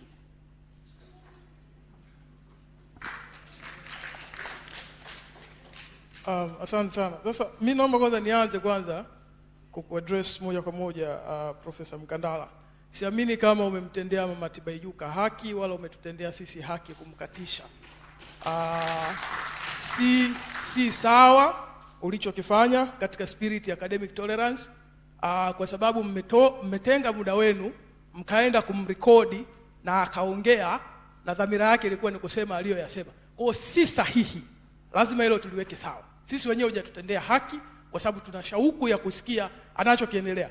Na istoshe, zaidi ya hapo ni kwamba hapa imeeleza kwamba somo unasema wewe ndio umeamua kwamba anatoka nje ya topic. Topic inasema Pan-Africanism keynote challenges and dynamics of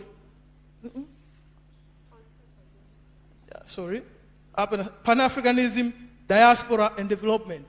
Istoshe ameongelea kwamba mambo yanayotokea nyumbani, diaspora wanaumia kama mtu yeyote. Yeye kuongea DP World ana represent mawazo ya diaspora ambao wanaumia kuhusiana na DP World. Go please, that kind of tendency ya kukat mtu ambaye ukubaliani naye, it's actually not right. That's the first thing. I just wanted to say it on your face. Basi umemaliza muda wako. Hapana, sijamaliza. Sasa tunakuja kwa haya. Asante sana. Hapa yeye sio mtu wa kwanza, wakati anaongea muda wake ukiisha anaambiwa basi maliza. Sawa bwana? Kwa hiyo sio mtu anaongea tu dakika 30 au dakika ngapi. Okay? Kwa hiyo sisi tulikuwa tumempa muda aongee na muda wake umeisha na tumemaliza. Mpaka hapa sasa hivi tumeshazidisha muda. Okay? Sasa hivi tunapaswa kuanza session nyingine, lakini tunaendelea na session hii. Okay? So that was the reason. She was not the only one. Wasemaji wangapi hapo wamekatizwa? Kwa bana muda umeisha maliza. The only thing ni kwamba I couldn't tell her basi maliza kwa sababu it is pre-recorded and she's not here. You know, she's not on Zoom. That's it. Sawa bwana. Sasa shauri yako hiyo. Okay, karibu. Asante. Kwanza niwashukuru presenters wote na wale ambao walikuwa wamerekodiwa na walioko mbali kwenye hii mada ambayo kwa kweli ni very critical. Ni kwamba nishukuru kwa mtazamo na sasa hivi jinsi ambavyo hata serikali imekubali rasmi kuanza kujadili na kutambua kwamba ni diaspora. Kuna diaspora ambao ni watoto wetu, ambao ni wazazi wetu na kila kitu. Lakini kuna kitu ambacho nadhani mimi nirudi, ni mjadala wa wazi. Tuache ile ya ubinafsi kwamba ni ya kwangu. Naomba nijaribu kwa watoto wetu hapa. China imefikia hapo ilipofika kwa ajili ya diaspora wao. Waliwatuma kule, wamekwenda, wamerudi na teknolojia ndiyo iliyowawezesha kutoka. Sisi huku kwetu mtu akitoka unamwambia alikwenda yeye mwenyewe kwa kutaka mwenyewe. Jamani, hello, sidhani kama hiyo ni sawa. Ninaomba turudi tuwe na spirit ya maendeleo. Unataka kujua haya, kuna wenzetu walienda kutalii kwenye Titanic huko, washazamia humo ndani, wameishia. Lakini ukitaka kwenda kujua kwamba na sisi tutawezaje kwenda deep sea, lazima watu waende kule wakajilipue ili waweze kuaminika kupata ile technology, kuna hicho kitu. Kwa hiyo ningeomba tunapojadili hiki kitu, I'm a mother and a grandmother. Kwa hiyo mtoto wangu akienda kule kuniambia alijitakia kwenda kule, wakati hapa nina mwingine anahangaika mtaani hana ajira tangu Januari mpaka Januari, nadhani hicho hatujitendei haki. Tuende tujue kwamba sisi wote ni Watanzania, sisi wote tunahitaji kuishi, na kama tunahitaji kuishi tunategemeana. Je, kwa wenzetu ambao wamepata fursa nje, tunawezaje kuendelea kuwa nao na tukasaidiana katika maendeleo ya nchi kwa lengo la maendeleo endelevu? Hiyo itatusaidia. Lakini ya kusema kwa kuwa walienda nje walijitakia, nadhani kidogo kunakuwa na kaubinafsi. Kwa hiyo Mheshimiwa Mwenyekiti, naomba niishi hapo, lakini nadhani kitu kinahitaji mjadala wa wazi, tuendelee kufikiria kwa pamoja tuweze kwenda mbele. Asante. Okay, karibu. ACT Wazalendo.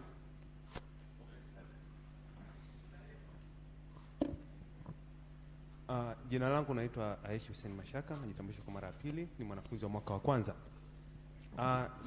Naomba kwa ufupi. Ndio, napenda kutoa comment kuhusu hoja ya diaspora katika aspect 4 kwa haraka. Ya kwanza ni kuhusu athari za uraia pacha. Kwanza tunapozungumzia hata uraia pacha, kwanza tuangalie sera zetu zikoje. Tukipita katika Investment Act, katika Land Act na Mining Act, tutaona kama sera zetu zina mapungufu makubwa sana, ikiwemo katika umilikishaji wa ardhi na vitu kama madini. Kwa sababu unapomchukua mtu kutoka from nowhere ukampa haki za raia wako hapa, na raia wako hawana mtaji, ukumbuke, na yule ana raia pacha, maana yake unazihamisha haki kutoka kwa wazao unapeleka kwa wageni. Hiyo ni sehemu ya kwanza. Sehemu ya pili, kuna kitu kinaitwa sleeper agent. Katika watu ulimwengu wa intelligence hilo wanazungumza sana. Sleeper agent ni wale mawakala ambao wanapandikizwa. Yaani mtu anakuja nchini kwako, anachukua uraia au anataka na uraia pacha, lakini unampa haki zote, anataka katika sera za madini, akaingia akagombea katika nafasi za uongozi. Huyu hutumika kuanzia miaka 20 mpaka 30 mbele. Je, maendeleo ya taifa letu kwa miaka ijayo tunaweka katika mikono ya nani? Ikiwa haki zetu za msingi tunaweza tukashia na raia. Katika sehemu ya pili ni kuhusu Marekani. Marekani sio kipimo cha ustaarabu. Tunapotaka kuangalia ustaarabu ni zao la mfumo wetu sisi ya maisha. Sisi ndio tuna haki kudetermine kipi tunataka na kwa wakati gani. Na sio kuangalia Marekani. Swala la 4 ni kuhusu masuala ya China na technology. Unaposema China na technology, kuanzia miaka 70 wenzetu wenyewe walikuwa na mipango ya muda mrefu ya kutaka kuwachukua watoto wao waenda kwa train under sponsor of government, na anaenda anajua agenda yake. Lakini sisi wetu tunawatuma au wanaenda kusoma kwa minajili ipi? Sidhani kama kwamba sera za migration zinamnyima mtu raia kwamba umeenda Marekani, umekaa na uraia, umechukua uraia Marekani. Unaporudi kukokaa na uraia wa kwanza, unapewa uraia wa awali. Mimi nachojua ni hicho. Je, hao wa kwetu wako tayari kuleta teknolojia kuitumia hapa ama wako tayari kubaki huko? Na je, tunapapa uraia pacha, je, ni kwa maslahi ya nani? Hilo. Asante. Okay, this way. Yampe Dr. Kamata.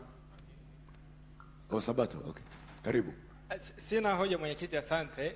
Sitaki kuingia kwenye mjadala kwa sababu nyingi zimeshazungumzwa, lakini ilikuwa ni hoja ambayo ameibua Masemakafu, nadhani ni nzuri, lakini nadhani kwa taarifa ambazo nazifahamu ni kwamba China, pamoja na kwamba ilituma watu kwenda kujifunza katika nchi za magharibi na kadhalika, lakini haina mpaka sasa hivi haina dual citizenship. Kwa hiyo nadhani tuzungumzie hoja hiyo ya kwanza ya dual citizenship na ina maana gani, kwa maana ya kwamba haki gani ambazo anapewa. Kwa hiyo mtu anaweza akawa na uraia wa Marekani kwa mfano. Tunapompa uraia kamili sawa na mtu ambaye yuko Tanzania, maana yake ina implications zipi? Anaweza kuja akawa na haki sawa, yani ni raia wa Marekani wakati huo akaja kugombea urais Tanzania, ama tutaweka restrictions katika masuala fulani? Kama tutaweka, kwa sababu nilisikiliza hata hoja za Profesa Kitila Mkumbo, mwisho wa siku anapohitimisha anasema kama ni hivyo basi tuwape uraia, lakini kama tuna restrictions tuwawekee restrictions katika baadhi ya maeneo. Kwa mfano, asije kugombea cheo cha kisiasa kama uraia, asishike nafasi katika vyombo vya usalama na kadhalika. Ukishafanya hivyo, huo sio uraia pacha. Maana yake ni kwamba umempa hadhi fulani na umemnyima haki fulani. Kwa hiyo kama tunazungumza habari za kutoa uraia pacha, kwa sababu hata wanaounga hoja hizo za uraia pacha bado wanazungumza, kama Profesa Mkumbo, wanazungumza juu ya habari ya kuweka restrictions. Ukishaweka restrictions tayari umesha limit huo uraia pacha. Na nadhani kwamba kama wenyewe wanakuwa na doubts, basi tuziangalie hizo doubts zenyewe na tufikie mwafaka. Kwa hiyo nilitaka kuchangia hapo kwa ufupi. Asante. Asante. Okay, nitarudi kwa Dr. Au nataka kwanza? Okay, anza. 3 minutes please. Asante Profesa, mwenyekiti wa hii panel. Labda kwa kifupi mimi ningesema, kwa sababu tangu mwanzo ameongea Profesa Tibaijuka, alafu akaja kuongea na yule mwakilishi kutoka diaspora Marekani, akiwa anasema kwamba hii hadhi maalum ambayo itakayotolewa ina maana haitakuwa ndani ya katiba. Lakini nipende kusema kwamba zipo taratibu nyingi ambazo zinaweza zikabainisha masuala ya uraia katika nchi. Utaratibu wa kwanza, nchi inaweza ikabainisha uraia kwa kupitia katiba, ukainishwa ndani ya katiba na taratibu zote zikae kwenye katiba. Lakini pia upo taratibu wa pili ambao unaweza kubainisha katika katiba, lakini pia ikatungwa sheria na kanuni ambazo zinasimamia ile sheria ya masuala ya uraia. Na pia na ya tatu ni kwamba nchi pia inaweza ikaelezea, kwa mfano Jamhuri ya Muungano wa Tanzania imeelezea tu kwa ujumla wake katika katiba, lakini ikatoa mwanya au nafasi kwa sheria ya uraia kutungwa pamoja na kanuni ambayo ndio itoka inatoa tafsiri ya nani ambaye ni raia. Kwa hiyo tukiangalia msingi wa sheria yetu sasa ya uraia ambayo ilitengenezwa, ina maana sisi ni sheria, katiba ilitoa mamlaka au ilitoa nafasi kwa mamlaka kutunga sheria ambazo zinasimamia swala la uraia. Tukiangalia kabla ya uhuru kulikuwa na mijadala mingi, na kama ulivyoeleza hapa kulikuwa na wakati ule Zuberi Mtemvu na Mwalimu Nyerere ambao walikuwa wanasema siku ya uhuru nani anakuwa raia. Kulikuwa mjadala mwingi mpaka nadhani Zuberi Mtemvu naye aliondoka kwenye chama akaenda kuanzisha chama chake kwa sababu kulikuwa na mjadala kwamba mtu mweusi ndio awe raia, na huko wanasema hapana, ni yule mtu ambaye amezaliwa Tanganyika na mmoja mzazi wake ni Tanganyika lakini atokane na makoloni ya Mwingereza. Na pia sasa katika msingi huo pia mtu ambaye wakasema tusiwe na mtu ambaye ana uraia wa aina mbili kama Dr. Mubanga alivyosema, kwa sababu ya undivided loyalties, ambayo msingi huo mpaka sasa hivi bado hakuna hoja ambayo imeweza kuiondoa hiyo ya undivided loyalties, kwa sababu vipo viapo ambavyo mtu anakula wakati anapata uraia wa nchi nyingine. Sasa una kiapo cha kwako na pia kuna kiapo cha ile nchi nyingine, japokuwa yule msemaji wa diaspora hapa alikuwa anaeleza, anasoma kwenye katibu kwenye ile passport ilivyoandikwa, lakini sasa ukienda kusoma kile kiapo chenyewe cha Marekani na ukisoma kiapo chetu utaona ni utii kwa sehemu mbili ambazo ni tofauti. Kwa zipo pia changamoto nyingi ambazo zinapelekea pia serikali kuweza kuona kwamba tuanze kwanza na swala la hadhi maalum. Hatua kwa hatua tutaweza kufikia huko ambako watu wanataka kuwa na hiyo dual citizenship. Lakini kwa sasa hivi serikali imesema kwamba tuwe na hadhi maalum ambayo itakuwa inawapa haki, baadhi ya haki ambazo walikuwa wanazikosa, kuweza kuingia freely hapa ndani ya Jamhuri ya Muungano wa Tanzania, kuweza kumiliki mali, wengine walikuwa hawezi kufanya urithi, wengine walikuwa hawezi kusajili hata kufungua akaunti, uwezi kuasili, uwezi kumiliki ardhi. Lakini yote hayo kwenye hadhi maalum kuna mambo 10 ambayo yameainishwa, ambayo ndio yatakuwa serikali imeanza nayo, na nadhani pioneers ni Wizara ya Mambo ya Nchi za Nje na Ushirikiano wa Afrika Mashariki ndio wana advertise hiyo. Na kwa sasa hivi kuna mfumo tayari ambao ushazinduliwa wa kuregister diaspora wote walioko nje ya nchi. Kwa hiyo ina maana ule diaspora ataregister kwenye mfumo, nadhani ukinaingia kwenye tovuti ya mambo ya nje, ukienda kule utakuta na mfumo ambao unaregister wale diaspora kwamba yuko wapi, anafanya nini na ana status gani. Sasa baadaye mfumo utaanza kuchambua kwamba nani ambaye, kwa sababu sasa hivi tupo kwenye harakati za sera kukamilika na baadaye kutengenezwa sheria ambayo itakuwa inasimamia masuala ya diaspora, na hiyo sheria itakuwa chini ya idara ya uhamiaji. Asante Profesa. Asante sana Msele. Dr. malizia dakika 3. Nashukuru senior wangu ameongezea kwa kiasi kikubwa kwenye jibu la kwanza ambalo nataka kulijibu kwa Dr. Kweyamba, ambapo alikuwa anazungumzia offers zipi ambazo zitatolewa kwa hao diaspora. Nashukuru kama amegusia zipo items kama 10 ambazo zimetolewa kama offer. Lakini la pili, I just want to note one notion ambayo imezungumzwa pia na Ernest Makulilo amegusia, lakini pia amegusia kiasi fulani Dr. Pare, I'm sorry, jina lake natamani sana nalikumbuka lakini limenipita kidogo. Samakaf, yes, I remember the name. Ni notion kwamba aliyeenda nje amejitakia mwenyewe. Hiyo notion kwa kweli sitaki niipokee kwamba ndio notion tulionayo. Ndio maana hadi sasa kwa mfano ukiingia kwenye swala la maombi ya passports, if one wants to apply for a passport to go outside, idara sasa zimeboresha na kuondoa baadhi ya masharti yale kidogo yanayokwamisha watu. Leta barua ya mwaliko, leta hiki, leta kile. Inajaribu kuondoa hizo notion in order to facilitate Tanzanians go outside. You just prove that you are a Tanzanian citizen, then you are given a passport. So to facilitate you to go outside the United Republic of Tanzania. That's one.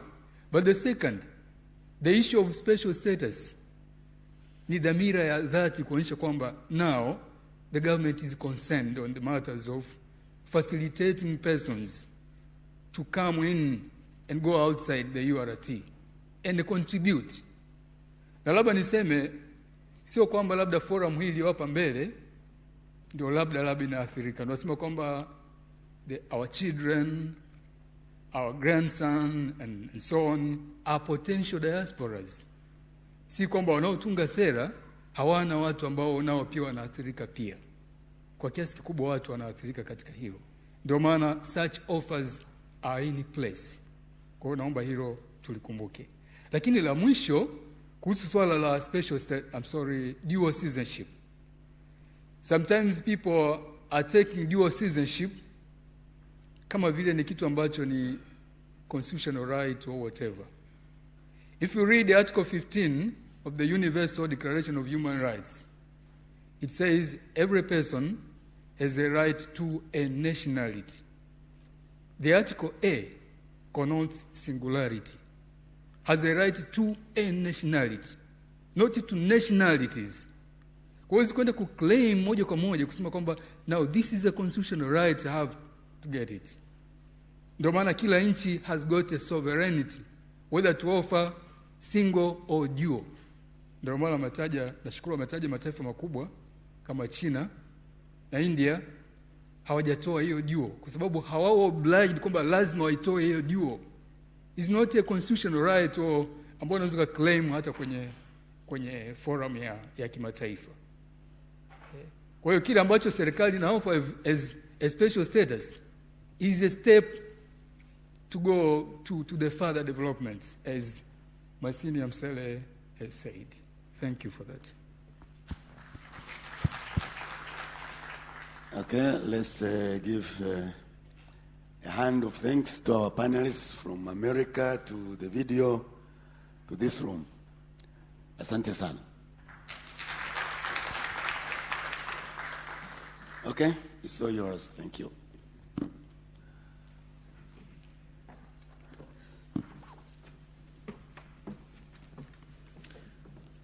Thank you, Mr. Chair, Professor Rekaza Mkandala, and our discussant. And as usual, we are going to pasha for them. Na tutapiga 321, si ndio? Pasha, choma. Thank you very much. Our present item in the program is a keynote address on national development and climate change, challenging the present and learning from the past, to be delivered by Professor Pius Yanda, and the session will be chaired by Professor Christine No.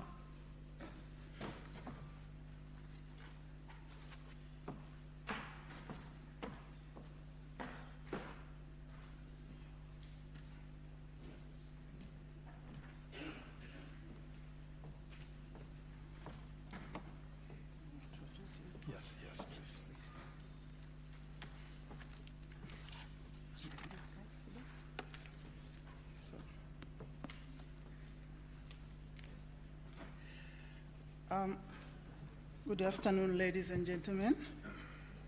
Welcome to this very last session. I hope you will stay awake for you to finish with energy. My name is Christine Noy. I'm also principal of College of Social Sciences. Our keynote speaker this evening is Professor Pius Yanda of the Institute of Resource Assessment of the University of Dar es Salaam. He will speak about national development and climate change, challenging the present and learning from the past.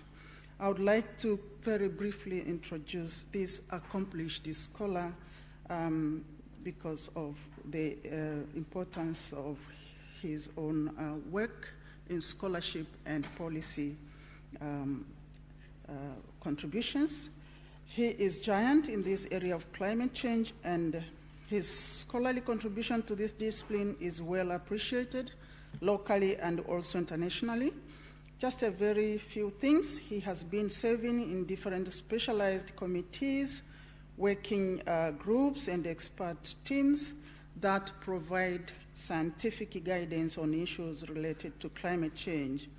and is currently Vice Chairperson of Intergovernmental Panel on Climate Change, Working Group 2. Within the university, he provided leadership to the establishment of Center of Climate Change Studies at the Institute of Resource Assessment, which is currently offering masters in climate change and sustainable development. And in 2010, Professor Yanda became the first chairholder of Mwalimu Julius Nyerere Professorial Chair in Environment and Climate Change of this university. So without overdoing, I thought this was important. Now I invite Professor Yanda to provide the keynote speech.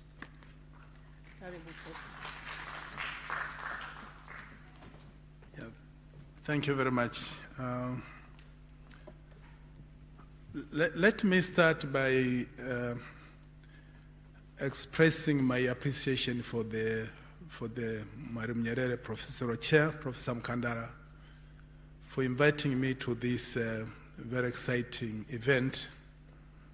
And I thought, for me, this is really a great honor to make a presentation on this topic. Before I start my topic, let me just say something about the relevance of this topic in this kind of a forum.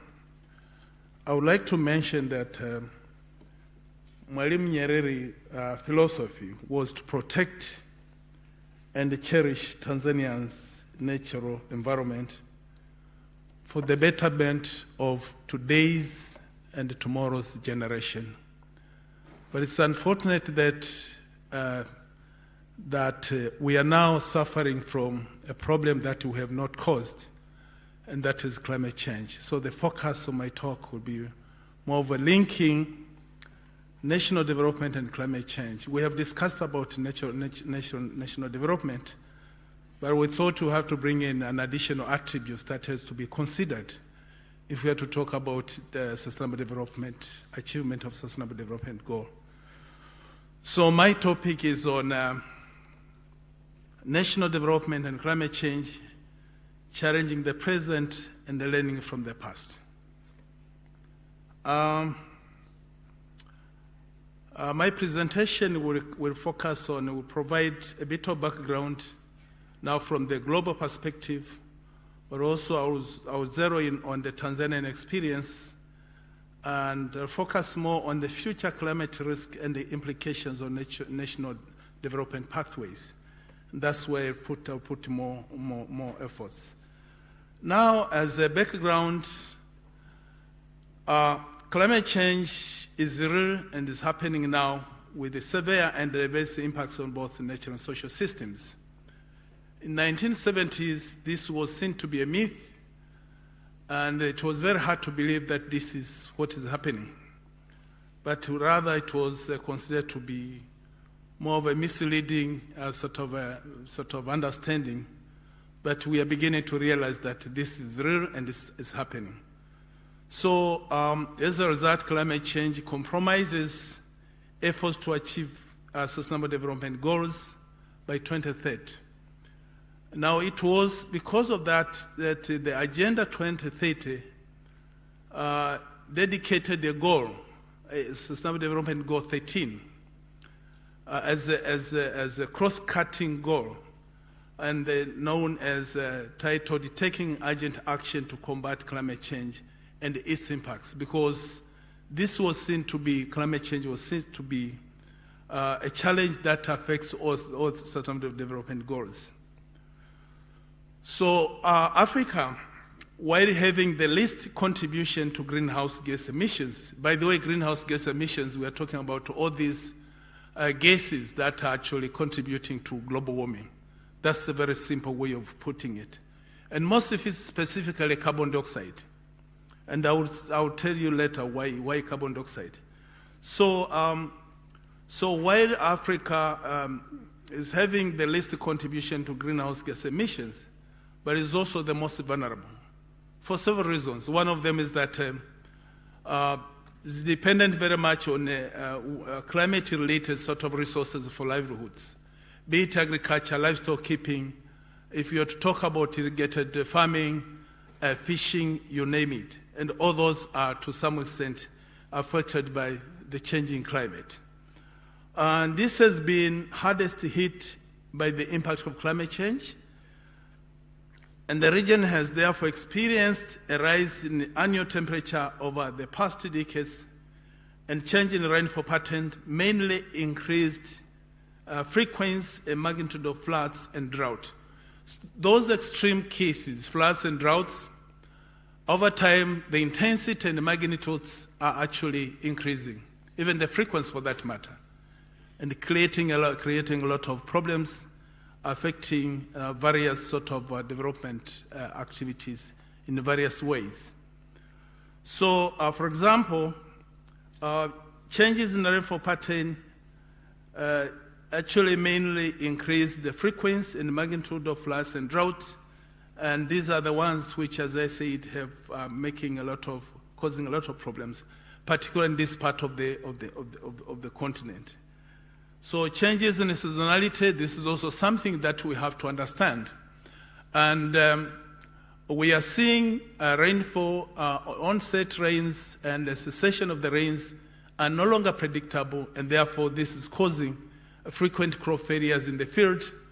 And actually farmers are a bit frustrated because it's very difficult for them to tell when they have to put seeds on the ground, and sometimes they use more of a trial and error, hence experiencing more frequent crop failures in the field. You may not see the diagram, but what I'm trying to share with you is that over time, the amount of emission of these polluted gases, we call them greenhouse gases, the rate of emissions is actually keeps on increasing over time. What does that tell us? Is that much as there are several efforts on the ground to reduce the production of these gases, still the rate of accumulation is becoming much higher. And proportionally, this is also increasing, causing the increase in temperature. And this is the temperature increase that is actually causing alteration of the climate systems, now getting those extreme events, severe droughts, floods, and increase in intensity of those extremes. And of course, we can see that much of these gases are being sort of contributed by mainly carbon dioxide from two major sources. A major one is carbon dioxide from the fossil fuel, and much of this is actually being contributed by the developed countries. And these are the culprits. They are the ones who have caused the problem that we are facing today. And as to substantial amount of also gases are coming from deforestation and forest degradation. Again, this is happening in the tropics. But it's not the communities in the tropical areas who are causing this problem. Basically, if you take an example of Brazil, the Amazon forest, it's not the Brazilians who are actually clearing the forest. It's the developed nations who are creating ranches for export of beef in Europe or wherever. So they are the ones who are creating a problem. Likewise, if you go to Indonesia, there is an extensive logging of timber, logging of timber. And again, this is for commercial purpose.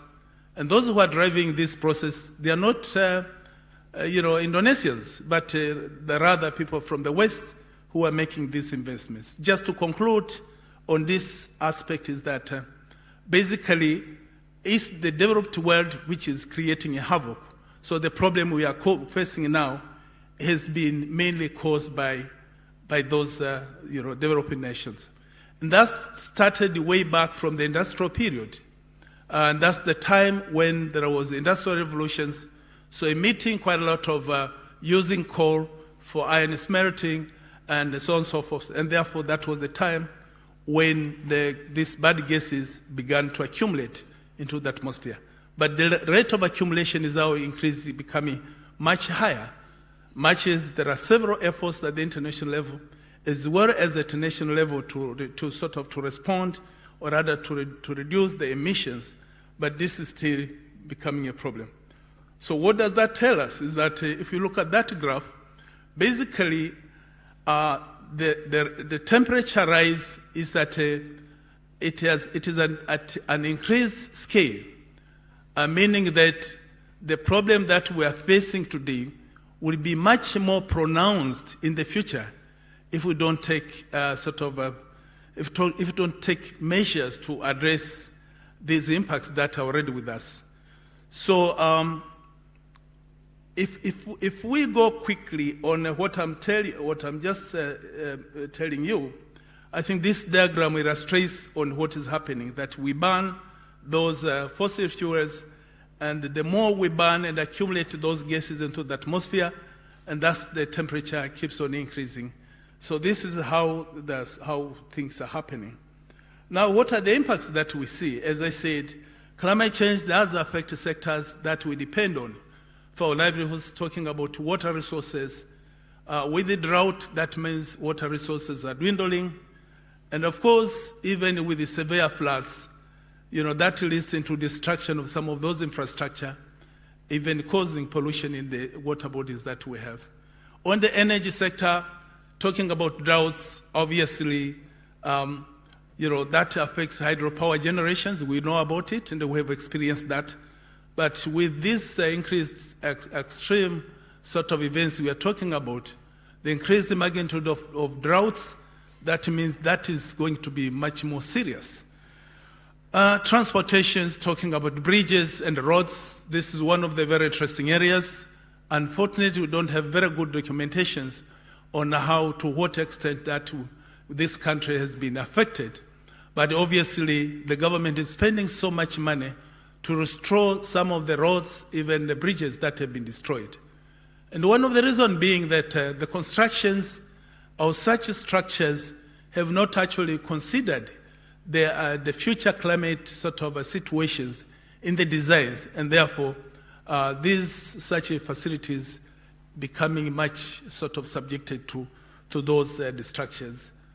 Wildlife sector as well, we have very nice, interesting photos seeing hippos being confined in a mud because there is no water, and eventually they end up dying anyway. So on the agricultural sector, this is an area where we are beginning to experience a very serious crisis. As I said, the rainfall seasonalities are no longer predictable, so making smallholder farmers in a very difficult situation.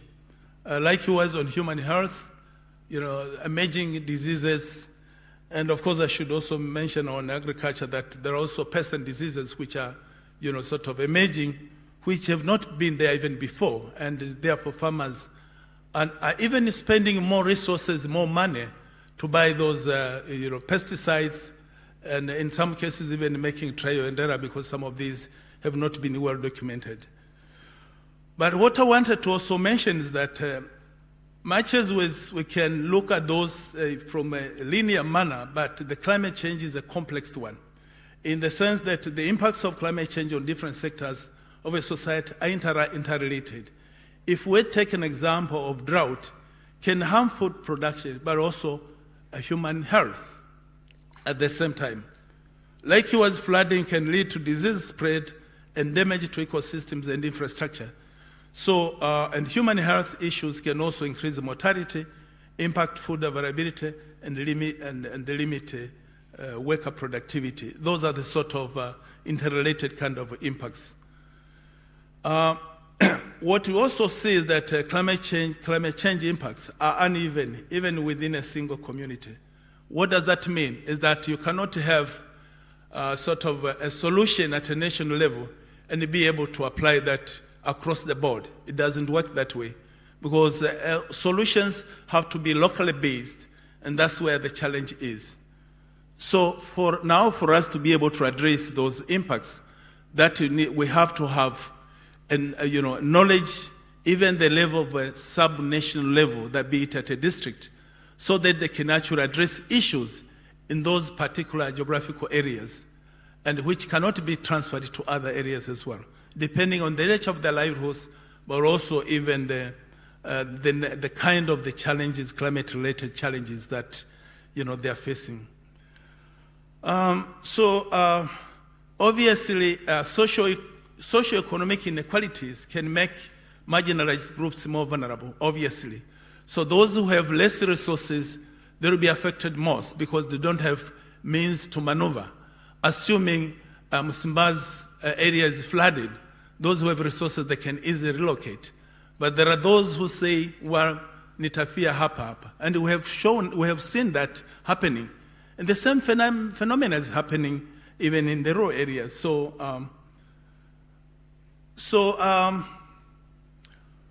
What is also very interesting to note is that over time, a number of sort of reported disasters have increased due to those the effects of these extreme events. So, for example, in the early 90s, it was almost close to zero. Now it's getting to almost 500 number of disasters. That is globally. But what is also interesting to note is that it's not just the number of disasters that we are seeing, but also that can be translated in terms of what is the economic loss that we are encountering as a result of the climate change impacts.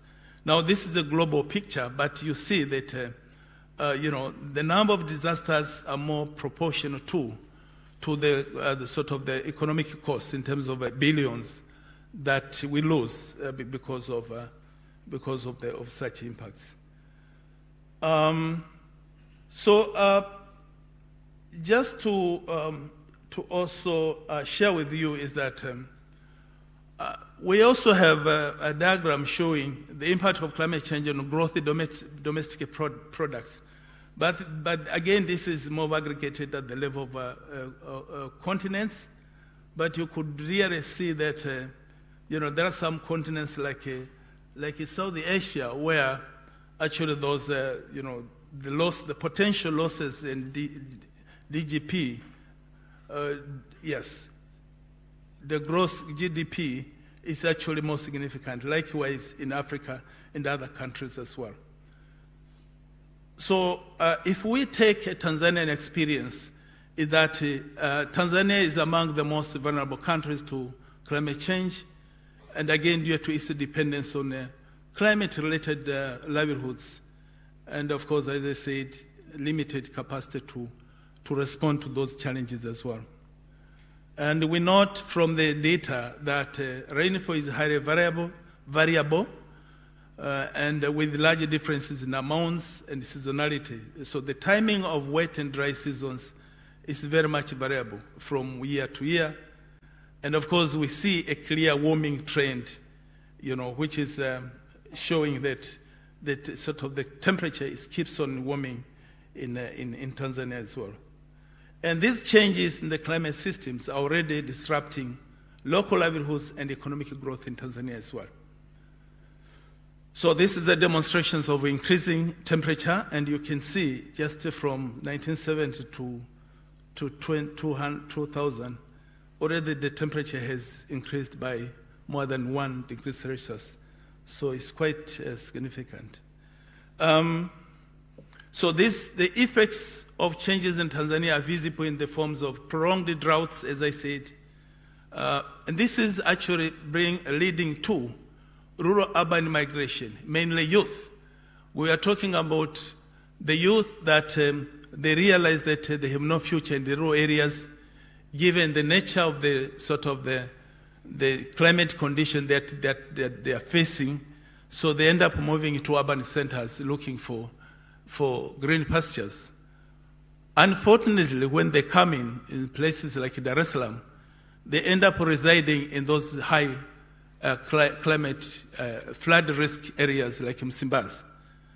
So when we experience heavy rains, they are among those who are most affected as well, running away from the problem and meeting the problem in the destination area.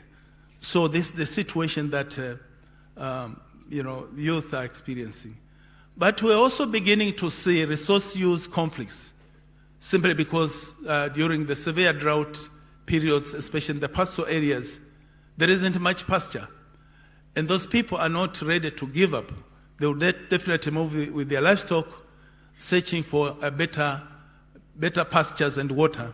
And this has actually led into conflicts between livestock keepers and smallholder farmers. And this is increasingly becoming a problem. And we see dwindling water resources. And this is interesting because if you look at the 5-year development plan, they are talking about advocating for, sort of scaling up irrigated farming. But has there been any consideration of the variability of water during those extreme cases? I think these are some of the questions, the sort of issues that we need to seriously think about. And of course, talking about floods, as I said, it has actually led to infrastructure sort of destruction, such as bridges, roads. And the rangeland degradation, this was what I was talking about with severe drought. When the rangeland condition becomes a problem. I should also talk about pests and diseases. This is a problem. Sea level rise and ocean warming. This is also creating a problem on the coastal areas. With the ocean warming is that fishermen are really suffering because most of the fishes, they move inwards into the deep waters because the shallow waters are becoming hot. And therefore, with this poor fishing gears, they cannot really, they are unable to get enough catches. And these are some of the things. Animal and pest diseases becoming a problem, and these are the issues that also the farmers are struggling with. Now, if we look at the future, is that overall, the temperature keeps on shooting. And its implications that the magnitude and the frequency of those extremes, floods and droughts will definitely be will also increase as well. And what does that mean is that the situation will get worse and we need to be prepared for that. And there is also a decrease in the mean number of rain days and increase in the rainfall on each rain day.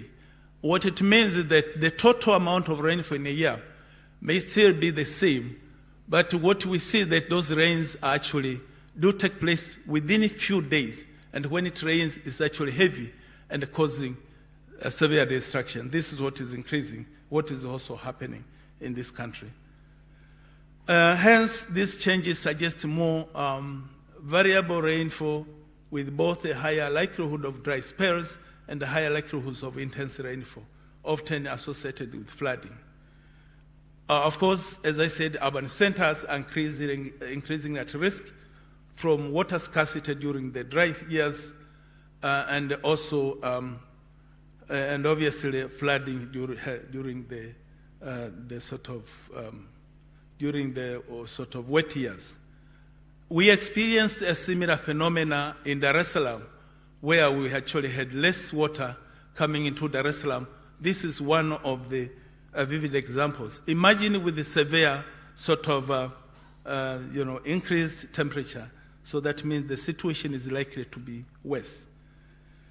And of course, the rural areas who are also highly dependent on rain-fed agriculture are also likely to be affected. Now, talking about climate change in Tanzania's development framework, let me just say a few things that Tanzania economic growth depends heavily on its environmental and natural resources. Meaning what? Meaning that basically the weather or the climate is a key factor in actually determining factor for the economic growth in this country. The country's natural resources have contributed immensely to its economic development and remains the backbone of the planned growth. But Tanzania recognizes that climate variability and change are disrupting local livelihoods and national economic development. It's actually reported in a number of government documents acknowledging that this is a serious challenge. So climate change is regarded as cross-cutting matter in Tanzania macro and sectoral policies. So therefore, I think what I can just say is that, okay, great, yeah. So if you look at the 5 development Plan 1, There was an emphasis of importance of mainstreaming climate change issues in sectoral policies. It also initiated the development of the National Climate Strategy of 2012 and raised awareness of climate change. So this shows how the government was responding to the climate change challenge. In the 5-year development plan 2, integrated climate change actions for adaptation and mitigation. Basically, adaptation and mitigation, there are two response pathways. Adaptation means sort of addressing the challenge, the impacts that are already with us. And mitigation is basically a means to reduce the continued contribution of these polluting gases through various ways. So those are the two pathways that we have to seriously consider. Now in the 5-year development plan 3, so that's the time when the National Climate Change Response Strategy was developed. This is a very comprehensive document. It's of 1920-21. It provides an opportunity of giving higher priority to climate change challenges and the concerns in the National Development Agenda. The strategy aims to integrate climate change concerns into sector policies, plans to promote economic development growth. Now let me just say a few things. Those are the wishes that we have policy documents in place at a national level. But how do we translate those policies to influence actions on the ground? That's the big question mark. I think one of the barriers or challenges is the coordination and aligning climate change targets and the policies. One very vivid example is that we were doing some research in various districts. They said, yes, we recognize that climate change is a problem. But the guidance that we get when it comes to the national budgeting is very rigid. There is no way you can provide a provision for addressing climate change because basically you are told what to budget for. And they usually say the strategic sectors, those are the ones to be considered. And therefore, then there's no room for accommodating that. So unless you are likely to get donor money, that's where you can do something. So this is the situation that we're seeing. But one thing which is also important is the whole issue of inclusiveness, local knowledge consideration. I'm saying that because we people at the national level, be it a ministry or technocrats, we should not go with a recipe. I think we have to sit down with the communities to develop a sort of a joint recipe which is more practical and relevant at a given geographical areas. I can give you an example. We did some work was it in Bleba or in Karagwe districts? They are practicing what we call mulching. And this is locally derived. And it's a way of conserving the moisture in the soil. So this is just an example. In some areas you find farmers are now sort of coming with different parcels of farmlands in different land facets. When they experience severe floods, that means in the valley bottom they will get nothing. But at least in the uplands, because they have enough rains, they will get some harvest. And those are some of the strategic interventions that the communities are actually developing on their own. And the stakeholders have to be engaged to get an understanding what this thing is. Because otherwise, wengine nasema ni laana ya Mwenyezi Mungu, there will be all sorts of excuses. So unless we have really sort of engaged them on this issue. But also poverty plays a part. You find at the time when there are crop failures, they end up going to the forest, make charcoal, and that's actually contributing to the degradation of the ecosystem and contributing to the pollution of also those gases. But some interventions may not be, much as they are locally derived, they may not be environmentally friendly or sustainable. If we take the wetland farming, Vinyungu system in Iringa, they get some harvest, but over time, they're actually destroying sort of the hydrology of those rivers. And these are things that we may wish, again, with engagement with the communities, we may wish to sort of to discourage them. Financing climate change, this is a major problem because the investment that is required is heavy. If you are to talk about climate proofing the bridges, that means even the level of that bridge has to be raised to accommodate the anticipated sort of rainfall. Who is to pay for that? Maybe the cost will be 3 times, the cost of the business's usual kind of designs. And these are the considerations that I have to make, to think about. Some other issues that I may consider to be more of an opportunity is that through the financing climate change, actually we can leverage those funding to support other development activities as well. Basically, climate change intervention is not isolated from the business, from the development sort of activities. It's an integral part of that. So it's only the way that how smart we are in trying to sort of to accommodate that. But the other thing is the technology transfer. If the promises that have been made by the polluting countries, if that is realized, that means we would now have access to technology. Yes. So who does climate change affect? Everyone will feel the effect of climate change. However, some people are currently more affected than others. Poor countries are less able to adapt. They are also less able to develop.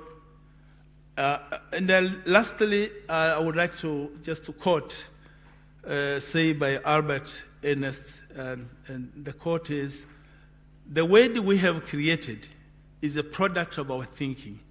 If we want to change the world, we have to change our thinking." The end of quote. Thank you very much.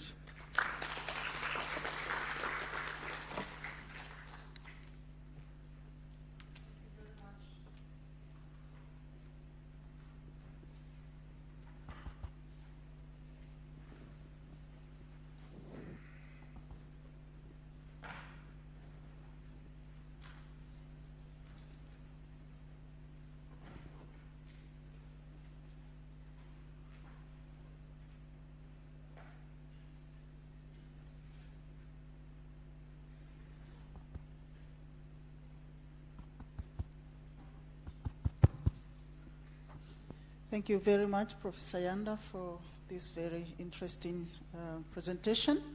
Ladies and gentlemen, let's put our hands together for the presenter. And I welcome comments and questions for Professor Yanda. I see a hand raised at the end of the venue, and then we'll come back to the gentleman here. There are actually 5 in the row, and Professor Sally is the 6th. I think after that we'll determine whether we need to have another round. Yes, please. Thank you for the opportunity. My name is Makubi Athmani. I am a student here at the University of Dar es Salaam, pursuing a degree of adult education and community development. First, I would like to have been thinking on one factor that might be additional to causes of global climatic change, which is the testing of weapons at a mass level. For example, there are several regimes around the world which are engaged in lethal or weapon of mass destruction, whereby they test every time and every year. For example, North Korea, the US, China, Russia, even India. Do you think testing of weapons and also space exploration using rockets which use so much fuel shooting to the sky, does it create an impact to the climate change? However, the US clocks war on terrorism, knocking regimes around the world in Libya, Iraq, and the Israel's action in Gaza, every time there is raiding, shooting, helicopter attacks, does that in total contribute to any climatic change around the world? Thank you. Thank you very much. Could you please be very brief in your question? And I only have a space for one question, please, not two in a row. There's a gentleman in the middle before it comes back to the nearby one.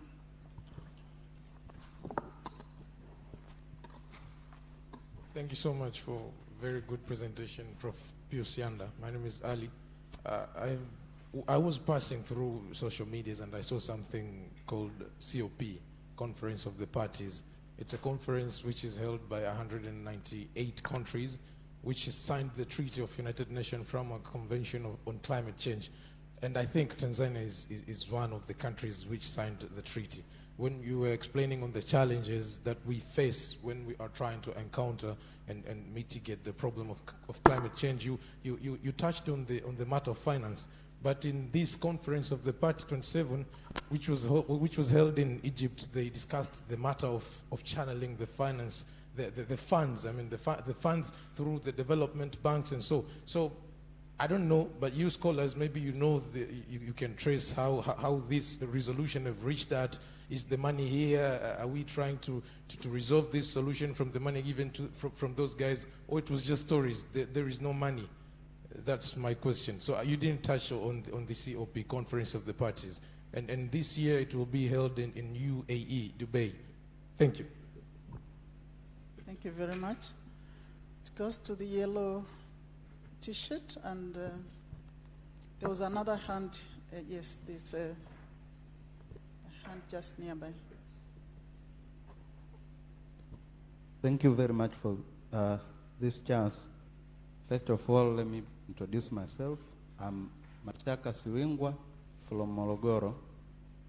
I'm working with NGO known as Somiru Foundation as a founder and a chief executive officer.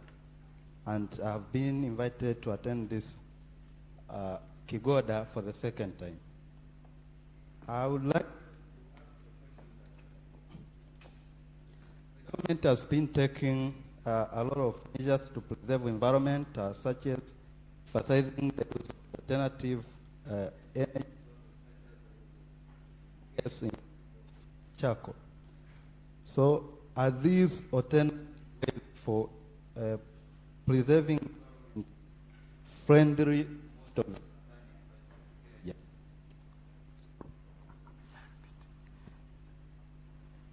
Thank you.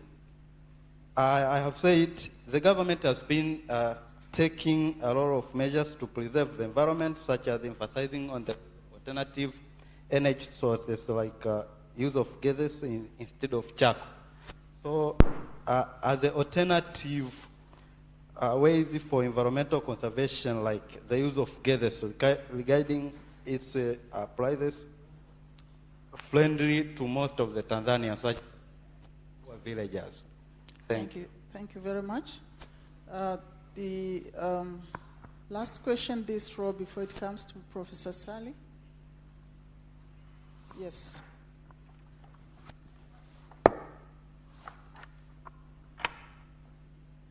Thank you so much for giving me this chance. My name is Beldis Kudia, representing TSNP. We have our discussion panelists made a discussion on the development and climatic change. This is like as a comment. When we talk about climatic change and development, we don't have to keep complaining and lamenting, but we have to stand and work. You said that we are depending on donors in order to solve this problem of climatic change. I think that is not right. What we have to do is, as the government, they have to set aside some of the money in the government budget in order for it to go into the climatic change efforts in order to solve this problem of climatic change. This climatic change is a global aspect. There are so many countries which are facing more problems than the ones which are facing now from climatic change. And they all have their allocated resources in order to solve their problems. So waiting for donors to come and solve the problems we are facing is like a myth to solving this problem of climatic change. But also, when the government says that we should use alternative resources, do they make a follow-up? Do they make channels for those low-income people to use these alternative resources? For example, the mamalishe that we see today, are they able to afford cooking by using these gas cookers? Most of them do not. They end up using charcoal and these woods in order to make fire. We are not solving the problem. But also, we have talked about Pan-Africanism. Africans, we should all stand together in order to solve this problem.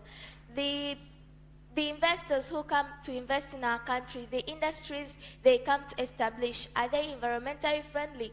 Why do we complain after establishment that they are destroying the environment instead of checking during the establishment, checking if all environmental policies have been conducted properly?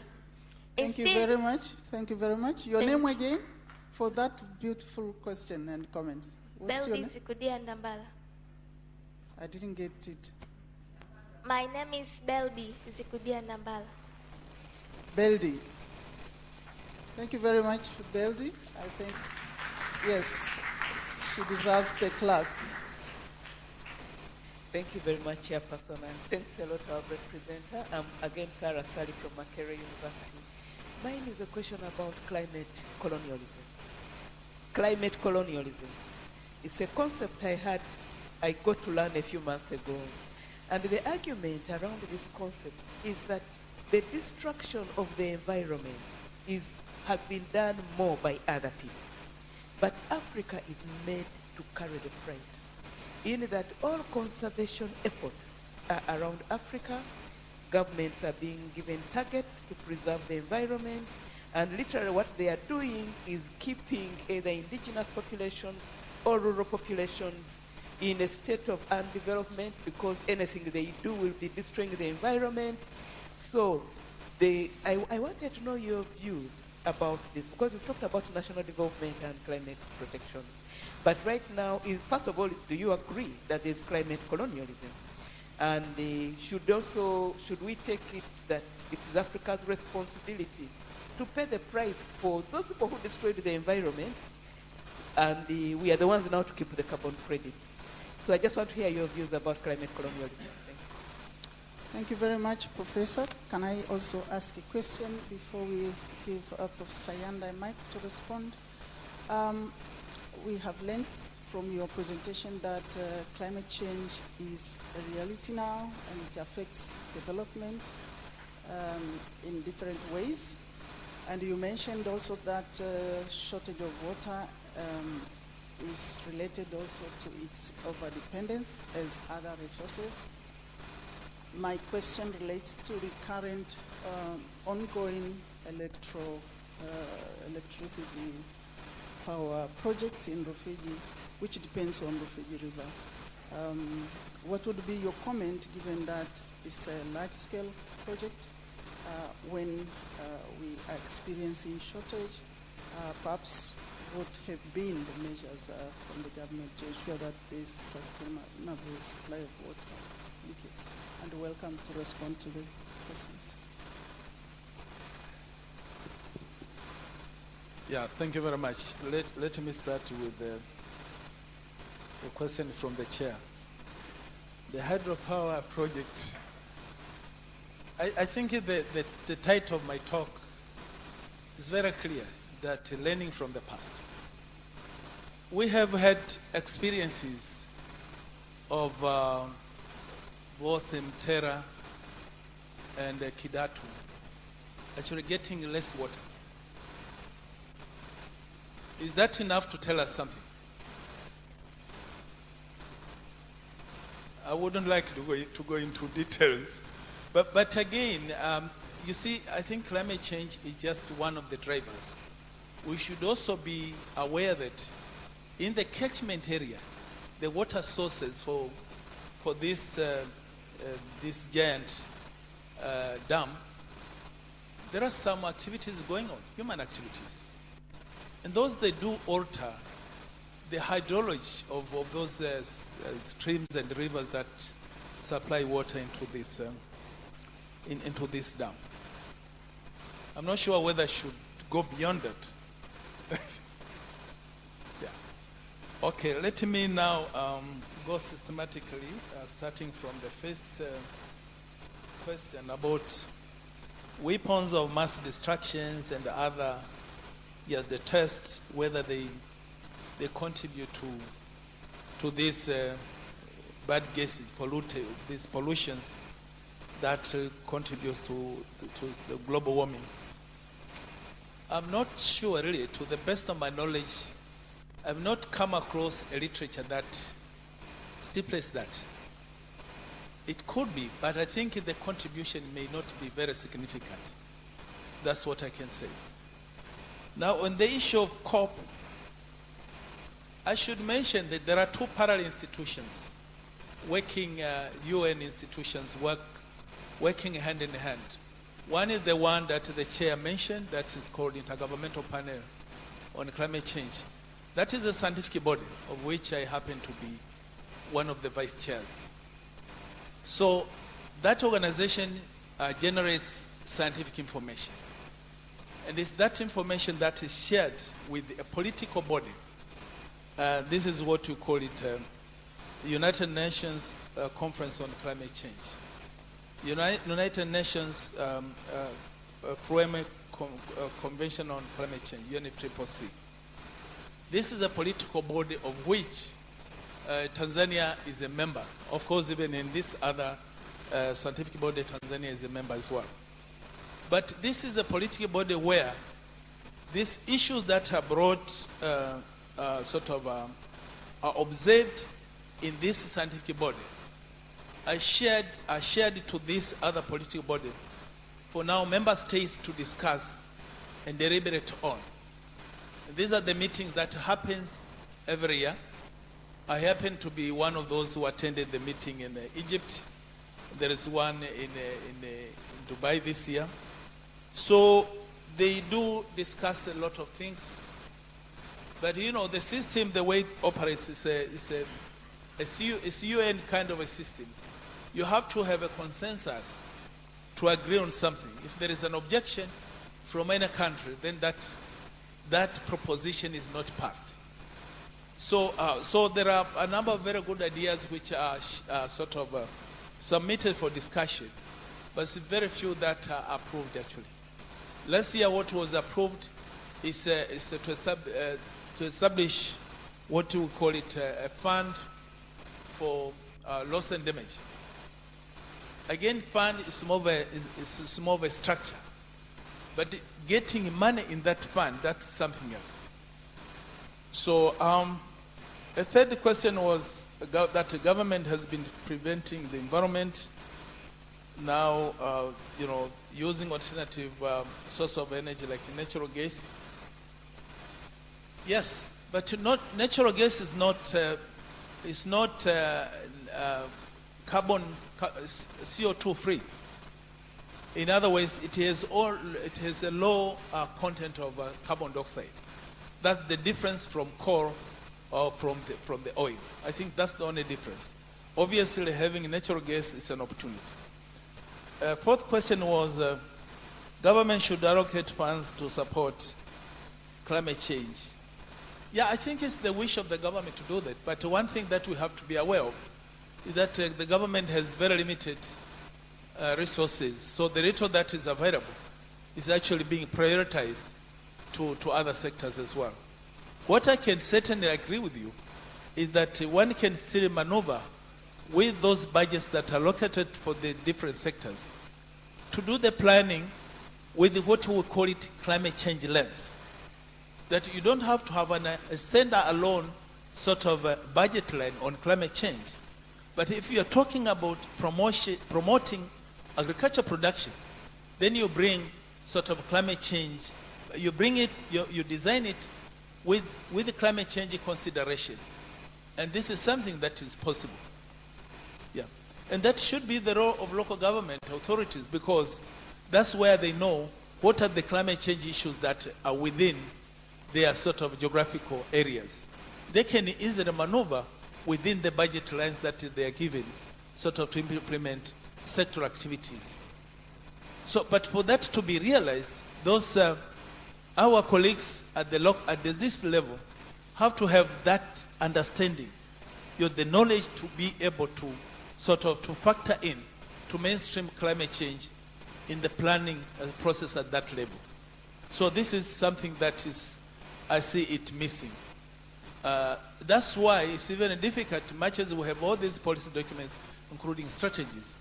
But those have to be translated or interpreted and customized to suit the needs of those specific localities. Thank you very much. I think you have responded to your question. No, I haven't. Yeah, sorry. Yes. Colonialism. Climate colonialism, yes. No, I'm glad that you are bringing up this, because precisely that's what is happening. One is that they are the cause of the problem, and they pledge so much to support us in terms of technology transfer, resources for us to at least to sort of address the impacts that is now with us. But those resources are not being realized. But what is also more interesting, when it comes to reducing emissions, that is now reducing emissions, they do externalize those emission reduction. When talking about carbon credit, it's not for our interest, but it's for their interest. In their carbon budget, when they provide they buy credits in our country. In their carbon budget, they are considered to have reduced the emission in their respective sort of polluting factories or whatever. So you find someone saying, actually my emission level is 0. It's not that they're not emitting. They are emitting, but they've externalized those emissions by buying carbon credit in our countries. And I think it's a very funny way of doing things, because I would have loved them actually changing the technologies of their industries, but what is happening is not the same. It's not the case. It's the opposite. Yeah, so I thank you very much for bringing up this. That's what we call it, climate colonialism. Asante sana, Professor Yanda. I'm looking at the hands, that there's one persistent hand for Reverend. Karibu sana. And this will be our last question. I did not see any other hand raised. So. Yeah, thank you so much, Professor Yanda. Climate change is one of probably the newest areas in human sciences. It's cutting, everybody tries to be an expert on it, in science, in religion, in economics, even in mathematics. Everybody tries to be an expert in this area. And, but I, for one, I would wish to listen to your opinion on this, the relationship between poverty and climate change. Which causes the other. And the mitigations that are applied to that area are very contentious, and in some areas I have gone to East Asia, and some people do really even suggest to depopulate people in order to save the climate. You see, because when you see the more people getting into poverty, the more they destroy environment. And when the climate change also increases, it sinks people into poverty. how does that apply to Tanzania? Because when you go to the and poverty in Tanzania is mostly a rural phenomenon. When you go to the rural communities, the more they are poor, the more they are destroying the environment. Do you have any simplistic, I don't think that we have a clear-cut solution on that, but do you have a simplistic advice that we can take home? Yeah, thank you very much, Reverend. Bishop, sorry. I see a cause and effect relationship. One being that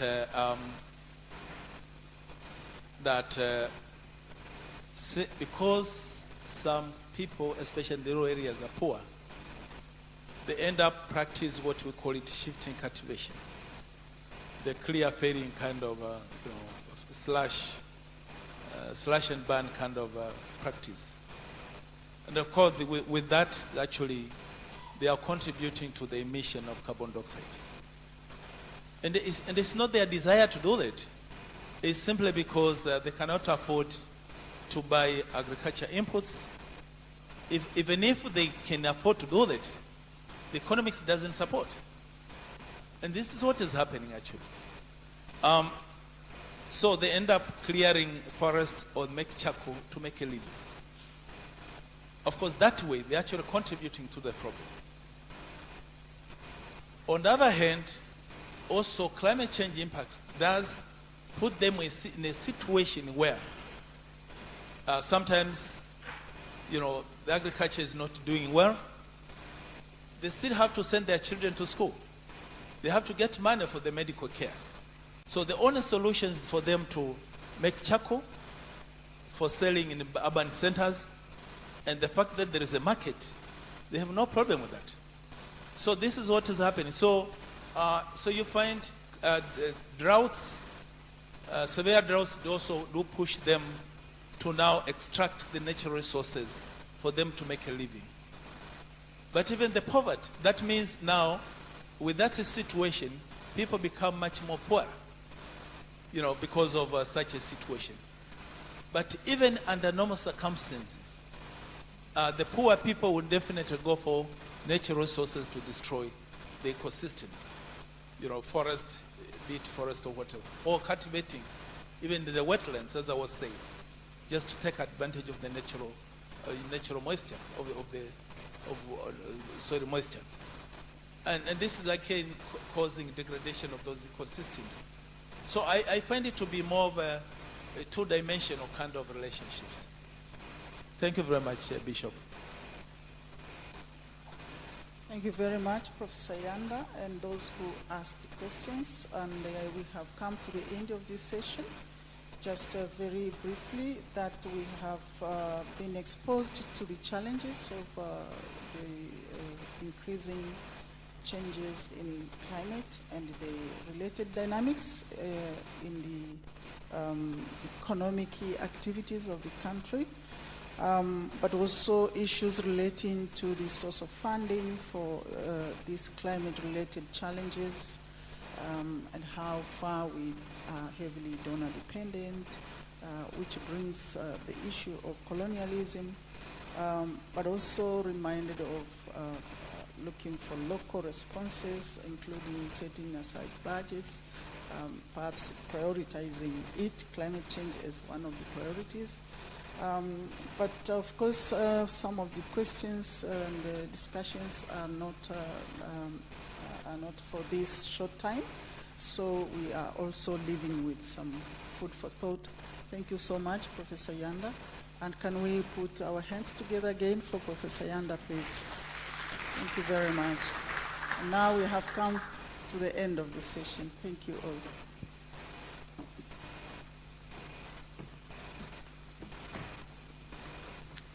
Thank you, Professor Noel. As we are approaching the end of our two-day Mwalimu Nyerere Intellectual Festival, I'd like to invite the chair, Professor Okaza Mkandala, to give a word of thanks and invite the Vice Chancellor for the official closing of the festival.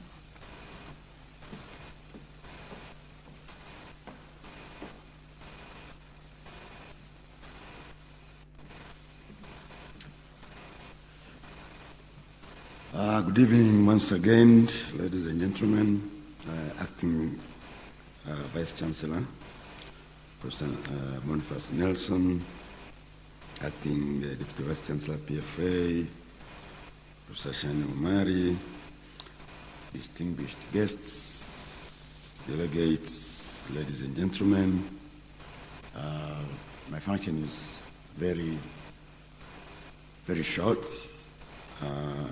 and as the new ceremonies has said, one is to say thank you. An event like this is a result of many efforts and a loss of work that is done by many people. Some are seen here, but others are unseen. Some are here on campus, others are not on campus. But it is a collaborative, collective effort that makes this possible. So I would like to start by thanking the distinguished Nyerere lecturer from Nairobi, our friend, Professor Msambai Tapumanga, for agreeing to grace this year's festival and preparing, I'm sure spending a lot of time preparing a wonderful, excellent lecture that challenged our thinking and gave us a lot of questions as food for thought. Thank you. I want to thank our keynote speakers, Professor Wanyama Masinde, Professor Sarah Sally, for agreeing, accepting the invitation, for making the trip, for making the presentations, and unlike us, locals, sitting through all the presentations. Thank you very much. So I want to thank my colleagues from the department, from the university, and some from outside the university for participating as speakers, as chairs of sessions, as discussants, all those roles. I will not mention each one of us by name. Please accept our sincere thank you as a group. Asante sana. Of course, I want to thank the attendees. This, as they say, kama hakuna wanasemaje, sherehe ni watu. Kwa hiyo kama watu hawapo, hakuna sherehe. Kwa hiyo nawashukuru sana wote ambao mmepiga safari kuja, aidha kutoka hapa Makongo, Kigamboni, waliotoka Mwanza, Nganza, waliotoka Misenyi, waliotoka Geita, waliotoka Kilimanjaro, na kote kule ambapo wote tumetoka na kuja kuhudhuria hapa kuwa na sisi. Asanteni sana, karibu sana. Of course, apart from people, for people to come and for this thing to be possible, you need money, you need means, you need resources. Financial resources are important, so I want to, request Professor Nelson, Acting Vice Chancellor, to please convey our very serious gratitude to the Vice Chancellor, Professor Nangise, who is away, is traveling, and his entire team, you included, for the support that we've extended to the chair. Actually, I was telling somebody, when I was Vice Chancellor, I never gave as much money to the chair as I'm getting from them. And they would say, oh, we don't have money, and whatever, and I would say, there's no money, there's no money, so on and so forth. But so they've been really very generous to the chair, and I thank them very much. Asante sana. We thank our co-organizers, Haki Elimu.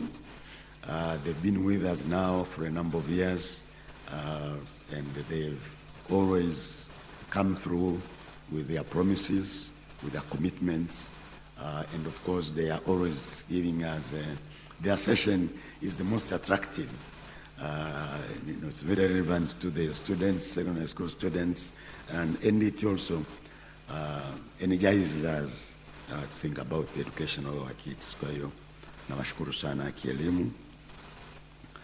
And of course, then we have the bankers, our bankers, CRDB and NMB, and these have been also a consistent supporters of the Kigoda. And it's not only that they throw money at us and then forget about us. No. They come, strong delegations, and they sit through this session. So I'm sure some of these, they will turn them into political scientists because they are there every year. So, of course, last year, if you remember those who were here, like Bishop Bagonza, the theme was about financing, and the lecture was about financing. And I was joking with them that one they enjoyed very much because it was about money. But even this one, about geographicking and all that stuff, but still they enjoyed, they stayed, and we are still with them today until this hour. Nawashukuruni sana, asante sana. Now, behind these walls, behind the curtains, you have the kamati ya maandalizi. Because this thing you couldn't do one person. It takes a team, it takes a village, as they say. The course starts with the department, but goes beyond the department to other colleges in the university. So I want to thank the Kamati, all of it, for their tireless efforts, many hours of working. At times, for example, I think this we did Monday, so basically these people, they were here Saturday, they were here Sunday, putting up all these kinds of things to make sure that when we come here, Monday morning, everything will be in place. Kwa hiyo, nawashukuru sana. Lakini pia nawashukuru na vendors, wale ambao wametulisha chakula, wametunywesha, wameangalia usafi, wameclean up and so on and so forth. Nawashukuru sana wote, pamoja hata kama tunawalipa, lakini wanatupa kitu kizuri ambacho kiko vema, kiko rafiki kwa afya zetu, na kinakuja on time na kadhalika, na wakati wote walikuwa wana smile wakati they are serving us. Kwa hiyo nawashukuru sana. Nawashukuru sana pia watu wa sauti, watu wa mitambo, tunashukuru sana kwa kazi yenu ambayo mmefanya kutuwezesha kuweza kucommunicate. Na baada ya kusema yote hayo, kwa hiyo na naomba kwa yote yule ambaye labda sikumtaja katika makundi hayo, basi anisamehe. Lakini kwa kweli nawashukuruni sana wote kwa niaba ya sisi organizers wote kwa kuja, kwa kutusaidia kufanikisha shughuli hii. Na naomba basi pia niwakaribishe kwa tamasha la 15 la Mwalimu Nyerere hapo mwaka kesho. Tutawaletea mialiko baadaye, lakini tunaomba mtakapopata mialiko basi muweze kuja, tuendelee kushirikiana katika hili. Mwisho kabisa basi naomba nichukue fursa hii kumkaribisha Acting Vice Chancellor. Sasa Acting Vice Chancellor yeye ni professor wa miamba. He is a geologist. So, but he sat through many of our sessions. I hope, I know he has a son in university. Convince him to come to political science.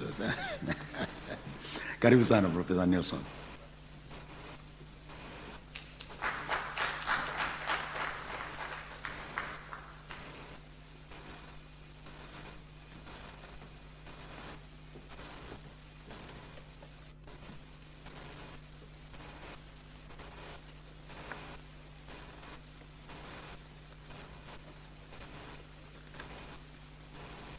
Professor Prokaza Simfo Mkandara Mgoda, of the Mwalimu Nyerere Chair of Pan-African Studies, and the former Vice Chancellor of the University of Dar es Salaam, as you have put it,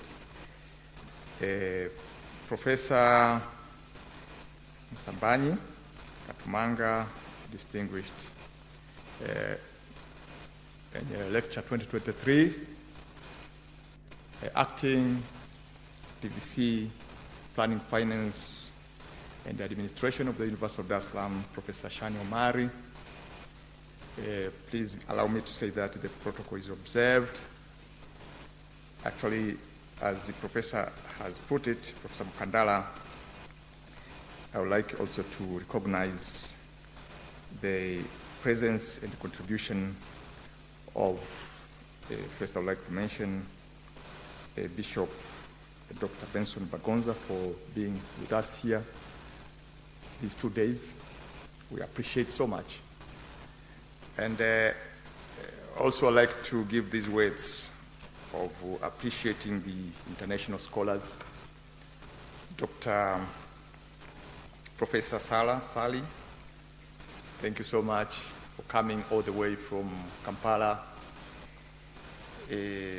Professor Wanyama Masinde, thank you so much for coming here. You know, the history of these universities, Dar es Salaam, Nairobi, and Makerere, these are like twin, they are not like twin universities, because we started together as part of the University of London in 1960s, and we have been cooperating together all these years. Thank you so much. And Professor Mkandala, the university management actually favors this chair because it's branding the university, not only in the country, but internationally. We see the international scholars coming to participate here with us. So it's the vision, and it's within the interest of the Vice Chancellor and the management to continue funding this chair. I would like also to appreciate, as you have said before, the CRDB Bank. Mr. Shirima is there. Thank you so much for coming. Mr. Kalambo, NMB, has been here with us all these 2 days. Thank you so much. They are not only supporting this event, but they are supporting us at the university management in many of the occasions, and they come to attend in any event to the end. Thank you so much. Actually, I would like also to commend the work well done by the chairs of different sessions. It was well done, but also the keynote speakers. Professor Alexander Makulilo is there. Thank you so much. Professor Adebayo, did he come? No, I think. I did not come. Professor Anatabajuka was online. Professor Yanda, thank you so much.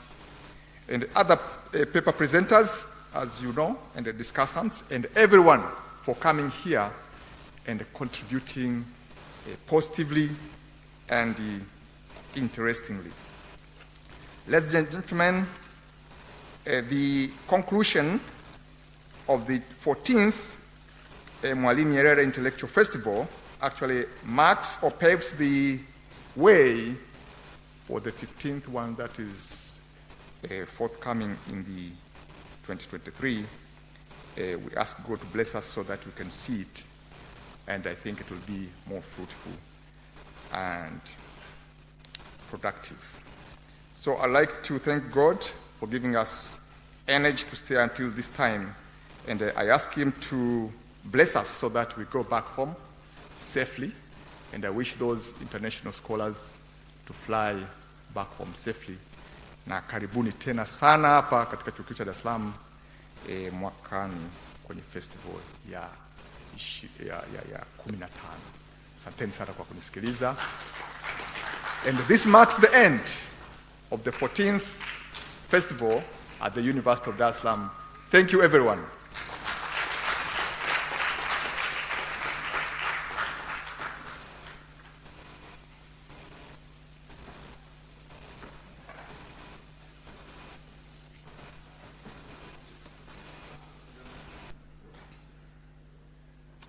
My last announcement as the Dean of Ceremony goes exclusively to our distinguished guests, those who were invited to attend a Pan-African night dinner and dance.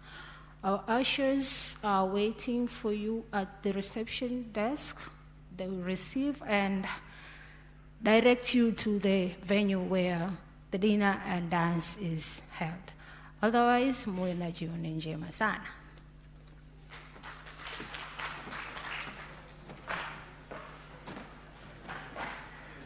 Mimi nikiwa mkuu